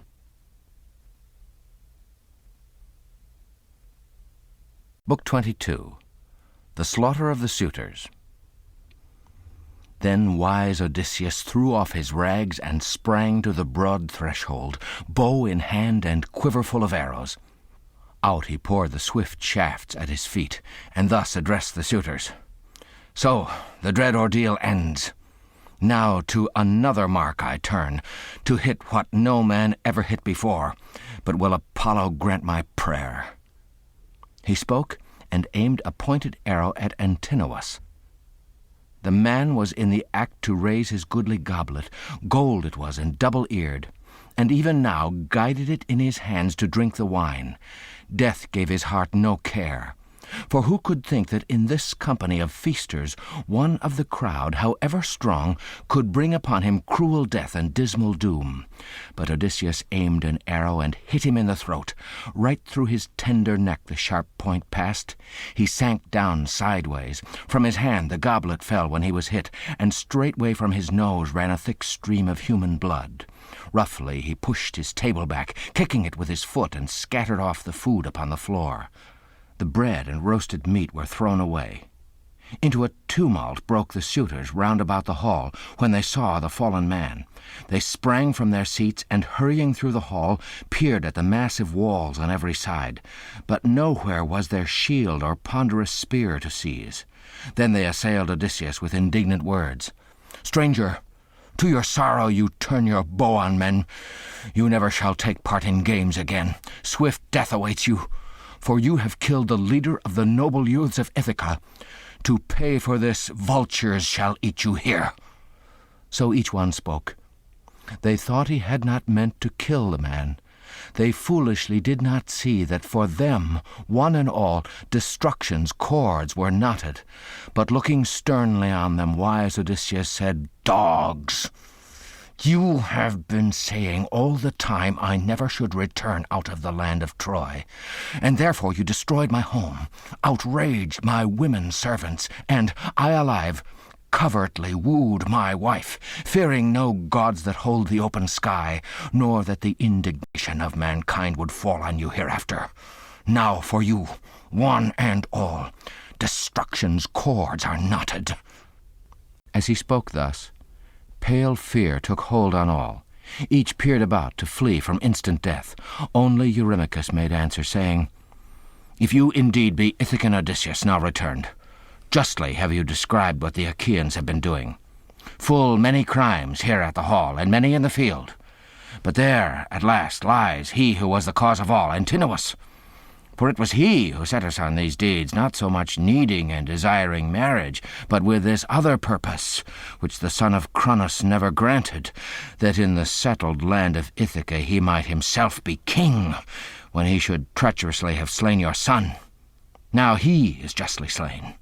But spare your people, and we hereafter, making you public recompense for all we drank and ate here in the hall, will pay a fine of 20 oxen each, and give you bronze and gold enough to warm your heart. Till this is done, we cannot blame your wrath."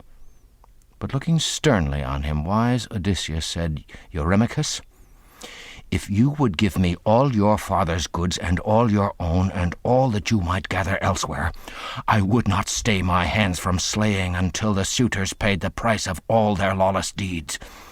It lies before you then to fight or flee, if any man will save himself from death and doom. But some here will not flee, I think, from instant death." As he spoke thus, their knees grew feeble, and their very souls. But Eurymachus called out a second time, "Come, friends! The man will not hold back his ruthless hands, but having got possession of a polished bow and quiver, he will shoot from the smooth threshold until he kills us all. Let us then turn to fighting. Draw swords, and hold the tables up against his deadly arrows. Have at him altogether. Perhaps we may dislodge him from the threshold and the door, then reach the town and quickly raise the alarm. So would the fellow soon have shot his last." So saying, he drew his sharp two-edged bronze sword and sprang upon Odysseus with a fearful cry. But on the instant royal Odysseus shot an arrow and hit him in the breast beside the nipple, fixing the swift bolt in his liver. Out of his hand his sword dropped to the ground, and he himself, sprawling across the table, bent and fell, spilling the food and double cup upon the floor. With his brow he beat the pavement in his agony of heart, and with his kicking shook the chair. Upon his eyes gathered the mists of death. Then Amphinomus assaulted glorious Odysseus, and dashing headlong forward drew his sharp sword, hoping to make Odysseus yield the door. But Telemachus was quick and struck him with his brazen spear upon the back, between the shoulders, and drove the spear point through his chest. He fell with a thud and struck the ground flat with his forehead. Telemachus sprang back, and left the long spear sticking in Amphinomus, for he feared if he should draw the long spear out, an Achaean might attack him, rushing on him with his sword, and, as he stooped, might stab him.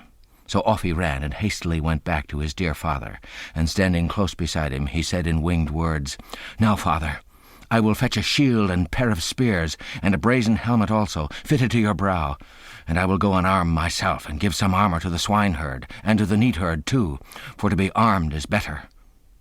Then wise Odysseus answered him and said, "Run, bring the arms, while I have arrows to defend me, or they will drive me from the door when I am left alone."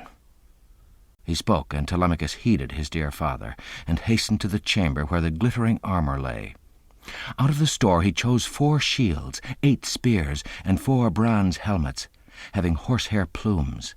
These he bore off, and hastily went back to his dear father. Telemachus first girt his body with the bronze. Then the 2 servants likewise girt themselves in goodly armor, and so all took their stand by Odysseus, keen and crafty. He, just as long as he had arrows to defend him, shot down a suitor in the hall with every aim, and side by side they fell.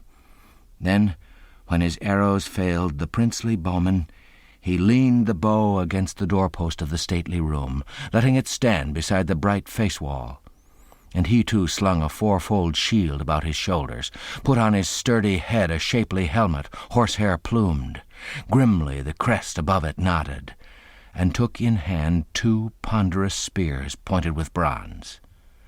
Now in the solid wall there was a postern door, and level with the upper threshold of the stately hall, an opening to a passage closed with jointed boards. Odysseus ordered the noble swineherd to guard this postern door, and in its neighborhood to take his stand, since this was the only exit. But to the suitors said Agelaus, speaking his words to all, "Friends, could not one of you climb by the postern door and tell our people, and quickly raise the alarm? So would the fellow soon have shot his last." Then said to him Melanthius the goatherd, "No, heaven-descended Agelaus, that may in no wise be, for the good courtyard door is terribly near at hand, and the mouth of the passageway is narrow. One person there, if resolute, could bar the way for all. Yet I will fetch you from the chamber arms to wear, for there, I think, and nowhere else, Odysseus stored the armor, he and his gallant son." So having said, Melanthius the goatherd climbed to the chambers of Odysseus through the vent-holes of the hall. Out of the store he chose 12 shields, as many spears, and just as many brazen helmets having horsehair plumes. Then, turning back, he brought them very quickly and gave them to the suitors. And now did Odysseus' knees grow feeble, and his very soul, when he saw them donning arms and waving in their hands long spears. Large seemed his task, and straightway to Telemachus he spoke these winged words. "Surely, Telemachus, a woman of the house aids the hard fight against us, or else it is Melanthius." Then answered him discreet Telemachus, "Father, the fault is mine, no other is to blame. For I it was who opened the chamber's tight-shut door and left it open. Their watchman was too good. But, noble Eumaeus, go and close the chamber door, and see if any woman has a hand in this, or if, as I suspect, it is the son of Dolius, Melanthius."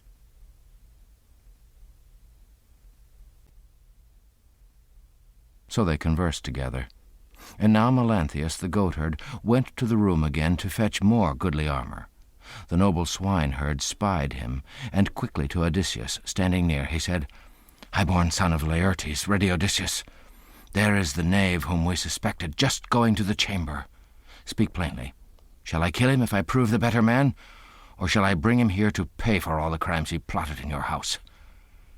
Then wise Odysseus answered him and said, "Here in the hall Telemachus and I will hold the lordly suitors, rage as they may.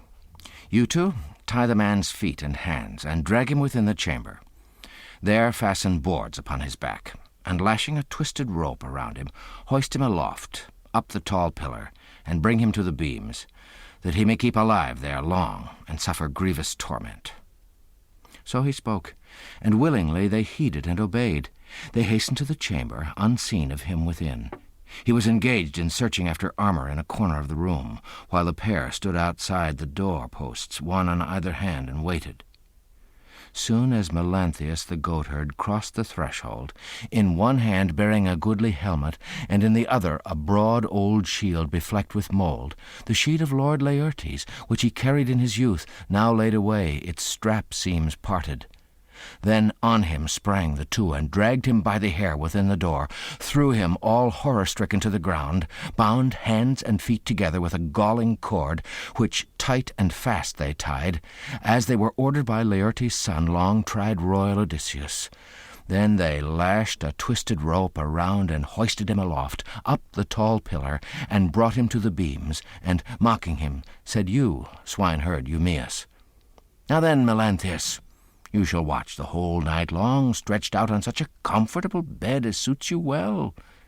The early dawn out of the ocean stream shall not in golden splendor slip unheeded by, when you should drive goats for the suitors at the hall to make their meal." Thus was he left there, fast in deadly bonds. The pair put on their armor, closed the shining door, and went to join Odysseus, keen and crafty. Here they stood, breathing fury, 4 of them on the threshold, although within the hall were many men of might. But near them came Athena, the daughter of Zeus, likened to Mentor in her form and voice. To see her made Odysseus glad, and thus he spoke, "Mentor, save us from ruin. Remember the good comrade who often aided you. You are of my own years." He said this, though he understood it was Athena, the summoner of hosts. But the suitors shouted from the other side, down the hall, and foremost in abuse was Agelaus, son of Damastor. "Mentor, do not let Odysseus lure you by his words to fight the suitors and to lend him aid. For I am sure even then we still shall work our will, and after we have slain these men, father and son, you too shall die beside them for deeds you thought to do within the hall. Here with your head you shall make due amends. And when with the sword we have cut short your power, whatever goods you have, within doors and without, we will confound with the possessions of Odysseus. We will not let your sons and daughters live at home, nor let your true wife linger in the town of Ithaca." As he spoke thus, Athena grew more wroth in spirit, and chid Odysseus with these angry words, "Odysseus, you have no longer such firm power and spirit as when, for the sake of white-armed, high-born Helen, you fought the Trojans 9 years long, unflinchingly, and vanquished many men in mortal combat, and by your wisdom Priam's wide-wayed city fell. Why now, returned to home and wealth, and here confronted with the suitors, do you shrink from being brave? Nay, nay, good friend, stand by my side. Watch what I do, and see how in the presence of the foe, Mentor, the son of Alcimus, repays a kindness." She spoke, but gave him not quite yet the victory in full. Still she made trial of the strength and spirit, both of Odysseus and his valiant son. Up to the roof-beam of the smoky hall she darted like a swallow, resting there. Now the suitors were led by Agelaus, son of Damastor, by Eurynomus, Amphimedon, Demoptolemus, by Pisander, son of Polyctor, and wise Polybus. For these in manly excellence were quite the best of all who still were living, fighting for their lives. The rest the bow and storm of arrows had laid low. So to these men said Agelaus, speaking his words to all, "Now, friends, at last the man shall hold his ruthless hands, for Mentor has departed after uttering idle boasts, and the men at the front door are left alone. So hurl your long spears, but not all together. Now then, 6 let fly first, and see if Zeus allows Odysseus to be hit and us to win an honor. No trouble about the rest when he is down."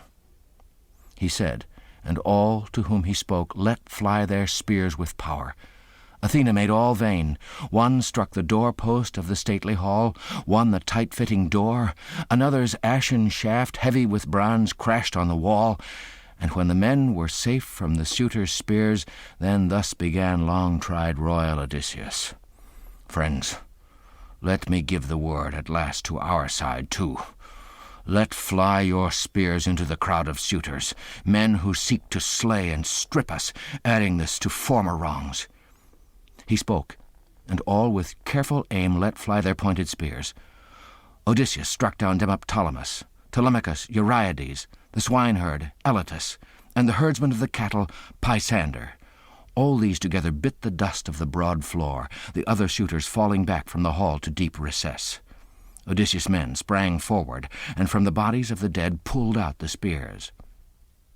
And now the suitors let fly again their pointed spears with power. Athena made them for the most part vain. One struck the door-post of the stately hall, one the tight-fitting door, another's ashen shaft, heavy with bronze, crashed on the wall. But Amphimedon wounded Telemachus on the wrist of the right hand, though slightly. The metal tore his outer skin. Anticippus with his long spear grazed Eumaeus on the shoulder, which showed above his shield. The spear flew past and fell upon the ground. Once more the men beside Odysseus, keen and crafty, let fly their sharp spears on the crowd of suitors. And now by Odysseus, the spoiler of cities, Eurydamas was hit, by Telemachus, Amphimedon, by the swineherd, Polybus, and afterwards the herdsman of the cattle hit Ctesippus in the breast, and cried in triumph, "Ha, son of Polytherses, ready mocker, never again give way to folly and big words. Leave boasting to the gods, they're stronger far than you. This gift offsets the hoof you gave to great Odysseus a little while ago, when in his house he played the beggar-man." So spoke the herdsman of the crook-horned kine. Then Odysseus wounded Damastor's son with his long spear, when fighting hand to hand. Telemachus wounded Evenor's son Leiocritus with a spear thrust in the middle of the waist, and drove the point clean through. He fell on his face and struck the ground flat with his forehead. And now Athena from the roof above stretched forth her murderous aegis. Their souls were panic-stricken. They scurried through the hall like herded cows on whom the glancing gadfly falls, and maddens them in springtime when the days are long. And as the crook-clawed, hook-beaked vultures, descending from the hills, dart at the birds which fly the clouds and skim the plain, while the vultures pounce and kill them, defence they have not, and have no escape, and men are merry at their capture, so the four chased the suitors down the hall and smote them right and left. There went up moans, a dismal sound, as skulls were crashed, and all the pavement ran with blood. But Leiodes, rushing forward, clasped Odysseus by the knees, and spoke imploringly these winged words, "I clasp your knees, Odysseus. Oh, respect and spare me, for I protest I never harmed a woman of the house by wicked word or act. No, and I used to try to stop the rest, the suitors, when one of them would do such deeds. But they were never ready to hold their hands from wrong. So through their own perversity they met a dismal doom, and I, their soothsayer, although I did no ill, must also fall. There is no gratitude for good deeds done." Then looking sternly on him, wise Odysseus said, "If you avow yourself their soothsayer, many a time you must have prayed within the hall that the issue of a glad return might be delayed for me, while my dear wife should follow you and bear you children. Therefore you shall not now avoid a shameful death." So saying, he seized in his sturdy hand a sword that lay near by, a sword which Agelaus had dropped upon the ground when he was slain, and drove it through the middle of Leiodes' neck. While yet he spoke, his head rolled in the dust. But the bard, the son of Terpes, still had escaped dark doom, Phemius, who sang perforce among the suitors. He stood, holding the tuneful lyre in his hands, close to the postern door, and in his heart he doubted whether to hasten from the hall to the massive altar of great Zeus, guardian of courts, and take his seat where oftentimes Laertes and Odysseus had burned the thighs of beeves, or whether he should run and clasp Odysseus by the knees, reflecting thus, It seemed the better way to touch the knees of Laertes' son Odysseus. He laid his hollow lyre upon the ground, midway between the mixer and the silver-studded chair, ran forward to Odysseus, clasped his knees, and spoke imploringly these winged words: "I clasp your knees, Odysseus. Oh, respect and spare me. To you yourself hereafter grief will come if you destroy a bard who sings to gods and men. Self-taught am I. God planted in my heart all kinds of song, and I had thought to sing to you as to a god. Then do not seek to slay me. Telemachus, your own dear son, will say how not through will of mine, nor seeking gain, I lingered at your palace, singing to the suitors at their feasts. For being more and stronger men than I, they brought me here by force." What he had said, revered Telemachus heard, and he quickly called to his father, who was standing near, "Hold, for the man is guiltless. Do not stab him with the sword. And let us also spare Medon the page, who here at home used to have charge of me while I was still a child, unless, indeed, Philetius or the swineherd slew him, or he encountered you as you stormed along the hall." What he was saying, Medon, that man of understanding, heard, for he lay crouching underneath a chair, wrapped in a fresh-flayed ox's hide, seeking to shun dark doom. Straightway he rose from underneath the chair, quickly cast off the hide, sprang forward to Telemachus, clasped his knees, and cried imploringly in winged words, "Friend, stay your hand. It is I. And speak to your father, or exulting in his sharp sword, he will destroy me out of indignation at the suitors, who wasted the possessions in his halls, and in their folly paid no heed to you." But wise Odysseus, smiling, said, "Be of good cheer, for he has cleared you and saved you, that in your heart you may perceive and may report to others how much more safe is doing good than ill. But both of you, leave the hall and sit outside, out of this bloodshed, in the court, you and the full-voiced bard, till I have accomplished in the house all that I still must do." Even as he spoke, the pair went forth and left the hall, and both sat down by the altar of great Zeus, peering about on every side as still expecting death. Odysseus, too, peered round his hall to see if any living man were lurking there, seeking to shun dark doom. He found them all laid low in blood and dust, and in such numbers as the fish which fishermen draw to the shelving shore out of the foaming sea in meshy nets. These all, sick for the salt sea wave, lie heaped upon the sands, while the resplendent sun takes life away. So lay the suitors, heaped on one another. And now to Telemachus, said wise Odysseus, "Telemachus, go call nurse Eurycleia, that I may speak to her the thing I have in mind." He spoke, and Telemachus heeded his dear father, and shaking the door, said to nurse Eurycleia, "Up, aged woman, who have charge of all the damsels in our hall, come hither. My father calls, and I will speak with you." Such were his words. Unwinged they rested with her. Opening the doors of the stately hall, she entered. Telemachus led the way. And there among the bodies of the slain she found Odysseus, dabbled with blood and gore, like a lion come from feeding on some stall-fed ox. Its whole breast and its cheeks on either side are bloodied, terrible as the beast to see. So dabbled was Odysseus' feet and hands. And when she saw the bodies and the quantity of blood, she was ready to cry aloud at the sight of the mighty deed. But Odysseus held her back and stayed her madness. And speaking in winged words, he said, "Woman, be glad within, but hush, and make no cry. It is not right to glory in the slain. The gods' doom and their reckless deeds destroyed them, for they respected nobody on earth, bad man or good, who came among them. So, through their own perversity, they met a dismal doom. But name me now the women of the hall, and tell me who dishonor me and who are guiltless." Then said to him his dear nurse Eurycleia, "Then I will tell you, child, the very truth. You have 50 women servants at the hall, whom we have taught their tasks, to card the wool and bear the servants' lot. Out of these women, 12 in all have gone the way of shame, paying no heed to me, nor even to Penelope. It is but lately Telemachus has come to manhood, and his mother has never suffered him to rule the maids. But let me go above to the bright upper chamber, and tell your wife, whom a god has laid asleep." Then wise Odysseus answered her and said, "Do not wake her yet. Tell those women to come here, who in the past behaved unworthily." So he spoke, And through the hall forth the old woman went, to give the message to the maids and bid them come with speed. Meanwhile Odysseus, calling to his side Telemachus, the neatherd and the swineherd, spoke to them thus in winged words. Begin to carry off the dead, and bid the women aid you.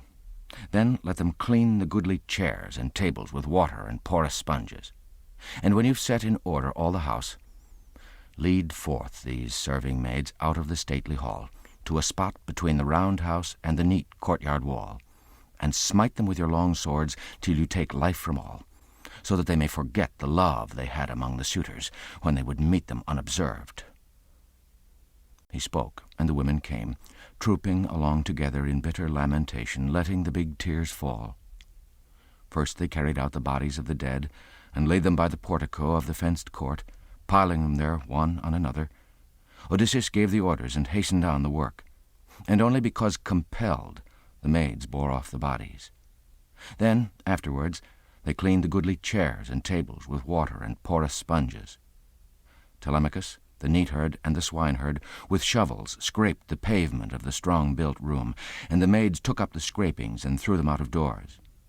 And when they had set in order all the hall, they led the serving maids out of the stately hall to a spot between the round house and the neat courtyard wall, and there they penned them in a narrow place, whence there was no escape. Then thus began discreet Telemachus. By no honorable death would I take away the lives of those who poured reproaches on my head and on my mother, and were the suitors' comrades. He spoke, and tied the cable of a dark-bowed ship to a great pillar, then lashed it to the round house, stretching it high across, too high for one to touch the feet upon the ground. And as the wide-winged thrushes or the doves strike on a net set in the bushes, and when they think to go to roost a cruel bed receives them, even so the women held their heads in line, and around every neck a noose was laid, that they might die most vilely. They twitched their feet a little, but not long. Then forth they led Melanthius across the porch and yard. With rustless sword they lopped his nose and ears, pulled out his bowels to be eaten raw by dogs, and in their rage cut off his hands and feet. Afterwards, washing clean their own hands and their feet, they went to meet Odysseus in the house, and all the work was done. But to his dear nurse Eurycleia said Odysseus, Woman, bring sulphur, a protection against harm, and bring me fire to fumigate the hall. And bid Penelope come hither with her women, and order all the maids throughout the house to come.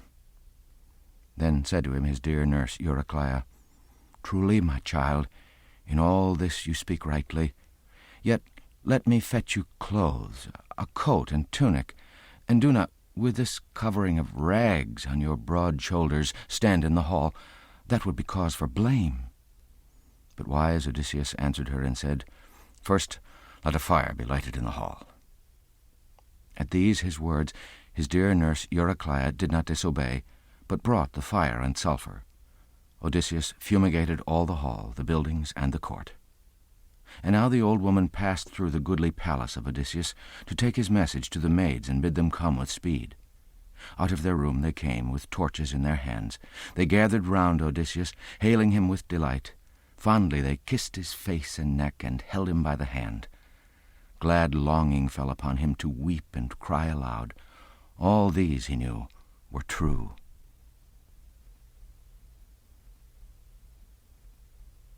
Book 23. The Recognition by Penelope. So the old woman, full of glee, went to the upper chamber to tell her mistress her dear lord was in the house. Her knees grew strong, her feet outran themselves. By Penelope's head she paused, and thus she spoke. Awake, Penelope, dear child, to see with your own eyes what you have hoped to see this many a day. Here is Odysseus. He is come at last, and slain the haughty suitors, the men who vexed his house, devoured his substance, and oppressed his son. Then heedful Penelope said to her, Dear nurse, the gods have crazed you. They can befool one who is very wise, and often they have set the simple in the paths of prudence. They have confused you. You were sober-minded heretofore. Why mock me when my heart is full of sorrow, telling wild tales like these? And why arouse me from the sleep that sweetly bound me and kept my eyelids close? I have not slept so soundly since Odysseus went away to see accursed Ilius, name never to be named. Nay, then, go down, back to the hall. If any other of my maids had come and told me this and waked me out of sleep, I would soon have sent her off in sorry wise into the hall once more. This time age serves you well. Then said to her the good nurse Eurycleia, Dear child, I do not mock you. In very truth it is Odysseus. He is come, as I have said. He is the stranger whom everybody in the hall has set at naught. Telemachus knew long ago that he was here, but out of prudence hid his knowledge of his father till he should have revenge from those bold men for wicked deeds. So spoke she, and Penelope was glad, and springing from her bed fell on the woman's neck, and let the tears burst from her eyes, and speaking in winged words, she said, Nay, tell me then, dear nurse, and tell me truly, if he is really come, as you declare, how was it he laid hands upon the shameless suitors, being alone, while they were always here together? Then answered her the good nurse Eurycleia, I did not see, I did not ask, I only heard the groans of dying men. In a corner of our protected chamber we sat and trembled. The doors were tightly closed, until your son Telemachus called to me from the hall, for his father bade him call. And there among the bodies of the slain I found Odysseus standing. All around, covering the trodden floor, they lay one on another. It would have warmed your heart to see him, like a lion dabbled with blood and gore. Now all the bodies are collected at the courtyard gate, while he is fumigating the fair house by lighting a great fire. He sent me here to call you. Follow me, then, that you may come to gladness in your true hearts together, for sorely have you suffered. Now the long hope has been at last fulfilled.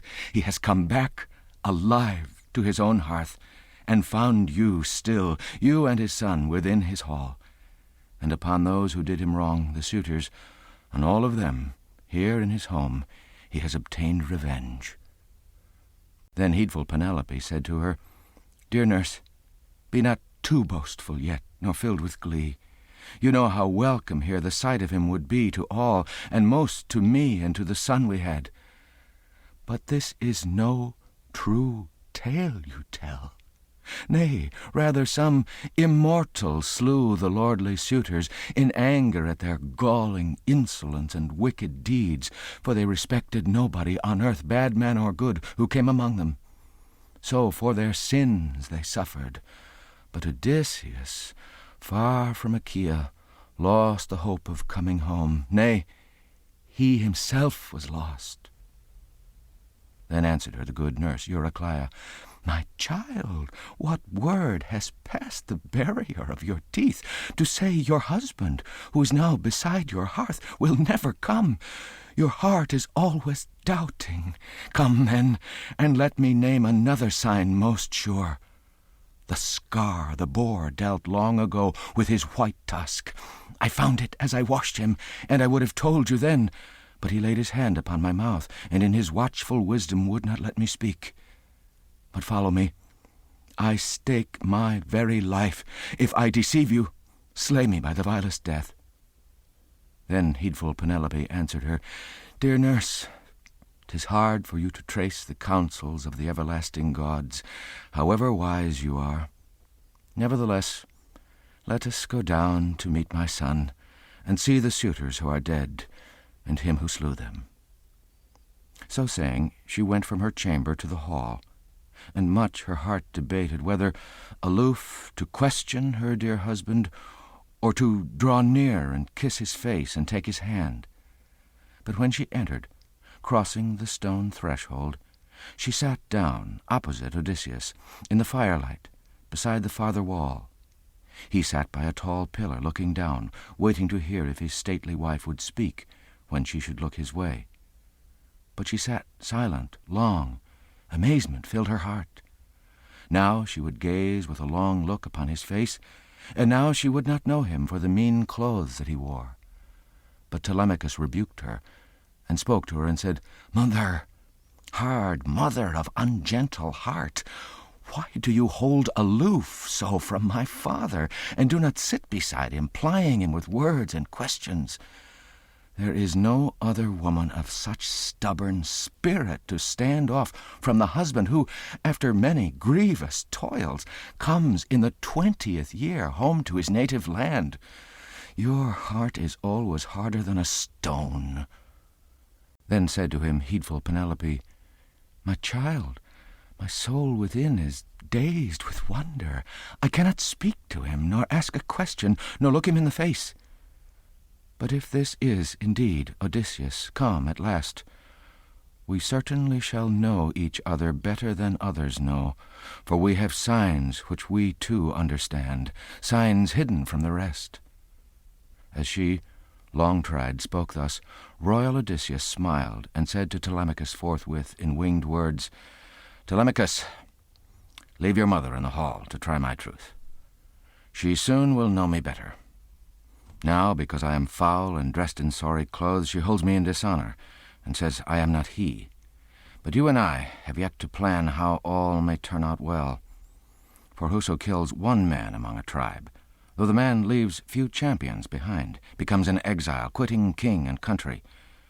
We have destroyed the pillars of the state, the very noblest youths of Ithaca. Form, then, a plan, I pray. Then answered him discreet Telemachus, Look you to that, dear father. Your wisdom is, they say, the best among mankind. No mortal man can rival you. Zealously will we follow, and not fail, I think, in daring, so far as power is ours. Then wise Odysseus answered him and said, Then I will tell you what seems best to me. First, wash and put on tunics, and bid the maids about the house array themselves. Then let the sacred bard with tuneful lyre lead us in sportive dancing, that men may say, hearing us from without, It is a wedding, whether such men be passers-by or neighbouring folk, and so broad rumour may not reach the town about the suitor's murder till we are gone to our well-wooded farm. There will we plan, as the Olympian shall grant us wisdom. So he spoke, and willingly they heeded and obeyed. For first they washed themselves and put on tunics, and the women also put on their attire. And then the noble bard took up his hollow lyre, and in them stirred desire for merry music and the gallant dance, and the great house resounded to the tread of lusty men and gay-girt women. And one who heard the dancing from without would say, Well, well, some man has married the long-courted queen. Hard-hearted, for the husband of her youth she would not guard her great house to the end till he should come. So they would say, but knew not how things were. Meanwhile, within the house, Eurynome, the housekeeper, bathed resolute Odysseus and anointed him with oil, and on him put a goodly robe and tunic. Upon his face Athena cast great beauty. She made him taller than before, and stouter to behold, and made the curling locks to fall around his head as on the hyacinth flower. As when a man lays gold on silver, some skilful man whom Hephaestus and Pallas Athena have trained in every art, and he fashions graceful work. So did she cast a grace upon his head and shoulders. Forth from the bath he came, in bearing like the immortals, and once more took the seat from which he first arose, facing his wife, and spoke to her these words, Lady, a heart impenetrable beyond the sex of women the dwellers on Olympus gave to you. There is no other woman of such stubborn spirit to stand off from the husband who, after many grievous toils, comes in the 20th year home to his native land. Come then, good nurse, and make my bed, that I may lie alone, for certainly of iron is the heart within her breast. Then said to him heedful Penelope, Nay, sir, I am not proud nor contemptuous of you, nor too much dazed with wonder. I very well remember what you were when you went upon your long-oared ship away from Ithaca. However, Eurycleia, make up his massive bed outside that stately chamber which he himself once built. Move the massive frame out there, and throw the bedding on, the fleeces, robes, and bright-hued rugs. She said this in the hope to prove her husband. But Odysseus spoke in anger to his faithful wife. Woman, these are bitter words which you have said. Who set my bed elsewhere? A hard task that would be for one, however skilled, unless a god should come and by his will set it with ease upon some other spot. But among men, no living being, even in his prime, could lightly shift it, for a great token is inwrought into its curious frame. I built it, no one else.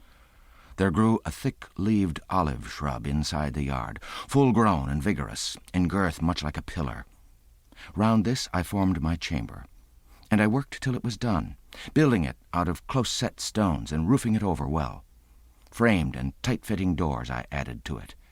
Then I lopped the thick-leaved olive's crest, cutting the stem high up above the roots, neatly and skilfully smoothed with my axe the sides, and to the line I kept all true to shape my post, and with an auger I bored it along. Starting with this, I fashioned me the bed till it was finished, and I inlaid it well with gold, with silver, and with ivory. On it I stretched a thong of oxhide, gay with purple. This is the token I now tell. I do not know whether the bed still stands there, wife, or whether somebody has set it elsewhere, cutting the olive trunk." As he spoke thus, her knees grew feeble, and her very soul, when she recognized the tokens which Odysseus truly told. Then, bursting into tears, she ran straight toward him, threw her arms around Odysseus' neck, and kissed his face, and said, "Odysseus, do not scorn me. Ever before you were the wisest of mankind. The gods have sent us sorrow, and grudged our staying side by side to share the joys of youth and reach the threshold of old age. But do not be angry with me now, nor take it ill that then, when I first saw you, I did not greet you thus, for the heart within my breast was always trembling. I feared some man might come and cheat me with his tale. Many a man makes wicked schemes for gain. Nay, Argive Helen, the daughter of Zeus, would not have given herself to love a stranger if she had known how warrior sons of the Achaeans would bring her home again back to her native land. And yet it was a god prompted her deed of shame. Before she did not cherish in her heart such sin, such grievous sin, but from which began the woe which stretched to us. But now, when you have clearly told the tokens of our bed, which no one else has seen but only you and I, and the single servant Actorus, whom my father gave me on my coming here to keep the door of our closed chamber, you make even my ungentle heart believe." So she spoke, and stirred still more his yearning after tears, and he began to weep, holding his loved and faithful wife. As when the welcome land appears to swimmers whose sturdy ship Poseidon wrecked at sea, confounded by the winds and solid waters, a few escape the foaming sea and swim ashore. Thick salt foam crusts their flesh. They climb the welcome land and are escaped from danger. So welcome to her gazing eyes appeared her husband. From round his neck she never let her white arms go, and rosy-fingered Dawn had found them weeping, but a different plan the goddess formed, clear-eyed Athena. She checked the long night in its passage, and at the ocean stream she stayed the gold-throned Dawn, and did not suffer it to yoke the swift-paced horses which carry light to men, Lampus and Phaeton, which bear the dawn. And now to his wife said wise Odysseus, "Oh, wife, we have not reached the end of all our trials yet. Hereafter comes a task immeasurable, long, and severe, which I must needs fulfill. For so the spirit of Tiresias told me, that day when I descended to the house of Hades, to learn about the journey of my comrades and myself. But come, my wife, let us to bed, that there at last we may refresh ourselves with pleasant sleep." Then said to him heedful Penelope, "The bed shall be prepared whenever your heart wills, now that the gods have let you reach your stately house and native land. But since you speak of this, and God inspires your heart, come, tell that trial. In time to come I know I shall experience it. To learn about it now makes it no worse." Then wise Odysseus answered her and said, "Lady, why urge me so insistently to tell? Well, I will speak it out, I will not hide it. Yet your heart will feel no joy. I have no joy myself. For Tiresias bade me go to many a peopled town, bearing in hand a shapely oar, till I should reach the men that know no sea, and do not eat food mixed with salt. These therefore have no knowledge of the red-cheeked ships, nor of the shapely oars which are the wings of ships. And this was the sign, he said, easy to be observed. I will not hide it from you. When another traveller, meeting me, should say I had a winnowing fan on my white shoulder, there in the ground he bade me fix my oar, and make fit offerings to Lord Poseidon, a ram, a bull, and the sow's mate a boar, and turning homeward, to offer sacred hecatombs to the immortal gods who hold the open sky, all in the order due. And on myself, death from the sea shall very gently come and cut me off, bowed down with hale old age. Round me shall be a prosperous people. All this, he said, should be fulfilled. Then said to him heedful Penelope, If gods can make old age the better time, then there is hope there will be rest from trouble. So they conversed together. Meanwhile Eurynome and the nurse prepared their bed with clothing soft, under the light of blazing torches. And after they had spread the comfortable bed with busy speed, the old woman departed to her room to rest, while the chamber servant, Eurynome, with torch in hand, brought them to their chamber, and then went her way. So they came gladly to their bed of early days. And now Telemachus, the neatherd and the swineherd, stayed their feet from dancing, and bade the women stay, and all betook themselves to rest throughout the dusky halls. But while the pair joyed in their new-found love, they joyed in talking too, each one relating, she, the royal lady, what she endured at home, watching the wasteful throng of suitors, who, making excuse of her, slew many cattle, beeves, and sturdy sheep, and stores of wine were drained from out the casks. He, high-born Odysseus, what miseries he brought on other men, and what he bore himself in anguish, all he told, and she was glad to listen. No sleep fell on her eyelids till he had told her all. He began with how, at first, he conquered the Ciconians, and came thereafter to the fruitful land of lotus-eaters. Then what the Cyclops did, and how he took revenge for the brave comrades whom the Cyclops ate and never pitied. Then how he came to Aeolus, who gave him hearty welcome and sent him on his way. But it was fated that he should not reach his dear land yet, for a sweeping storm bore him once more along the swarming sea, loudly lamenting. How he came to Telepolis in Laestrygonia, where the men destroyed his ships and his mailed comrades, all of them. Odysseus fled in his black ship alone.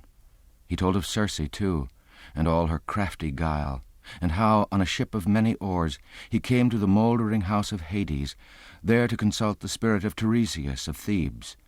How he looked on all his comrades, and on the mother who had borne him and cared for him when little. How he had heard the full-voiced siren's song. How he came to the wandering rocks, to dire Charybdis and to Scylla, past whom none goes unharmed. How then his crew slew the sun's kine. How Zeus with a blazing bolt smote his swift ship, Zeus thundering from on high. And his good comrades perished, utterly, all, while he escaped their evil doom. How he came to the island of Ogygia, and to the nymph Calypso, who held him in her hollow grotto, wishing him to be her husband, cherishing him, and saying she would make him an immortal, young forever. But she never beguiled the heart within his breast. How, when he came through many toils to the Phaeacians, who honored him exceedingly, as if he were a god, and brought him on his way to his own native land, giving him stores of bronze and gold and clothing. This was the latest tale he told, when pleasant sleep fell on him, easing his limbs, and from his heart removing care. Now a new plan the goddess formed, clear-eyed Athena, when in her mind she judged Odysseus had enough of love and sleep. Straightway from out the ocean stream she roused the golden dawn, to bring the light to men. Odysseus was aroused from his soft bed, and gave his wife this charge. Wife, we have had in days gone by our fill of trials. You mourning here my grievous journey home, me, Zeus, and the other gods bound fast in sorrow, all eager as I was, far from my native land. But since we now have reached the rest we long desire together, do you protect whatever wealth is still within my halls. As for the flocks which the audacious suitors wasted, I shall myself seize many, and all the Achaeans shall give me more besides, until they fill my folds. But now I go to the well-wooded farm, to visit my good father, who for my sake has been in constant grief. On you, my wife, wise as you are, I lay this charge. Straight with the sunrise a report will go abroad about the suitors whom I slew here in the hall. Then go to the upper chamber with your waiting women. There abide. Give not a look to anyone, nor ask a question. He spoke, and girt his beautiful arms about his shoulders. And he awoke Telemachus, the neatherd, and the swineherd, and bade them all take weapons in their hands for fighting. They did not disobey, but took their brazen harness. They opened the doors. They sallied forth. Odysseus led the way. Over the land it was already light, but Athena, hiding them in darkness, led them swiftly from the town.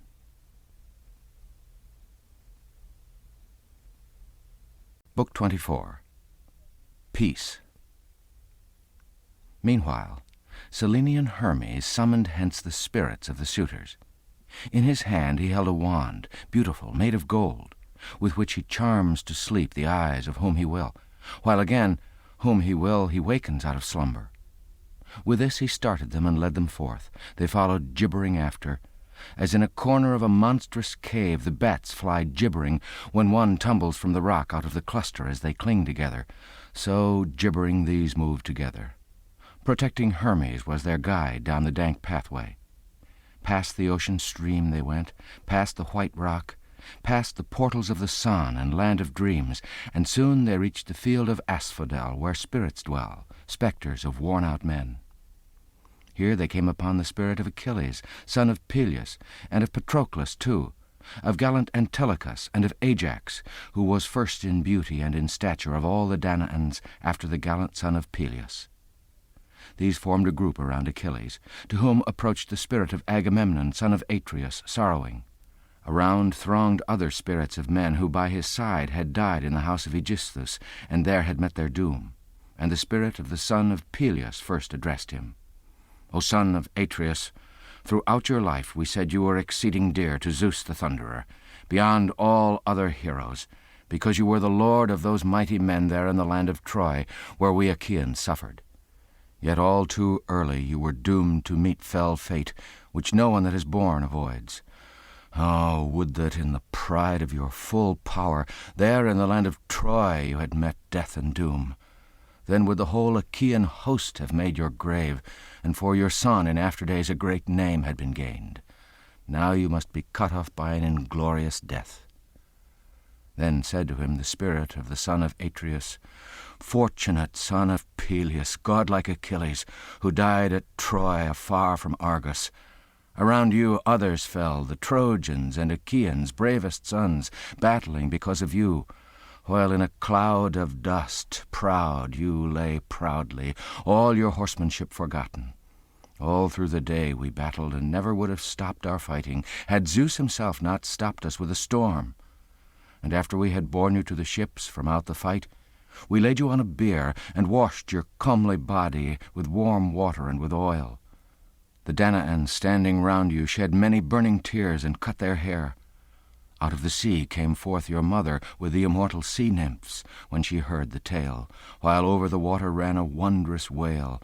A secret trembling fell on all the Achaeans. Then all had hastened off and boarded the hollow ships, if one had not detained them who was wise in ancient lore, Nestor, whose counsel had before been proved the best. He with good will addressed them thus, and said, Hold, Argives, do not flee, you young Achaeans. It is his mother coming from the sea with the immortal nymphs to look on her dead son. By these his words the bold Achaeans were withheld from flight, while round you stood the daughters of the old man of the sea, lamenting bitterly, and in immortal robes they clad your body. Meanwhile the Muses, 9 in all, with sweet responsive music sang your dirge. Then not an Argive could we see but was in tears, the piercing song so moved them. For 17 days, alike by night and day, we mortal men and deathless gods continued mourning. On the 18th we gave you to the flames. Many fat sheep we slew beside you, and many crook-horned kine. In vesture of the gods you burned, with much anointing oil and much sweet honey. Many Achaean heroes moved in their armor round your blazing pyre, footmen and charioteers, and a loud din arose. And when, at length, Hephaestus' flame had made an end, at dawn we gathered your white bones, Achilles, laid in pure wine and oil. Your mother gave the golden urn, a gift, she said, of Dionysus, and handiwork of famed Hephaestus. In this your white bones lie, illustrious Achilles, mingled with those of dead Patroclus, son of Menetius, and parted from Antilochus, whom you regarded more than all your other comrades excepting dead Patroclus. Over them all, the powerful host of Argive spearmen built a great stately tomb at a projecting point on the broad Hellespont, so that it might be seen far off upon the sea by men who now are born or shall be born hereafter. Your mother, having besought the gods for splendid prizes, offered them in the open lists to the bravest of the Achaeans. In former days you have been present at the burial of many a hero, when at a king's death young men girt themselves and strove for prizes. But here you would have marveled in your heart far more to see the splendid prizes offered in your honor by silver-footed Thetis, for you were very dear to all the gods. Thus, though you died, you did not lose your name, but ever among mankind, Achilles, your glory shall be great. While as for me, what gain had I in winding up the war? On my return, Zeus purposed me a miserable end at the hands of Aegisthus and my accursed wife. So they conversed together. And now the guide approached, the speedy comer, leading the spirits of the suitors whom Odysseus slew. Amazed, the two drew near to see, and the spirit of Agamemnon, son of Atreus, perceived the son of Melanius, renowned Amphimedon, for Melanius of Ithaca was once his entertainer. Then thus began the spirit of the son of Atreus. Amphimedon, what has happened that you come to this dreary land, all of you chosen men and all alike in years? One who would pick the best man of a town would choose no others. Was it on shipboard that Poseidon smote you, raising ill winds and heavy seas? Or did fierce men destroy you on the land while you were cutting off their kine or their fair flocks of sheep, or while you fought to win their town and carry off their women? Tell what I ask. I call myself your friend.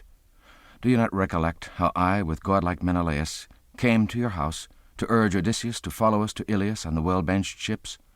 A whole month long we spent, crossing the open sea, and found it hard to win the spoiler of towns, Odysseus. Then answered him the spirit of Amphimedon, great son of Atreus, Agamemnon, lord of men. All that you say, heaven-favored one, I recollect, and I in turn will very plainly tell how a cruel end of death befell us. We wooed the wife of Odysseus, long away. She neither declined the hated suit, nor did she end it, because she planned for us death and dark doom. This was the last pretext she cunningly devised. Within the hall she set up a great loom, and went to weaving. Fine was the web, and very large. Then to us she said, Young men, who are my suitors, the royal Odysseus now is dead. Forbear to urge my marriage, till I complete this robe. Its threads must not be wasted. A shroud for Lord Laertes against the time when the fell doom of death that lays men low shall overtake him. Achaean wives about the land, I fear, might give me blame if he should lie without a shroud, he who had great possessions. Such were her words, and our high hearts assented. Then in the daytime would she weave at the great web, but in the night unravel after her torch was set. Thus for 3 years she hid her craft and cheated the Achaeans. But when the 4th year came, as time rolled on, when the months waned and the long days were done, then at the last one of her maids, who knew full well, confessed, and we discovered her, unraveling the splendid web. So then she finished it, against her will, perforce. When she displayed the robe, after weaving the great web and washing it, like sun or moon it shone. And then some hostile god guided Odysseus, whence I know not, to the confines of our country, where the swineherd has his home. Thither the son of royal Odysseus also came, returning by black ship from sandy Pylos. And when the two had planned the suitor's cruel death, they entered our famous town, Odysseus later, Telemachus coming on before. The swineherd brought Odysseus, who wore a sorry garb, like an old wretched beggar leaning upon a staff. Upon his back were miserable clothes, and none of us could know him as he suddenly appeared, not even our older men, but we assailed him with harsh words and missiles. A while he bore with patience this pelting and abuse in his own house, but when at last the will of Aegis-bearing Zeus aroused him, he and Telemachus gathered the goodly weapons and put them in the store-room, fastening the bolts. Then, full of craft, he bade his wife deliver to the suitors the bow and the grey steel, to be, to us ill-fated men, means for our sport, and harbingers of death. Not one of us could draw the string of the strong bow. We fell far short of power. But when the great bow reached Odysseus' hands, we shouted all together not to give the bow, whatever he might say. Telemachus alone urgently bade him take it. Then long-tried royal Odysseus took the bow in hand, bent it with ease, and sent an arrow through the steel. Advancing to the threshold, there he stood and poured out the swift arrows, glaring terribly around. First he shot Prince Antinous, and then on others turned his grievous shafts with careful aim, and side by side they fell. Soon it was seen some god was the men's ally, for straightway rushing down the hall with all their might they smote us right and left. Then went up moans, a dismal sound, as skulls were crushed and all the pavement ran with blood. Thus we died, Agamemnon, and still uncared for in Odysseus' halls our bodies lie. Our friends at home have had no tidings, or they had washed the dark clots from our wounds and laid us out with wailing, for that is the dead man's due. Then answered the spirit of the son of Atreus, "Fortunate son of Laertes, ready Odysseus, you won a wife full of all worth. How upright was the heart of true Penelope, the daughter of Icarius! How faithful to Odysseus, the husband of her youth! Wherefore the story of her worth shall never die, but for all humankind, immortal ones, shall make a gladsome song in praise of steadfast Penelope. Not like the daughter of Tyndareus did she contrive vile deeds and slay the husband of her youth. Of her a loathsome song shall spread among mankind, and bring an ill repute on all the sex of women, even on well-doers too." So they conversed together where they stood within the house of Hades in the secret places of the earth. But Odysseus and his men, after departing from the town, soon reached the rich, well-ordered farmstead of Laertes. This place Laertes had acquired for himself in days gone by, after much patient toil. Here was his home. Round it on every side there ran a shed, in which ate, sat, and slept the slaves who did his pleasure. Within there lived an old Sicilian woman, who tended carefully the aged man here at his farm, far from the town. Arriving here, Odysseus thus addressed his servants and his son, "Go you at once into the stately house, and slay forthwith for dinner the fattest of the swine. But I will put my father to the proof, and try if he will recognize and know me by the sight, or if he will fail to know me who have been absent long." So saying, he gave his armor to his men, who then went quickly in, while Odysseus approached the fruitful vineyard to make his trial there. Dolius he did not find, in crossing the long garden, nor any slaves or men, for they were gone to gather stones to make a vineyard wall, and Dolius was their leader. His father he found alone in the well-ordered vineyard, hoeing about a plant. He wore a dirty tunic, patched and coarse, and round his shins had bound sewed leather leggings of protection against harm. Upon his hands were gloves, to save him from the thorns, and on his head a goatskin cap. And so he nursed his sorrow. When long-tried royal Odysseus saw his father, worn with old age and in great grief of heart, he stopped beneath a lofty pear-tree and shed tears. Then in his mind and heart he doubted much whether to kiss his father, to clasp him in his arms and tell him all, how he had come and found his native land, or first to question him and prove him through and through. Reflecting thus, it seemed the better way to try him first with probing words. With this intent, royal Odysseus walked straight toward him. Laertes, with his head bent low, was digging round the plant, and standing by his side his gallant son addressed him. "Old man, You have no lack of skill in tending gardens. Of these your care is good. Nothing is here, shrub, fig tree, vine, olive, or pear, or bed of earth, in all the field, uncared for. But one thing I will say, be not offended. No proper care is taken of yourself, for you are meeting hard old age, yet you are sadly worn and meanly clad. It is not as if for idleness your master had cast you by, and nothing of the slave shows in your face or form. Rather you seem a royal person, like one who, after taking bath and food, might sleep at ease, as is the due of age. Come then, declare me this, and plainly tell, whose slave are you, whose farm you tend? And tell me truly this, that I may know full well, if this is really Ithaca, to which we now are come. As the man said just now who met me on my way. He was not over-wise, however, for he did not deign to talk at length, nor yet to hear my talk when I inquired for my friend, and asked if he were living still, or if he were already dead and in the house of Hades. But let me speak of that to you, and do you mark and listen. In my own country, once, I entertained a man who had come thither, and none among the travelling strangers was more welcome in my house. He called himself by birth a man of Ithaca, and said his father was Laertes, son of Arcesius. I brought him home and entertained him well, and gave him generous welcome from the abundance in my house.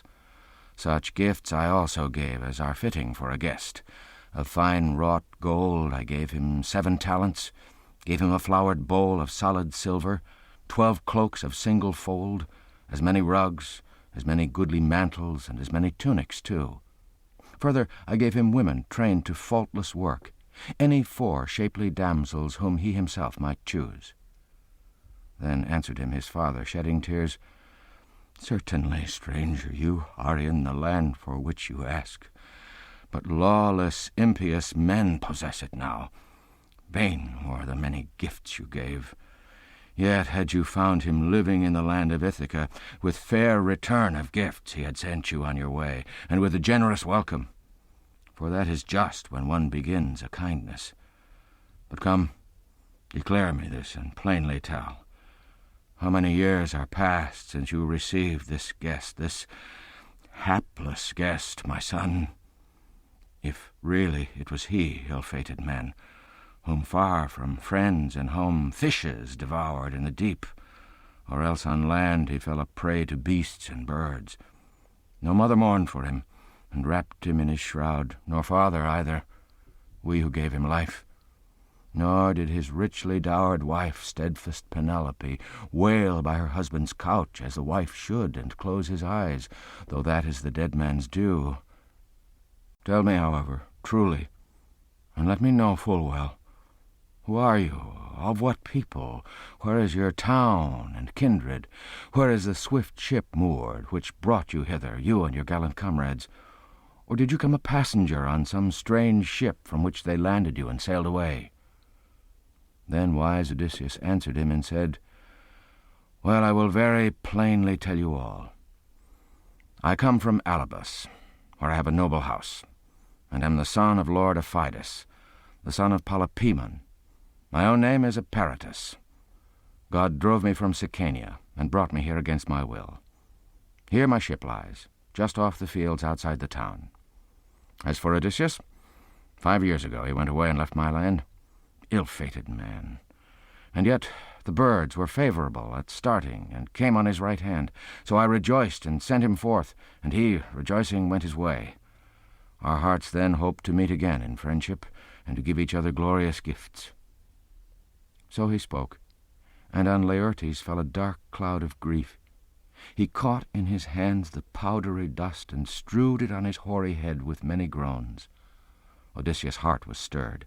Up through his nostrils shot a tingling pang as he beheld his father. Forward he sprang, and clasped and kissed him, saying, Lo, father, I am he for whom you seek. Now in the 20th year come to my native land. Then cease this grief and tearful sighing, for let me tell you, and the need of haste is great, I slew the suitors in our halls, and so avenged their galling insolence and wicked deeds. Then, in his turn, Laertes answered, If you are indeed my son, Odysseus, now returned, tell me some trusty sign, that so I may believe. But wise Odysseus answered him and said, Examine first the scar, which a boar inflicted with his gleaming tusk upon Parnassus, whither I had gone. You and my honoured mother sent me thither to see Autolycus, my mother's father, and to obtain the gifts which he, when here, agreed to give. Then come and let me tell the trees in the well-ordered vineyard, which you once gave, when I, being still a child, begged you for this and that as I followed you round the garden. Among these trees we passed. You named them and described them.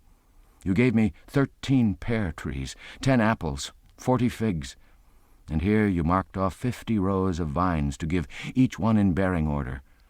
Along the rows clusters of all sorts hang, whenever the season sent by Zeus give them their fullness. As he spoke thus, Laertes' knees grew feeble, and his very soul, when he recognized the tokens which Odysseus truly told. Round his dear son he threw his arms, and long-tried royal Odysseus drew him fainting toward him. But when he gained his breath, and in his breast the spirit rallied, finding his words once more, Laertes said, O Father Zeus, surely you gods still live on high Olympus, if the suitors have indeed paid for their wanton sin. And yet I have great fear at heart that all the men of Ithaca may soon attack us here, and may send tidings through the Cephallenian cities. But wise Odysseus answered him and said, Be of good courage. Let not these things vex your mind. But let us hasten to the house which stands beside the orchard. Thither I sent Telemachus, the neatherd, and the swineherd, that there they straightway might prepare our meal. So talked the two, and walked to the fair house. And when they reached the stately buildings, they found Telemachus, the neatherd, and the swineherd, carving much meat and mixing sparkling wine. Soon in his room the Sicilian servant bathed brave Laertes, and anointed him with oil, and round him wrapped a goodly cloak. And Athena, drawing nigh, filled out the limbs of the shepherd of the people, and made him taller than before, and larger to behold. Out of the bath he came, and his son wondered to see how like the immortal gods his bearing was. And speaking in winged words, he said, Certainly, father, one of the everlasting gods has made your face and figure nobler to behold. Then in his turn said wise Laertes, O Father Zeus, Athena, and Apollo, would I were what I was when I took Nericus, the stately citadel of the mainland, leading my Cephallenians, and would that thus I yesterday had stood beside you in our hall, my armour on my shoulders, beating back the suitors. Then had I shook the knees of many in the hall, and you had felt your inmost heart grow warm. So they conversed together. Meanwhile, the others, after ceasing from their labour of laying out the meal, took seats in order on couches and on chairs. They all were laying hands upon their food, when in came aged Dolius and his sons, tired from their work. Their mother, the old Sicilian woman, had gone and called them, for she provided for them, and diligently tended the old man, now that old age was on him. When the men saw Odysseus and marked him in their minds, they stood still in the hall astonished. But Odysseus, kindly accosting them, spoke thus, Old man, sit down to dinner, and lay aside surprise, for eager as we were to take our food, we waited long about the hall, ever expecting you. He spoke, and Dolius ran, both hands outstretched, and seizing Odysseus' hand, kissed it upon the wrist, and speaking in winged words, he said, Dear master, because you have come home to us who sorely missed you, and never thought to see you any more, but gods themselves have brought you. Hail and rejoice. Gods grant you blessing. And tell me truly this, that I may know it well. Does heedful Penelope understand that you are here, or will we send her tidings? Then wise Odysseus answered him and said, Old man, she understands already. Why should you think of that? So he spoke, and Dolius took his seat upon a polished bench. Likewise the sons of Dolius, gathering round renowned Odysseus, greeted him with their words and clasped his hands, and then sat down in order by Dolius their father. Thus were they busied with their dinner in the hall. Rumour, meanwhile, with tidings ran swiftly through the town, reporting the suitors' awful death and doom. And those who heard gathered from every side with moans and groans before the palace of Odysseus. Out of the house they each brought forth his dead, and buried them. And all that came from other towns they gave to fishermen to carry home on their swift ships. Then they went trooping to the assembly, sad at heart. And when they were assembled, and all had come together, Eupeithes rose and thus addressed them. For he cherished in his heart a sorrow for his son that could not be appeased, his son Antinous, the first whom royal Odysseus slew. With tears for him he thus addressed them, saying, "O friends, this man has wrought a monstrous deed on the Achaeans. For some he carried off in ships, good men and many, and then he lost his hollow ships and lost his people too, and now he has come home and killed the very noblest men of Cephallenia. Up then, let us set forth before he swiftly goes to Pylos and sacred Elis, where the Epeans rule, or we shall be disgraced henceforth forever, for it will be a shame for future times to know, if we take no revenge on those who slew our sons and brothers. Life, to my thinking, then would be no longer sweet. Nay, I would die at once and join the men now slain. But forth, ere they escape from us across the sea." Tears in his eyes he spoke. Pity touched all the Achaeans. But Medon now drew near, and with him the sacred bard, from the palace of Odysseus. For slumber left them. They stood still in the midst, and wonder fell on all, while Medon, a man of understanding, thus addressed them. "Hearken to me now, men of Ithaca, for not without consent of the immortal gods Odysseus planned these deeds. I myself saw a deathless god stand by Odysseus in all points like to Mentor. And this immortal god appeared before Odysseus, cheering him on, and then to the consternation of the suitors he stormed along the hall, and side by side they fell." As he spoke thus, pale fear took hold on all. But to them spoke the old lord Halitherses, the son of Mastor, for he alone looked both before and after. He with good will addressed them thus, and said, "Hearken now, men of Ithaca, to what I say. By your own fault, my friends, these deeds are done, because you paid no heed to me, nor yet to Mentor, the shepherd of the people, in hindering your sons from foolish crime. They wrought a monstrous deed in wanton willfulness when they destroyed the goods and wronged the wife of one who was their prince, saying that he would come no more. Let then the past be ended, and listen to what I say. Do not set forth, or some may find a self-sought ill." He spoke, but with a mighty cry up started more than half. Together in their seats remained the rest, for his counsel had not pleased them. Eupeithes they approved, and they straightway ran for weapons. Then when they had arrayed themselves in glittering bronze, they gathered in a troop outside the spacious town. Eupeithes in his folly led them. He thought to avenge the murder of his son, yet was himself never to come back more, but there would meet his doom. Meanwhile Athena said to Zeus, the son of Cronos, "Our father, son of Cronos, most high above all rulers, speak what I ask. What is your secret purpose? Will you still further stir up evil strife and dread din of war, or do you establish peace betwixt the two?" Then answered her cloud-gathering Zeus, and said, "My child, why question me of this? For was it not yourself proposed the plan to have Odysseus crush these men by his return? Do as you will. I tell you what is wise. Now royal Odysseus has avenged himself upon the suitors. Let a sure league be made, and he be always king, while for the death of sons and brothers we bring about oblivion. So shall all love each other as before, and wealth and peace abound." With words like these he roused Athena, eager enough before, and she went dashing down the ridges of Olympus. Now when the men had stayed desire for cheering food, then thus began long-tried royal Odysseus, "Let someone go and see if our foes are drawing near." He spoke, and out the son of Dolius ran, as he was bidden, and went and stood upon the threshold, and saw the men all near. Then straight to Odysseus in winged words he called, "Here they are, close at hand! Quick, let us arm!" As soon as he spoke, there sprang to arms the 4 men with Odysseus, and the 6 sons of Dolius. Laertes, too, and Dolius put on armour, grey though they were, still warriors at need. Then, when they had arrayed themselves in glittering bronze, they opened the doors and sallied forth, Odysseus leading. But Athena drew near, the daughter of Zeus, likened to Mentor in her form and voice, whom long-tried royal Odysseus saw with joy. And to Telemachus his son he straightway said, "Now shall you learn, Telemachus, by taking part yourself, while men are battling, where the best are proved, how not to bring disgrace upon your line of sires. For they from ancient times were famed for strength and bravery through all the land."